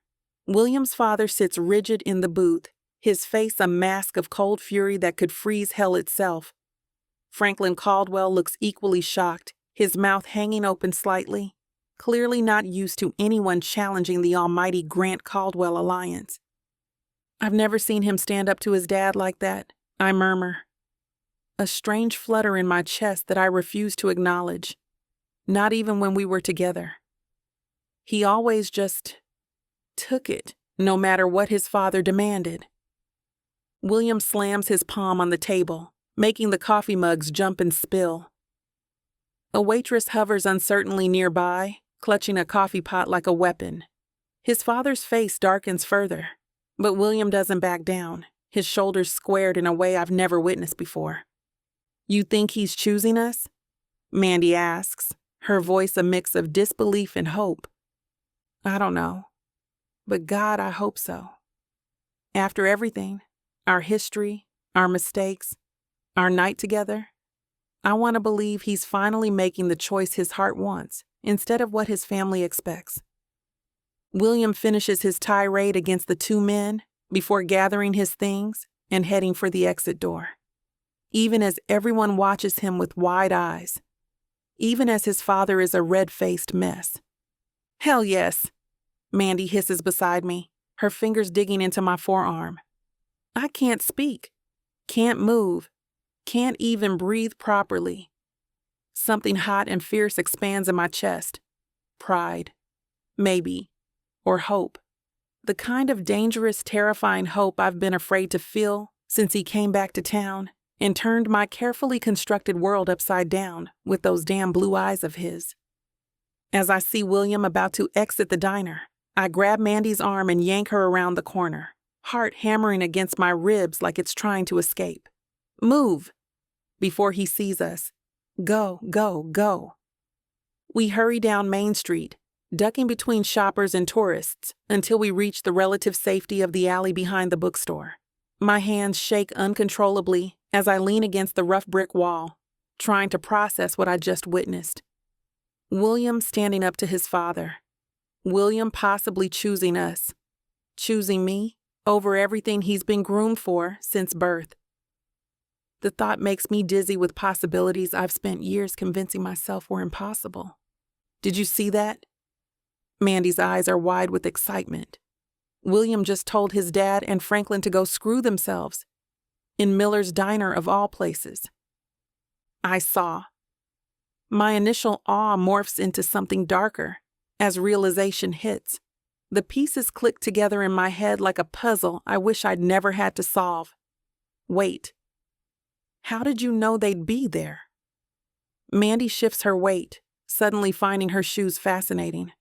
Jake texted me, said we should all grab lunch at Miller's because something interesting might happen. Jake?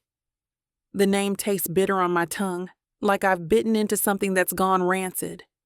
My stomach twists with betrayal. That jerk. I pull out my phone, fury building with each tap of my fingers against the screen. My hands are still trembling, but now it's from anger rather than shock. Jake's been playing both sides, acting like my friend while trying to drive a wedge between me and William. Feeding me nonsense about William's real intentions with the conservation project, whispering doubts in my ear. And now this? Wanting us to watch? What did he expect? That William was going to accept that from his father? The thought makes my blood boil. What are you doing? Mandy peers over my shoulder. Telling Jake exactly what I think of his nice guy routine. My thumbs fly across the screen. Mandy told me your little setup at Miller's. Get off with your looking out for me nonsense. I know what you're doing. Stop trying to sabotage things with William. We're done, Jake. Get it through your head.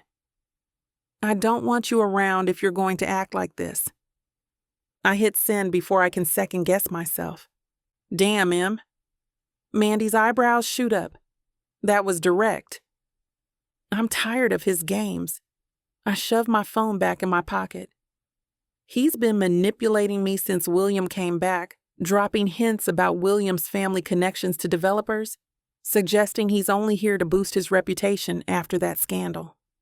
And you believe William instead? I think about the man who just stood up to his father in front of half the town. I believe what I saw with my own eyes. That wasn't for show. Jake wanted us to see William getting cozy with his dad and Franklin, but instead, my phone buzzes with Jake's reply, but I ignore it. I've heard enough from him. Mandy studies my face as I shove the phone into my pocket, her green eyes narrowing. Em, what's really going on with you and William? And don't give me that "it's complicated" nonsense. I've known you too long. I sigh, leaning back against the brick wall. The alley behind the bookstore smells like old paper and coffee grounds from the cafe next door. It's quiet here, away from the Main Street chaos. A good place for confessions. I'm in love with him, Mandy. The words tumble out before I can stop them. I've been fighting it since the second he showed up in town, but damn, I'm still in love with him.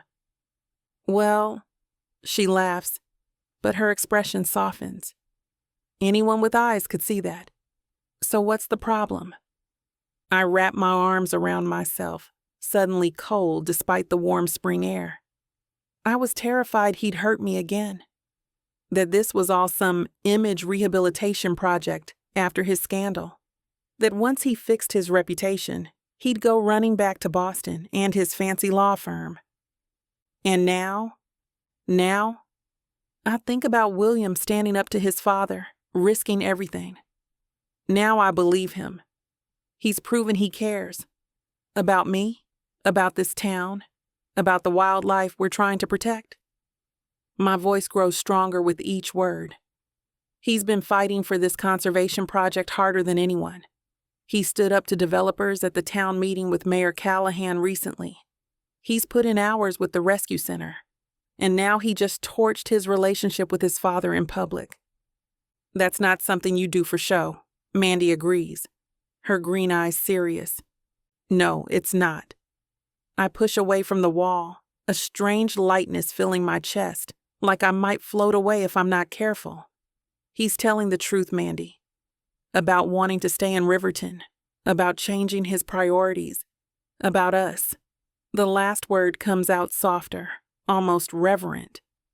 So what are you waiting for? Go get your man. She throws her hands up dramatically. I laugh, but anxiety still twists in my stomach like a nest of snakes. What if I'm wrong? What if he changes his mind? What if Boston calls him back eventually and... Emilia Carter. Mandy grabs my shoulders firmly, giving me a little shake. From the looks of it, that man just publicly told his father to go to hell for you. In front of half the damn town. Stop overthinking and go tell him how you feel before he thinks you don't care. Before he walks away, thinking you're not all in. She's right. God, she's right.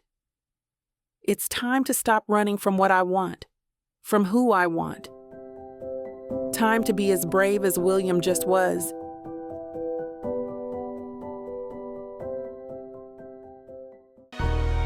Oh, honey, subtle is not on the menu. This bundle, it's big, it's bold, it's extra as hell, just like you deserve. 9 full-length audiobooks, 12-pack abs, billion-dollar bank accounts, and a whole lot of filthy, over-the-top love. We're talking possessive bad boys, jealous billionaires, growling alpha males who act like you hung the damn moon. And the steam? Baby, it's off the charts. These men don't flirt. They claim. And guess what? This beautifully chaotic romance buffet is already 70% off. Use the YouTube exclusive code VIXA40. Click the link, use the code, and dive into the messy, crazy, all-consuming love you've always dreamed of. The over-the-top romance audiobook bundle, because too much is never enough. Vic Savon romance.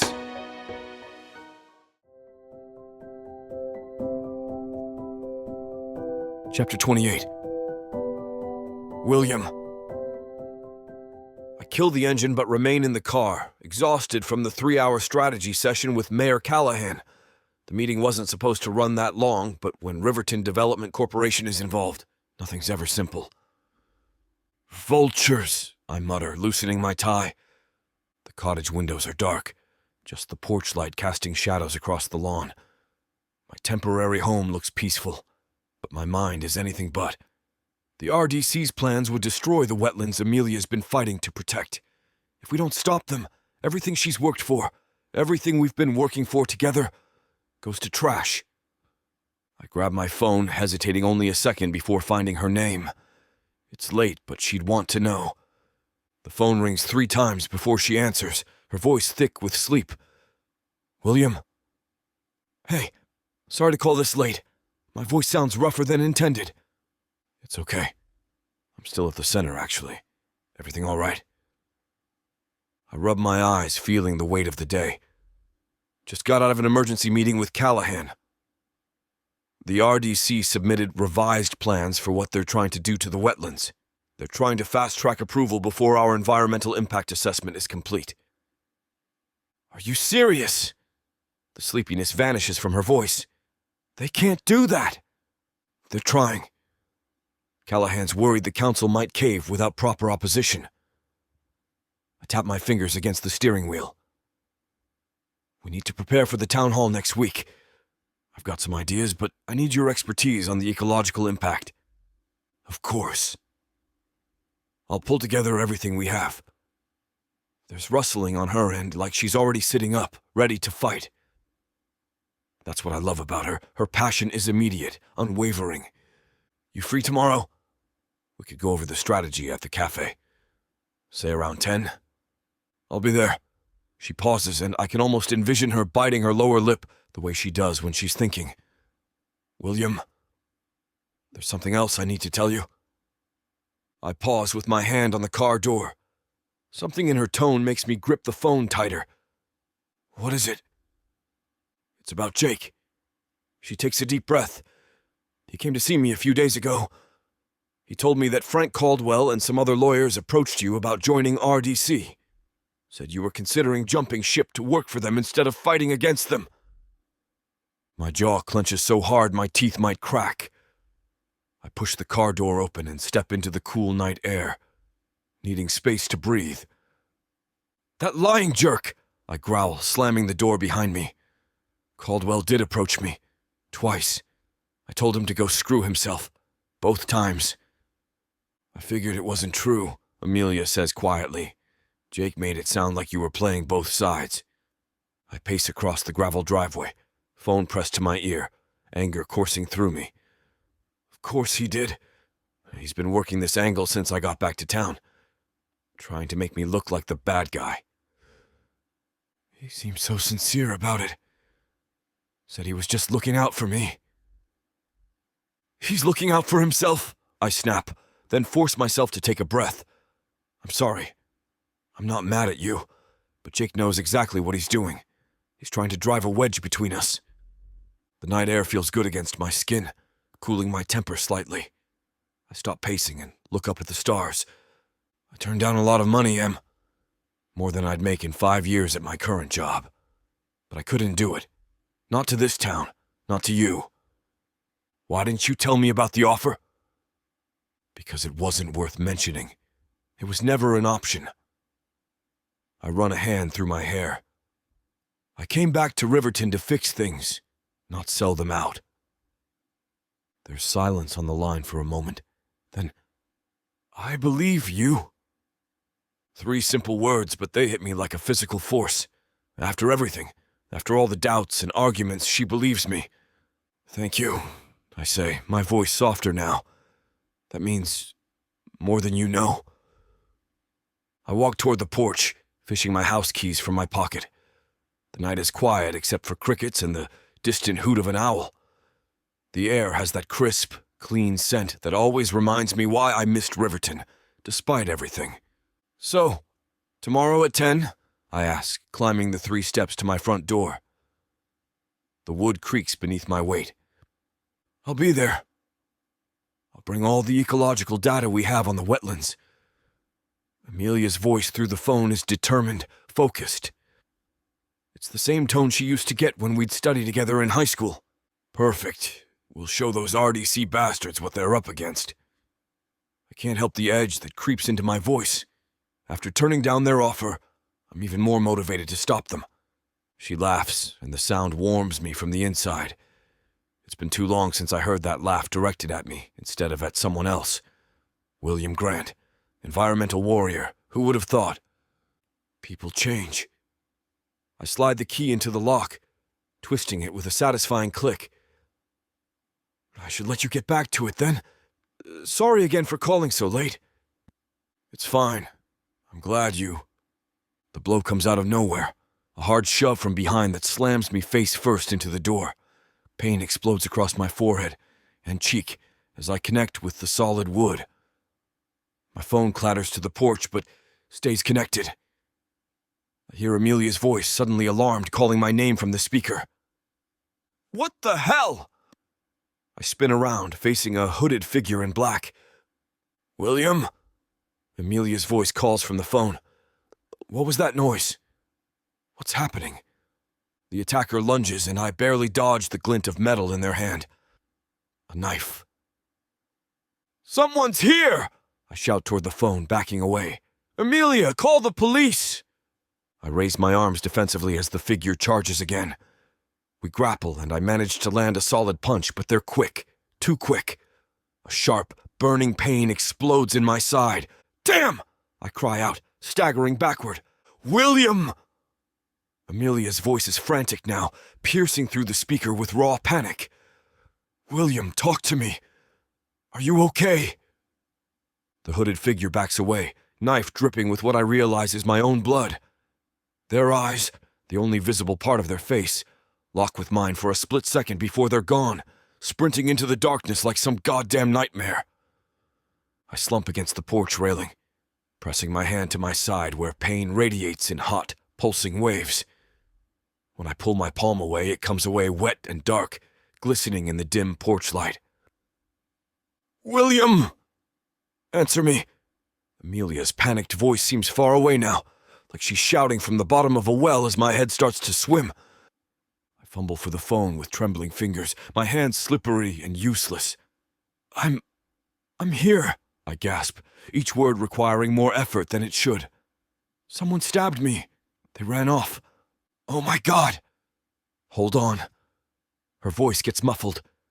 She's talking to someone else. "I just told Mandy to call the police.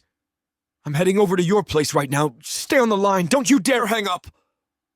I press harder against the wound, trying to remember what little first aid I know through the haze of shock and pain.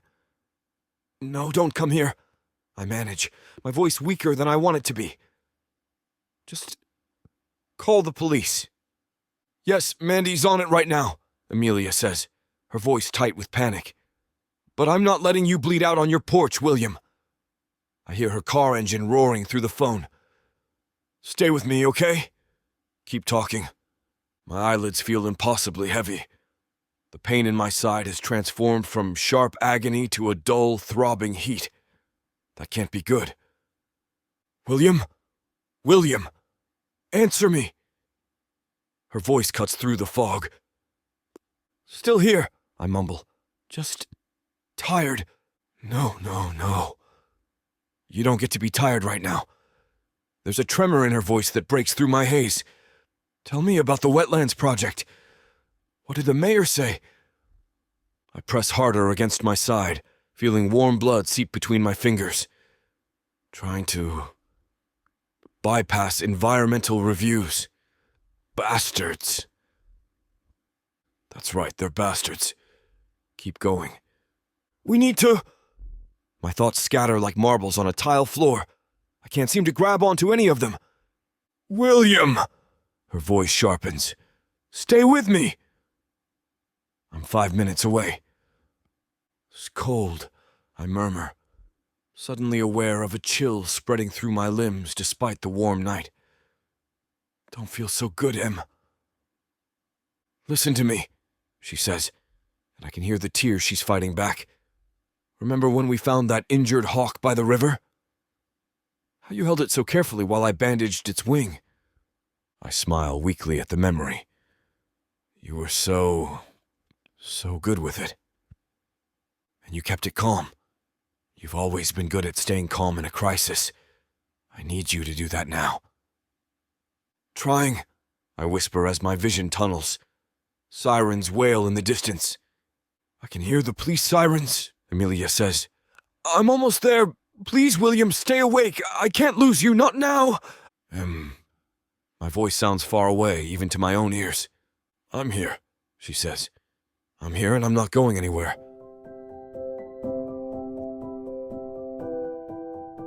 Chapter 29.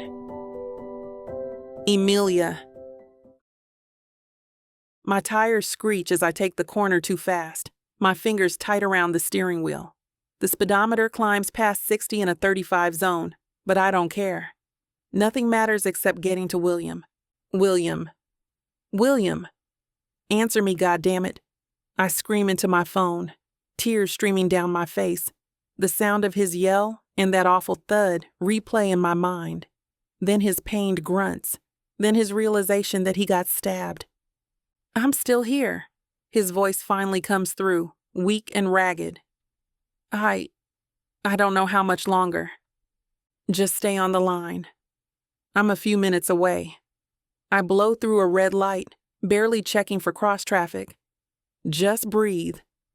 I'm coming. My windshield blurs as fresh tears well up. I wipe them away with the back of my hand, refusing to lose focus. I push the gas pedal harder, my old truck protesting as the engine whines. 3 minutes. 2. I can make it. He has to be okay. He has to. William, keep talking. Tell me anything. Silence. William! A faint groan comes through the speaker. I'm pulling onto your street now. Front door or back? Front, on the porch. I leap from my truck before it fully stops, leaving the door hanging open and the engine running. My heart hammers against my ribs as I sprint up the walkway. William! He's slumped against the porch railing, one hand pressed weakly to his side. Blood seeps between his fingers, staining his shirt crimson. His face is ghostly pale, eyes unfocused. Oh God, William! I crash to my knees beside him, my hands immediately covering his at the wound. The blood is warm and slick against my palms. I'm here. I'm here now. His eyes find mine, recognition flickering through the pain. Don't worry. Save your strength. I press harder, making him wince. In the distance, I hear sirens wailing. Help is coming. Just stay with me. I shift my position, pulling his head onto my lap while maintaining pressure on the wound. Blood soaks through my jeans instantly. What happened? Who did this? The questions tumble out between sobs. William's breathing is shallow, each inhale a struggle. Guy. Hooded. I didn't. Shh, it doesn't matter now. Tears stream down my face, dropping onto his cheeks. Just stay awake, okay? Look at me. His eyelids flutter, threatening to close. No! William, look at me. I'm shouting now, one blood-covered hand moving to cup his face. Don't you dare close your eyes. The ambulance is almost here. The sirens grow louder, but still too far away. Please, I beg, my voice breaking. Please stay with me. I can't lose you again. Not like this. His lips part, forming words I can barely hear. I'm sorry. For everything. No, don't apologize. This isn't your fault. I brush his hair back from his forehead, leaving a smear of blood. Just focus on my voice. Stay with me. His eyes lock with mine, a moment of clarity breaking through the haze of pain. "I love you," he whispers. "Always have." "I love you too." The words I've held back for so long finally break free. "So you have to stay awake, you hear me? You can't leave me now." Red and blue lights flash across the yard as the ambulance finally pulls up. 2 paramedics leap out, equipment in hand, rushing toward us with practiced urgency. My heart hammers against my ribs as they approach, the reality of the situation hitting me all over again. "Ma'am, we need you to step back." A female paramedic kneels beside William, her partner already cutting away his blood-soaked shirt with quick, efficient movements. The sight of the wound makes my stomach lurch. "I'm not leaving him," I say, my voice breaking as I cling to William's hand like it's my own lifeline. His fingers feel cold against mine, too cold. "Please, I can't. Please, let us work." The male paramedic gently but firmly moves me aside, his face sympathetic but determined. Every second counts right now. I watch helplessly as they assess William's wound, attach monitors, and start an IV. Their voices are calm but urgent, using medical terms I barely understand. Words like hypovolemic and pressure dropping that send spikes of terror through me. William's eyes are closed now, his face ashen, all that familiar confidence and strength drained away. The man who walked back into my life with that damn cocky smile now looks so fragile I can hardly breathe. "BP's still dropping," one says, his voice tense as he checks the monitor. "We're losing ground fast." "Starting fluids wide open," responds the other, twisting a dial on the IV line. "Let's get another line in. Now." A police cruiser screeches to a halt behind the ambulance, lights flashing across the trees in violent bursts of blue and red. An officer approaches, taking in the scene with practiced eyes. The blood, the chaos, the fear hanging in the air like something tangible. "Ma'am, I need you to come with me." He places a hand on my shoulder, pulling me away from William with firm, insistent pressure. His touch feels like an intrusion, another barrier between me and the man bleeding out on the ground, the man who holds my heart. No, I need to stay with him. I struggle against the officer's grip, my hands still slick with William's blood. It's drying now, turning tacky between my fingers. "He needs me here." "Please." "We need to ask you some questions. The paramedics need space to work," he says, unmoved by my panic. "You can't help him right now, but you can help us understand what happened." I watch in desperation as they lift William onto a stretcher, an oxygen mask now covering his face. His chest barely rises with each breath, a faint stuttering movement that terrifies me more than if he weren't breathing at all. This can't be happening. Not now. Not when he just came back to me. What happened here? The officer positions himself between me and William, forcing me to focus on him. I don't know exactly. My voice shakes uncontrollably. He called me. And then there was a struggle. He said someone stabbed him. A man in a hood. I didn't see anything. I was just on the phone. I got here and found him like this. The officer nods, jotting notes. "And your relationship to the victim?" What is William to me now? "He's everything," I whisper. The paramedics wheel the stretcher toward the ambulance. I break away from the officer, rushing to William's side. "Please, I need to go with him," I beg, tears streaming down my face. "Please." The female paramedic looks at me, then at her partner. "Are you family?" "Yes," I lie without hesitation. "I'm his fiancée." She nods. "You can ride up front. We need the space in back to work." I climb into the passenger seat, my entire body trembling. As we pull away, sirens wailing, I press my blood-stained hands together like a prayer. "Don't leave me, William," I whisper. "Not now." Not when I finally found you again. I can't stop the tears streaming down my face as the ambulance races through traffic. The siren wails above us, but it sounds distant compared to the roaring in my ears. My hands won't stop shaking. William's blood has dried on my skin, cracking in the creases of my palms, a horrifying reminder of how close I am to losing him. How is he?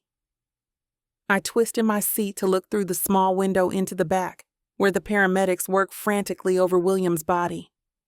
One of them hangs another bag of fluid. The other presses something against his wound. "Ma'am, please face forward," the driver says, his voice firm but kind. They're doing everything they can. I turn back, but only for a moment before I'm looking through that window again. William's face is so pale, the oxygen mask fogging slightly with each shallow breath. "Please don't die," I whisper, pressing my forehead against the glass. "Please, William." We just found each other again. We have so much left to do together. The ambulance swerves around a corner, throwing me against the door. I barely feel the impact. "We were supposed to grow old together," I continue, my voice breaking. "Remember when we planned our future? That little house by the river, the garden I'd plant, the children we'd have?" Fresh tears blur my vision. I wipe them away furiously, needing to see him. "You promised me forever once," I sob. "I need you to keep that promise. I need you to fight." The monitor beeps erratically in the back. One of the paramedics shouts something I can't make out. My heart stops. "What's happening?" I scream, pounding on the divider. "What's happening to him?" "Almost at the hospital," the driver says, accelerating harder. 2 minutes out. "William!" I press both hands against the window. "Don't you dare leave me, not now. Not when I just realized I never stopped loving you." I watch helplessly as the paramedics move with increased urgency. One performs chest compressions while the other readies some equipment. "We have our whole lives ahead of us," I plead, tears falling freely. "Please, William. Please fight. I'm right here waiting for you. I'll always wait for you." Chapter 30. William. I stare at the ceiling tiles, counting them for the 100th time. 24. Always 24. The hospital room is quiet except for the steady beep of monitors and the occasional squeak of rubber-soled shoes passing in the hallway. "You need anything?" Amelia's voice pulls me from my thoughts. She's sitting in the chair beside my bed, her curls framing her face like a halo in the sterile fluorescent light. "Just for these damn stitches to stop itching!" I shift, wincing as pain shoots through my side. The knife wound throbs beneath the bandages. "Don't move so much." Doctor said you need to rest. She leans forward, adjusting my pillow with gentle hands. 3 days since some bastard jumped me outside my house. 3 days of Amelia barely leaving my side. She's been here through it all. The surgery, the police questions, my mother's hovering, and now the slow, boring recovery. "You don't have to stay, you know." I catch her hand in mine. "I'm sure those animals need you more than I do." "Shut up." She squeezes my fingers. "The volunteers are handling everything. I'm exactly where I need to be." The determination in her eyes makes my chest tighten. After everything, our arguments, Jake, my family's expectations, she chose me. She's still choosing me. Every day she walks through that hospital door. "My hero," I mutter, trying to mask my emotion with sarcasm. "Damn right." She grins, reaching for a cup of water. "Here, drink this." Doctor says you need to stay hydrated. I take a sip, watching her over the rim of the cup. "You know what's messed up? Getting stabbed was worth it if it meant you'd be here." "Jesus, Will." Her eyes flash with anger. "Don't joke about that." "When I saw them bring you into the ambulance," her voice breaks, "I thought I might lose you before we even had a chance." "Hey." I reach for her, ignoring the pull of my IV. I'm right here. Not going anywhere. She leans her forehead against mine, and I breathe in the scent of her. Earth and wildflowers so out of place in this antiseptic room, but exactly what I need. When you're better, she whispers, we're gonna have a serious talk about your self-preservation instincts. Yes, Mom. I brush my lips against hers, savoring the contact, looking forward to it. I watch Amelia's expression shift from concern to confusion. Will, who would do this to you? She asks, her fingers lightly tracing the edge of my bandage. The police said it looked targeted, not random. I hesitate, not wanting to drag her into this mess. But we're past keeping secrets now. It might be connected to Franklin Caldwell. The name tastes bitter on my tongue. Amelia's eyes widen, then narrow dangerously. Her hands ball into fists. That jerk! Her voice is low, deadly. You think he did this because you wouldn't help him and his cronies destroy the reserve? I don't know for sure. Could be unrelated. I reach for her hand, trying to calm her. But Franklin didn't like that I'm helping with the conservation initiative instead. Said I was making a big mistake. I'm calling the police right now. She stands up, reaching for her phone with determined fingers. They need to know this. Franklin can't just threaten people and get away with it. Wait. I catch her wrist, feeling her pulse race beneath my touch. The cops are already looking into it. There's no proof yet that connects him directly to this trash. She's practically vibrating with rage, her eyes flashing dangerously. Will, they stabbed you. They could have killed you. Don't you understand that? This isn't just some business dispute. I know. I tug her gently back toward the chair, not wanting to let go of her. And we'll deal with those bastards later, I promise. Right now, I just need you here with me, okay? That matters more than anything. The fire in her eyes doesn't dim, but she sits back down, taking my hand in both of hers. Her touch is warm, grounding me through the pain. Fine. But when you're better, we're taking them down. All of them. Franklin and whoever did his dirty work. Her voice is steel wrapped in velvet. I smile despite the pain shooting through my side. Wouldn't have it any other way. You and me against the bastards. Just like old times. I watch Amelia's expression shift from fierce protectiveness to something more measured. She takes a deep breath, and I can tell she's preparing to say something I won't like. Well, there's something else we need to talk about. She sits straighter in her chair, her fingers still intertwined with mine. What is it? I try to push myself up, wincing at the sharp pain in my side. You need to take a break from being the lawyer for the Wildlife Conservation Initiative. What? No. I shake my head, ignoring the dizziness that follows. That's not happening. The initiative needs me right now. We're in the middle of... It's just temporary, she interrupts, her voice firm but gentle. I talked to Mayor Callahan about it yesterday, and he agreed. Right now, your health takes priority. You went behind my back? This is my project, too. You can't just... I can, and I did. Her eyes soften, but her resolve doesn't waver. Will, you were stabbed. You nearly died. You're in no condition to be drafting legal documents or attending meetings. I clench my jaw, frustration building. So what, I'm just supposed to lie here while someone else takes over my work? While Franklin and his cronies think they've won? No one's taking over permanently. She squeezes my hand. Callahan is bringing in someone from the county office to handle things until you're back on your feet. Everything will be waiting for you when you're healed. This is nonsense, I mutter, even as exhaustion creeps through my body, proving her point. Maybe. She smiles slightly. But it's necessary nonsense. The initiative will survive without you for a few weeks. You, on the other hand, Her voice catches.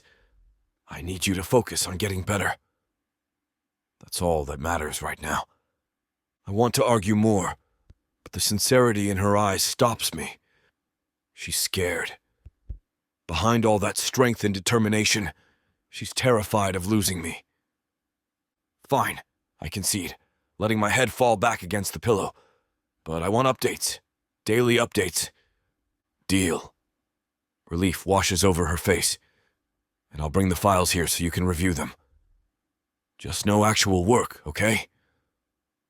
I relax back against the pillows, the tension leaving my body. This woman, this fierce, stubborn, incredible woman, isn't going anywhere. Not this time. All right. Thank you, I say, giving her hand a gentle squeeze. For looking out for me. Amelia's eyes soften as she runs her thumb across my knuckles. Someone has to. God knows you're terrible at it. I laugh, then immediately regret it as pain shoots through my side. Don't make me laugh so hard. It hurts. Sorry. She doesn't look sorry at all, a small smile playing at the corners of her mouth. But seriously, Will, I'm here. Whatever you need, whenever you need it. The weight of her words settles over me like a warm blanket. After everything we've been through, she's choosing to stay. The realization hits me with unexpected force. I start, my voice rougher than I intended. You don't have to put your life on hold for me. The sanctuary is being handled. She cuts me off firmly. I've got a great team there. They understand. She shifts closer, her free hand coming up to rest against my cheek. The gentleness of her touch nearly undoes me. Well, I'm not leaving you to deal with this alone. Not when you're hurt. Not when someone tried to. Her voice catches, and I see the fear flash across her face before she steels herself. I'm staying right here. End of discussion. I turn my face into her palm, pressing my lips against it. You're something else, you know that? So I've been told. Her smile is soft, intimate. Usually not as a compliment. It is for me. I hold her gaze, needing her to understand what I can't fully express yet. How much her presence means. How seeing her face was the first thing I wanted when I woke up after surgery. How her hand in mine feels like coming home. Amelia leans forward, pressing her forehead to mine. I care about you too much to walk away now, Will. Too much. The words hang between us, heavy with meaning. This isn't just about duty or obligation. This is about us. What we were, what we are, what we could be. Chapter 31. Emilia. I sort through the paperwork on my desk, but my mind keeps drifting to William. According to his last text, the doctors are pleased with how his stab wound is healing. Just a few more days and he'll be discharged. My stomach flutters at the thought of having him back home, of being able to take care of him properly, instead of just during visiting hours. The rap of knuckles against my office door frame yanks me from my thoughts. I look up to see Jake standing there, hands shoved in his pockets, that familiar half smile on his face. "Got a minute?" he asks. My body tenses instantly. The last time Jake wanted to talk, he tried to convince me William was trying to betray me. I'm still furious about how he'd interfered, stirring up trouble between us with half-truths and manipulations. Depends what it's about. I straighten the papers on my desk, not bothering to hide the edge in my voice. Jake steps inside and closes the door behind him. That doesn't help my anxiety. "How's William doing?" he asks, hovering by the chair across from my desk without sitting. "Better? Getting discharged soon." I keep my answers clipped, watching his face for any reaction. "What do you want, Jake?" He runs a hand through his sandy hair, looking uncharacteristically nervous. "Look, I know I messed up. I was a jealous bastard." I cross my arms. That's putting it mildly. I didn't come here to cause more problems. He finally sits down, leaning forward. I'm actually leaving Riverton for a while. Got offered a position covering environmental issues in Oregon. My eyebrows shoot up. This isn't what I expected. I wanted to apologize before I go. What I did, trying to come between you and William, it was wrong. I was holding on to something that wasn't there anymore. I study his face, searching for signs of deception, but all I see is what appears to be genuine regret. Still, I'm not letting my guard down. Jake's pulled too many stunts in the past for me to take this at face value. Why now? I ask, tapping my fingers against my arm. Why the sudden change of heart? Jake's shoulders slump slightly as he meets my gaze. There's something different in his eyes now, a resignation I've never seen before. The usual cockiness that defined him seems to have evaporated. I've been doing a lot of thinking, he says, his voice softer than usual. When William got stabbed, seeing how devastated you were, it hit me hard, like a wake-up call. I swallow, remembering those terrifying hours in the hospital waiting room, not knowing if William would make it. The antiseptic smell, the harsh fluorescent lights, the way my heart seemed to stop with every doctor that walked by. I wanted to be the one you turned to, Jake continues, running his hand across the back of his neck. But even in that moment, it was so clear that your heart belongs to him. Has always belonged to him. No matter what I did or said, I was fighting a battle I'd already lost. His admission catches me off guard. I don't know what to say, so I let him continue. I convinced myself I could make you happier than he could. That what we had was better. Jake shakes his head, a rueful smile playing on his lips. But that was just me being selfish. I wanted you for myself without considering what you actually wanted. Jake, he holds up a hand. No, let me finish. I need to say this. He takes a deep breath. The way you look at him, I've never seen you look at anyone that way. Not even me. And as much as I hate to admit it, he looks at you the same way. I feel a lump forming in my throat. I just want you to be happy, Em. And it's obvious that William makes you happy in ways I never could. Jake's voice cracks slightly. Your heart has always been his, even when you tried to convince yourself otherwise. The sincerity in his words touches me. This is the Jake I used to know, the one who could be thoughtful and perceptive when he wasn't letting his ego get in the way. Thank you for saying that, I whisper, feeling a weight lift from my shoulders. It means a lot. Jake's smile softens into something genuine, lacking the cockiness I've grown accustomed to seeing. I just want you to be happy, Em. You deserve that. He leans back in his chair. And if William's the one who makes you happy, then I'm glad you found your way back to each other. His words catch me off guard. This vulnerability from Jake is rare, almost jarring. I've spent so long being defensive around him that I don't quite know how to respond to his sincerity. I fidget with the pen on my desk, guilt washing over me. I need to apologize. I wasn't always a good partner to you. I think part of me was always holding back, comparing what we had to what you had with William, he finishes for me. I nod, relieved he understands. Part of me had been dreading this conversation for months, terrified of hurting him more than I already had. Jake shrugs, a hint of his old carefree demeanor returning. Water under the bridge now. We had some good times, didn't we? We did, I admit with a small smile. You showed me parts of Riverton I never knew existed, even though I've lived here my whole life. Plus, he continues, a playful glint returning to his green eyes. Who knows what Oregon has in store for me? Might find some lucky lady who appreciates my journalistic genius and rugged charm. I can't help but laugh. I'm sure you will.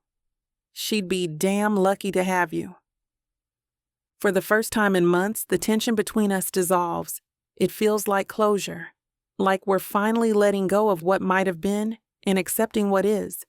The weight that's been sitting on my chest since William's return starts to lift, replaced by something that feels a lot like freedom. I rise from my chair, surprising myself when I step around my desk to meet Jake halfway. Our embrace is warm but bittersweet, an acknowledgement of our shared history and a recognition that we're both moving on. "I'll never forget you, Em," Jake whispers against my hair, his arms tightening around me. "Or Riverton, this place, you, it'll always be home in some way." I close my eyes, feeling a rush of emotions, gratitude for the good times we shared, relief that we found closure, and a strange sadness for the end of this chapter in my life. "Take care of yourself out there, Jake. Oregon won't know what hit them." He pulls back, his hands lingering on my shoulders as he gives me one last smile, genuine and without his usual cockiness. "Tell William I said to treat you right, or I'll have to come back and kick his balls." I laugh through the tears that have unexpectedly welled up in my eyes. "I think we both know how that would end." Yeah. He rolls his eyes dramatically. "The guy took a knife in the gut for Riverton's wildlife conservation. I don't know how I'll ever be able to one-up those sorts of heroics." Jake drops his hands and takes a step back, as if physically marking the end of our time together. He moves toward the door, pausing with his hand on the knob. "Be happy, Amelia. That's all I ever wanted." Then he's gone, the door clicking shut behind him. I stand motionless in the middle of my office, tears streaming down my cheeks. I'm not crying because I want him back or because I regret my choice. I'm crying because endings are always hard, even when they're the right ones. I wipe my eyes and take a deep breath, feeling like a weight has lifted from my shoulders. Since William's arrival, Jake's presence in Riverton has been a source of tension and complication. Now, knowing he's moving on too, I feel free to fully embrace my future with William without looking back, without having to worry that I'm trampling on someone else's happiness in pursuit of my own. Chapter 32. William. The hospital discharge papers crinkle in my pocket as Amelia helps me through the front door of my cottage. My ribs ache with each step, but having her arm around my waist makes everything bearable. "Easy now," she says, guiding me through the living room. Her scent, wild herbs, and something distinctly Amelia surrounds me, making the pain fade to background noise. I can walk, you know. But I lean into her anyway, savoring the feel of her body against mine. "Sure you can, tough guy. That's why they kept you in the hospital for days." She rolls her eyes, but I catch the worry behind her stern expression. We make it to my bedroom, sunlight streaming through half-drawn curtains. The familiar space looks different with her in it, more alive somehow. "Let's get you settled." She eases me down onto the bed, her hands gentle but firm. "The doctor said you need to rest." As she leans over to arrange my pillows, I catch her wrist. "Stay with me." "William, you're injured." "I don't care." I tug her hand, pulling her down beside me. She resists for a moment before carefully settling on the edge of the bed. "You need to recover." "I need you more." I reach up, cupping her face, drawing her toward me until our lips meet. The kiss is soft at first, tentative, but deepens as she sighs against my mouth. She pulls back. "I don't want to hurt you." "You won't." I wrap my arm around her waist, tugging her fully onto the bed beside me. "You couldn't." "Your ribs are fine." I kiss her again, harder this time. "I promise you're not hurting me."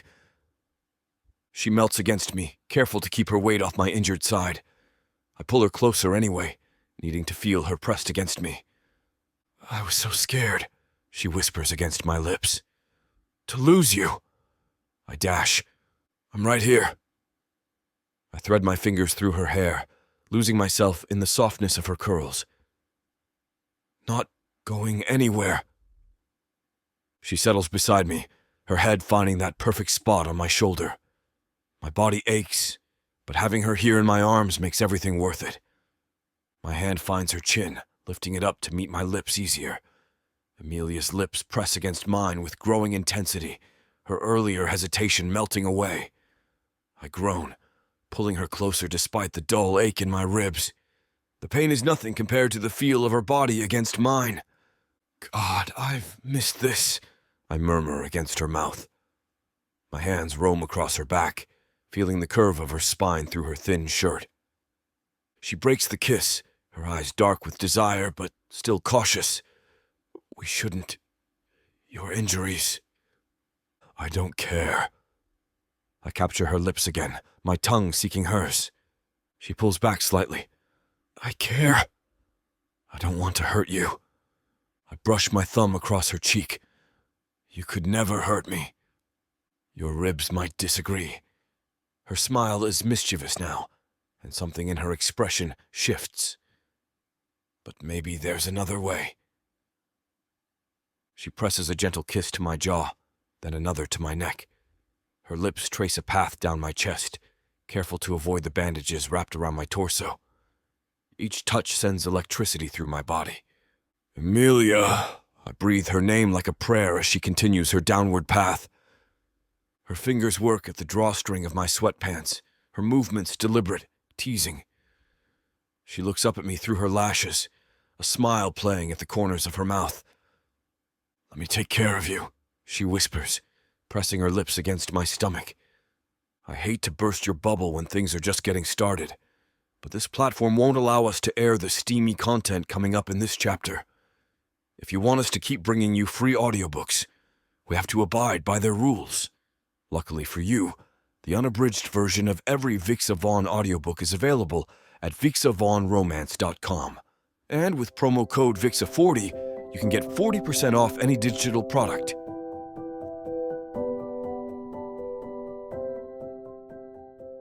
Danger, desire, secrets that could kill. Ooh, baby, you already know I'm staying for this ride. 8 full-length audiobooks. Stories tangled with mystery, betrayal, and the kind of passion you can't outrun. Oh, these heroes? They'll pin you to the wall 1 second and save your life the next. Talk about multitasking. Assassins, billionaires, men with dangerous pasts, and women strong enough to match them, secret for secret. Right now, you're snatching this up at a wild 70% off. 8 stories, endless passion, a love worth dying for. Click the link and buckle up, honey. 'Cause this ain't just romance.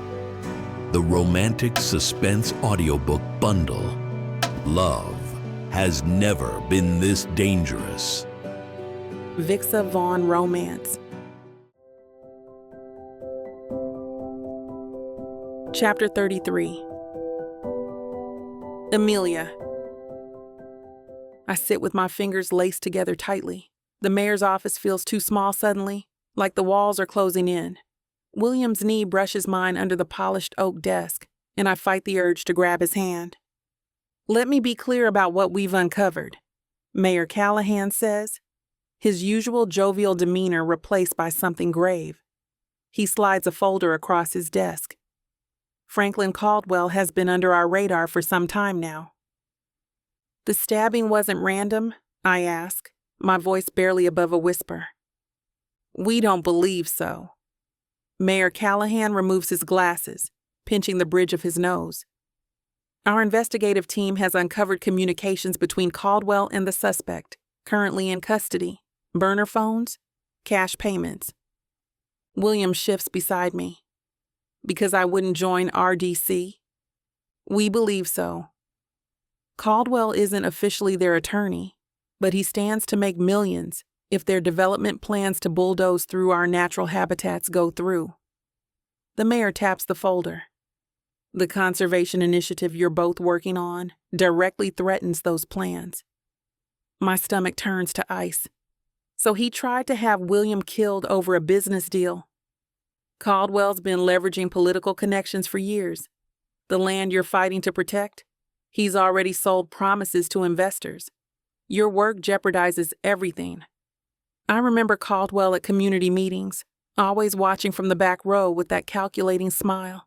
The memory makes my skin crawl. The DA is building a case, Mayor Callahan continues. But I wanted you both aware of the situation. We've assigned additional security to the initiative's offices. And William, he looks directly at him. I'd recommend you take precautions. William's face remains stoic, but I feel him tense beside me. What happens now? I ask, my mind racing through all the implications. We continue gathering evidence. The suspect is talking, looking for a deal. Mayor Callahan leans forward. In the meantime, I need you both to be extremely careful. Caldwell is desperate, and desperate men are dangerous. I nod, trying to process everything. The conservation work that's been my life's passion has put William in the crosshairs of a man willing to commit murder. The weight of that realization settles heavy on my shoulders. I watch William's face carefully as he processes the mayor's words. The color drains from his features, his jaw tightening. When he finally speaks, his voice is hollow. My father is close friends with Caldwell. The words hang in the air like smoke. Mayor Callahan shifts uncomfortably in his chair, but doesn't respond. They golf together every Sunday. Have for 20 years. William's eyes take on a distant quality. And he was there when I embarrassed Caldwell in front of everyone in Miller's diner. This is exactly the kind of thing he'd do. William, no. I reach for his hand instinctively. Your father wouldn't he? William cuts me off, his voice sharp with pain. My father made it perfectly clear what he thought about me choosing to stay in Riverton. About me choosing you. He pulls his hand away, running it through his hair. About me soiling the family reputation with that scandal at my uncle's firm. My heart sinks. I've never seen him like this. So raw, so broken. The idea that his own father might be involved in something so horrific is unbearable. He told me I was throwing away everything he built for me. William's laugh is bitter, empty. Said I was a disappointment, that he didn't raise a son who would choose a small-town life over success. That doesn't mean he'd want you hurt, I protest, though my conviction wavers. I've only met William's father a handful of times, but each encounter left me cold. The calculating eyes, the way he measured everyone's worth by their connections and bank accounts. You don't know him like I do, Em. William's voice drops to a whisper. He'd see this as cleaning up another one of my messes, getting me out of the picture now that I've embarrassed him. The mayor clears his throat.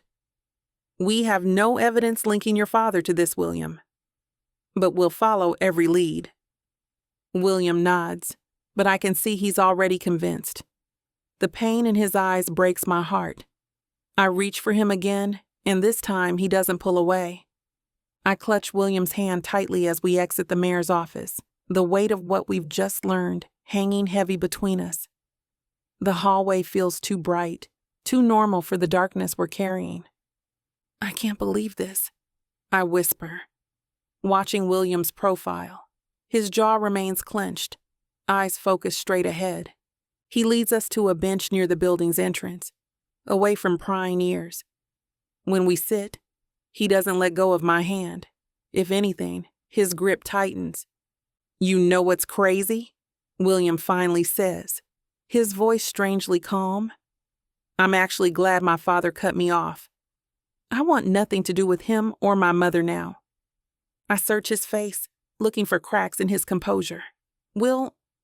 No, I mean it. He turns to me, eyes blazing with certainty. All these years, I've been trying to please them, to be the son they wanted. And for what? So my father could conspire with Caldwell to have me eliminated when I finally chose my own path? I want to protest, to say there's no proof his father was involved, But the conviction in William's voice stops me. Instead, I just hold his hand, giving him space to speak. My father always said I was weak for caring about things like conservation, about nature, about this town. William stares down at our intertwined fingers.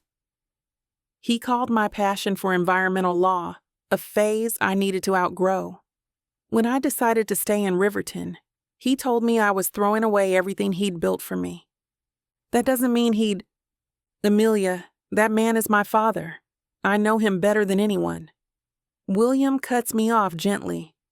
The man values his reputation above everything, even family, especially family. We're just extensions of him, meant to enhance his legacy. I swallow hard, unable to imagine a parent thinking that way. My parents had always encouraged me to follow my heart, even when my passion for wildlife rehabilitation meant living paycheck to paycheck. He and Caldwell have been thick as thieves for decades, William continues. They protect each other's interests. Always have. I squeeze his hand, saying nothing. Part of me doesn't want to believe his father could be involved in something so horrific, but the certainty in William's voice is unshakable. I take a deep breath, shifting closer to William on the bench. His pain is palpable, radiating from him in waves that break my heart.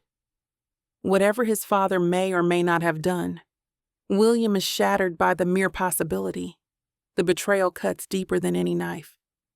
William, look at me, I say softly, placing my palm against his cheek and turning his face toward mine. His eyes meet mine, vulnerable and raw. I don't know what's going to happen with this investigation. I don't know what they'll find. But I do know one thing with absolute certainty. He waits, his breathing shallow. I'll stand by you throughout whatever comes next. All of it. The investigation, the threats, everything. My voice grows stronger with each word. You're not alone in this fight. William's eyes search mine, as if looking for any hint of hesitation. He won't find any. I've never been more certain of anything. You mean that?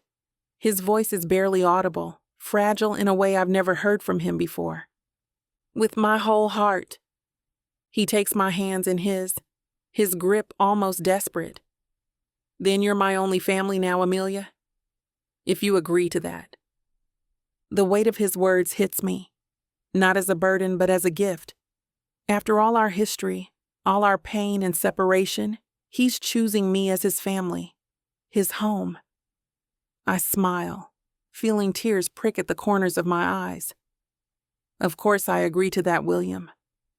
I squeeze his hands, pouring everything I feel into my touch. I love you. I think I always have, even when I tried not to. Chapter 34. William. I pass a stack of clean towels to Dr. Martinez, trying not to seem too eager as I steal another glance at Amelia across the room. She's kneeling beside a wire cage, talking softly to a raccoon with a bandaged paw. The sunlight streaming through the windows catches in her curls, creating a halo effect that makes my chest tighten. She's something else, isn't she? Mandy says, appearing at my side with a knowing smile. That obvious, huh? I grab another towel to fold just to keep my hands busy. Only to everyone with eyes. She nudges my shoulder. But it's nice to see. I watch as Amelia gently lifts the raccoon, checking its bandages with practiced hands. Her face is completely transformed. Gone is the guarded expression she wore during our arguments. Here, surrounded by animals that need her, she radiates pure joy. Hand me that antibiotic cream, Dr. Martinez calls out, and I snap to attention, passing him the tube. Working alongside these people, I feel like an amateur. My expensive suits and legal jargon don't mean anything here. But I don't mind. There's something honest about this work that I've been missing. Amelia laughs as a fox kit tries to climb up her arm, and the sound hits me like a physical thing. I've missed that laugh.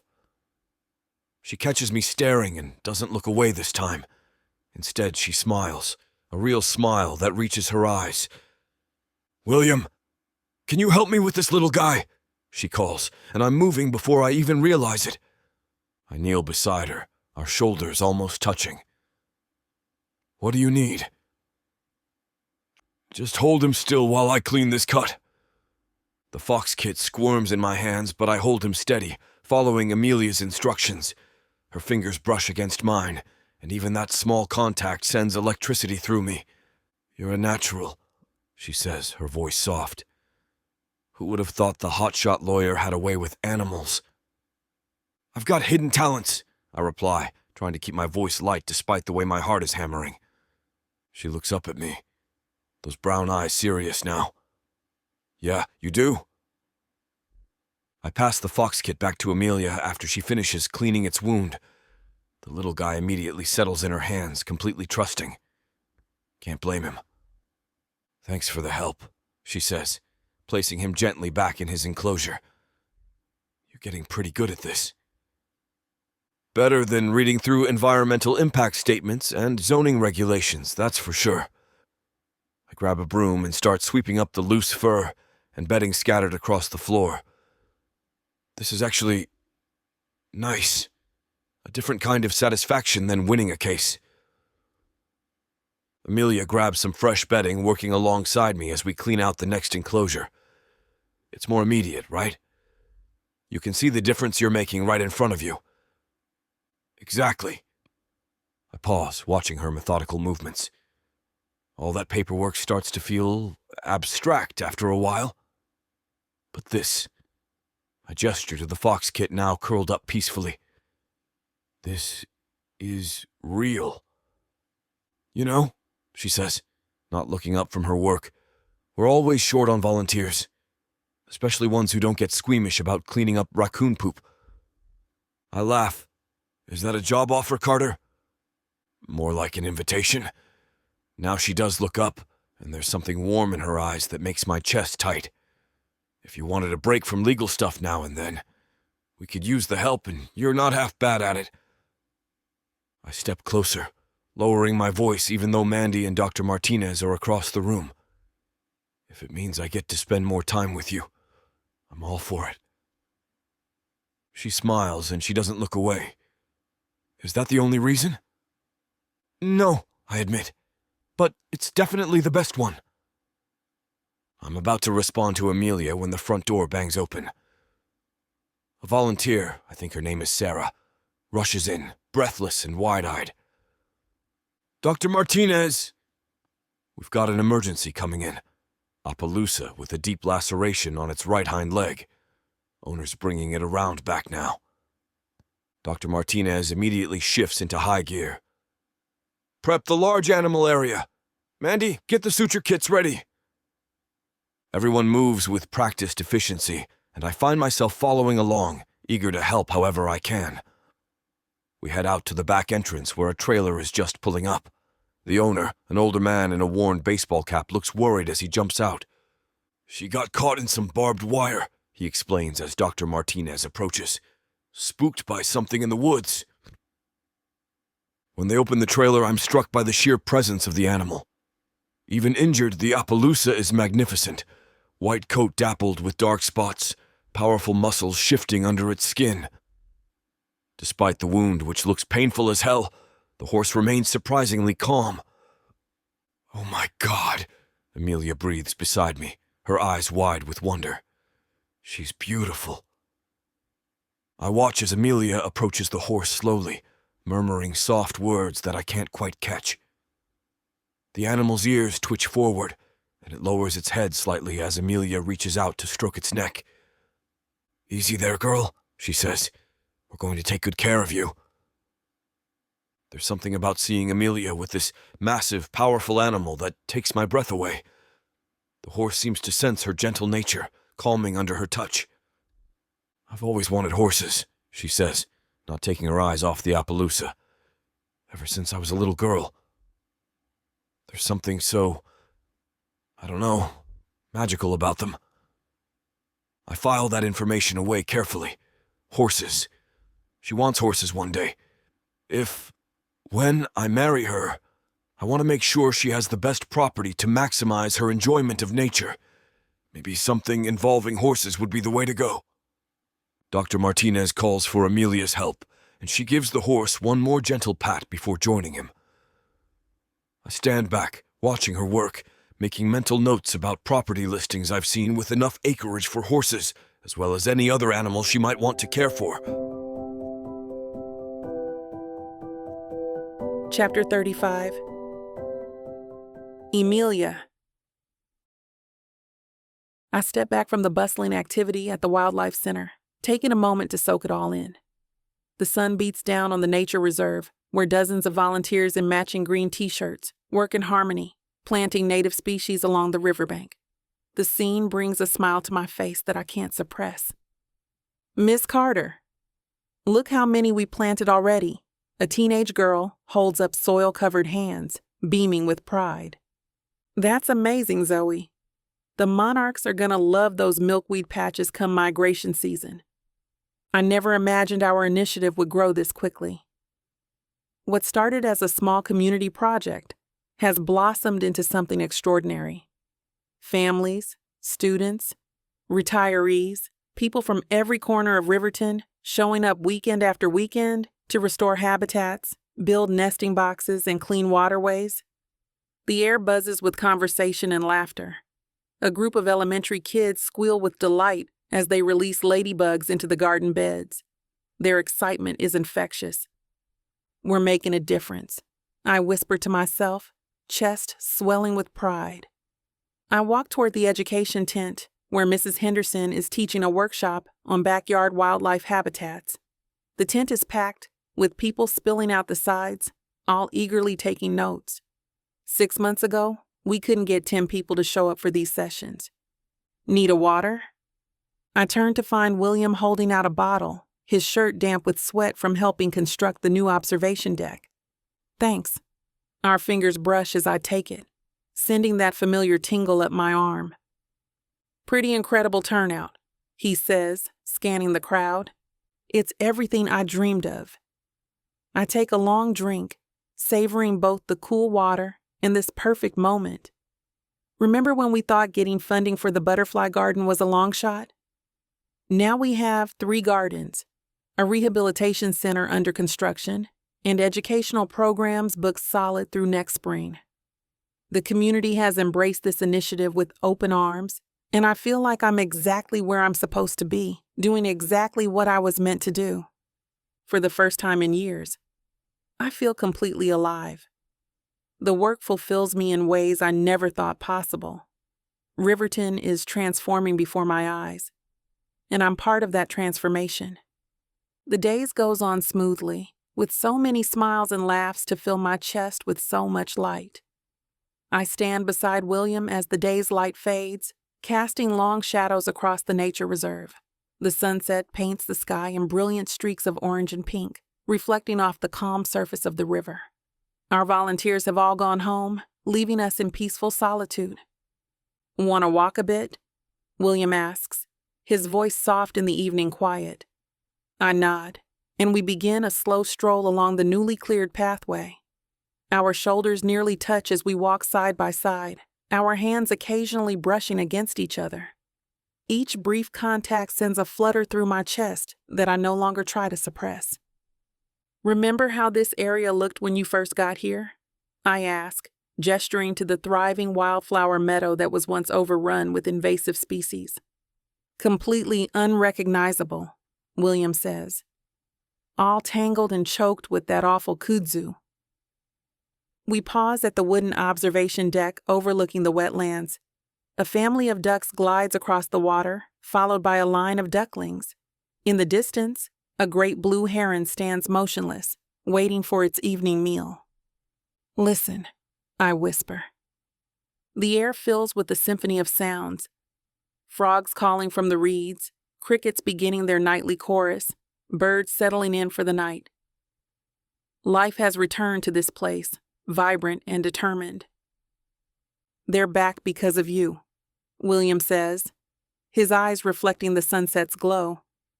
Because of us, I correct him. This was our vision, remember? Our hands brush again as we stand at the railing, and this time, William gently takes mine in his. His palm is warm against my skin. I turn to face him, overcome with a surge of gratitude for everything that's led us to this moment. The pain, the growth, the second chances. The golden light bathes his face, highlighting the smile lines around his eyes that I've grown to love. William, I say, my voice catching slightly. I never thought we'd be standing here like this. Not just with the reserve, but with us. Together. I gaze into William's eyes as we stand on the observation deck, the last rays of sunset reflecting in them. The weight that's been pressing on my chest for so long, all the hurt, the doubt, the fear, begins to lift away like morning mist over the river. We've traveled such a winding path to get here, both of us changing, growing, becoming stronger versions of ourselves. It's beautiful how things can heal, isn't it? I say softly, gesturing toward the thriving wetland. Nature always finds a way to recover if you give it the chance. Just like us, William replies, his voice low and intimate in the gathering dusk. I nod, feeling the truth of his words deep in my bones. The woman I was when he first left wouldn't recognize me now. Stronger, more confident, knowing exactly what I want.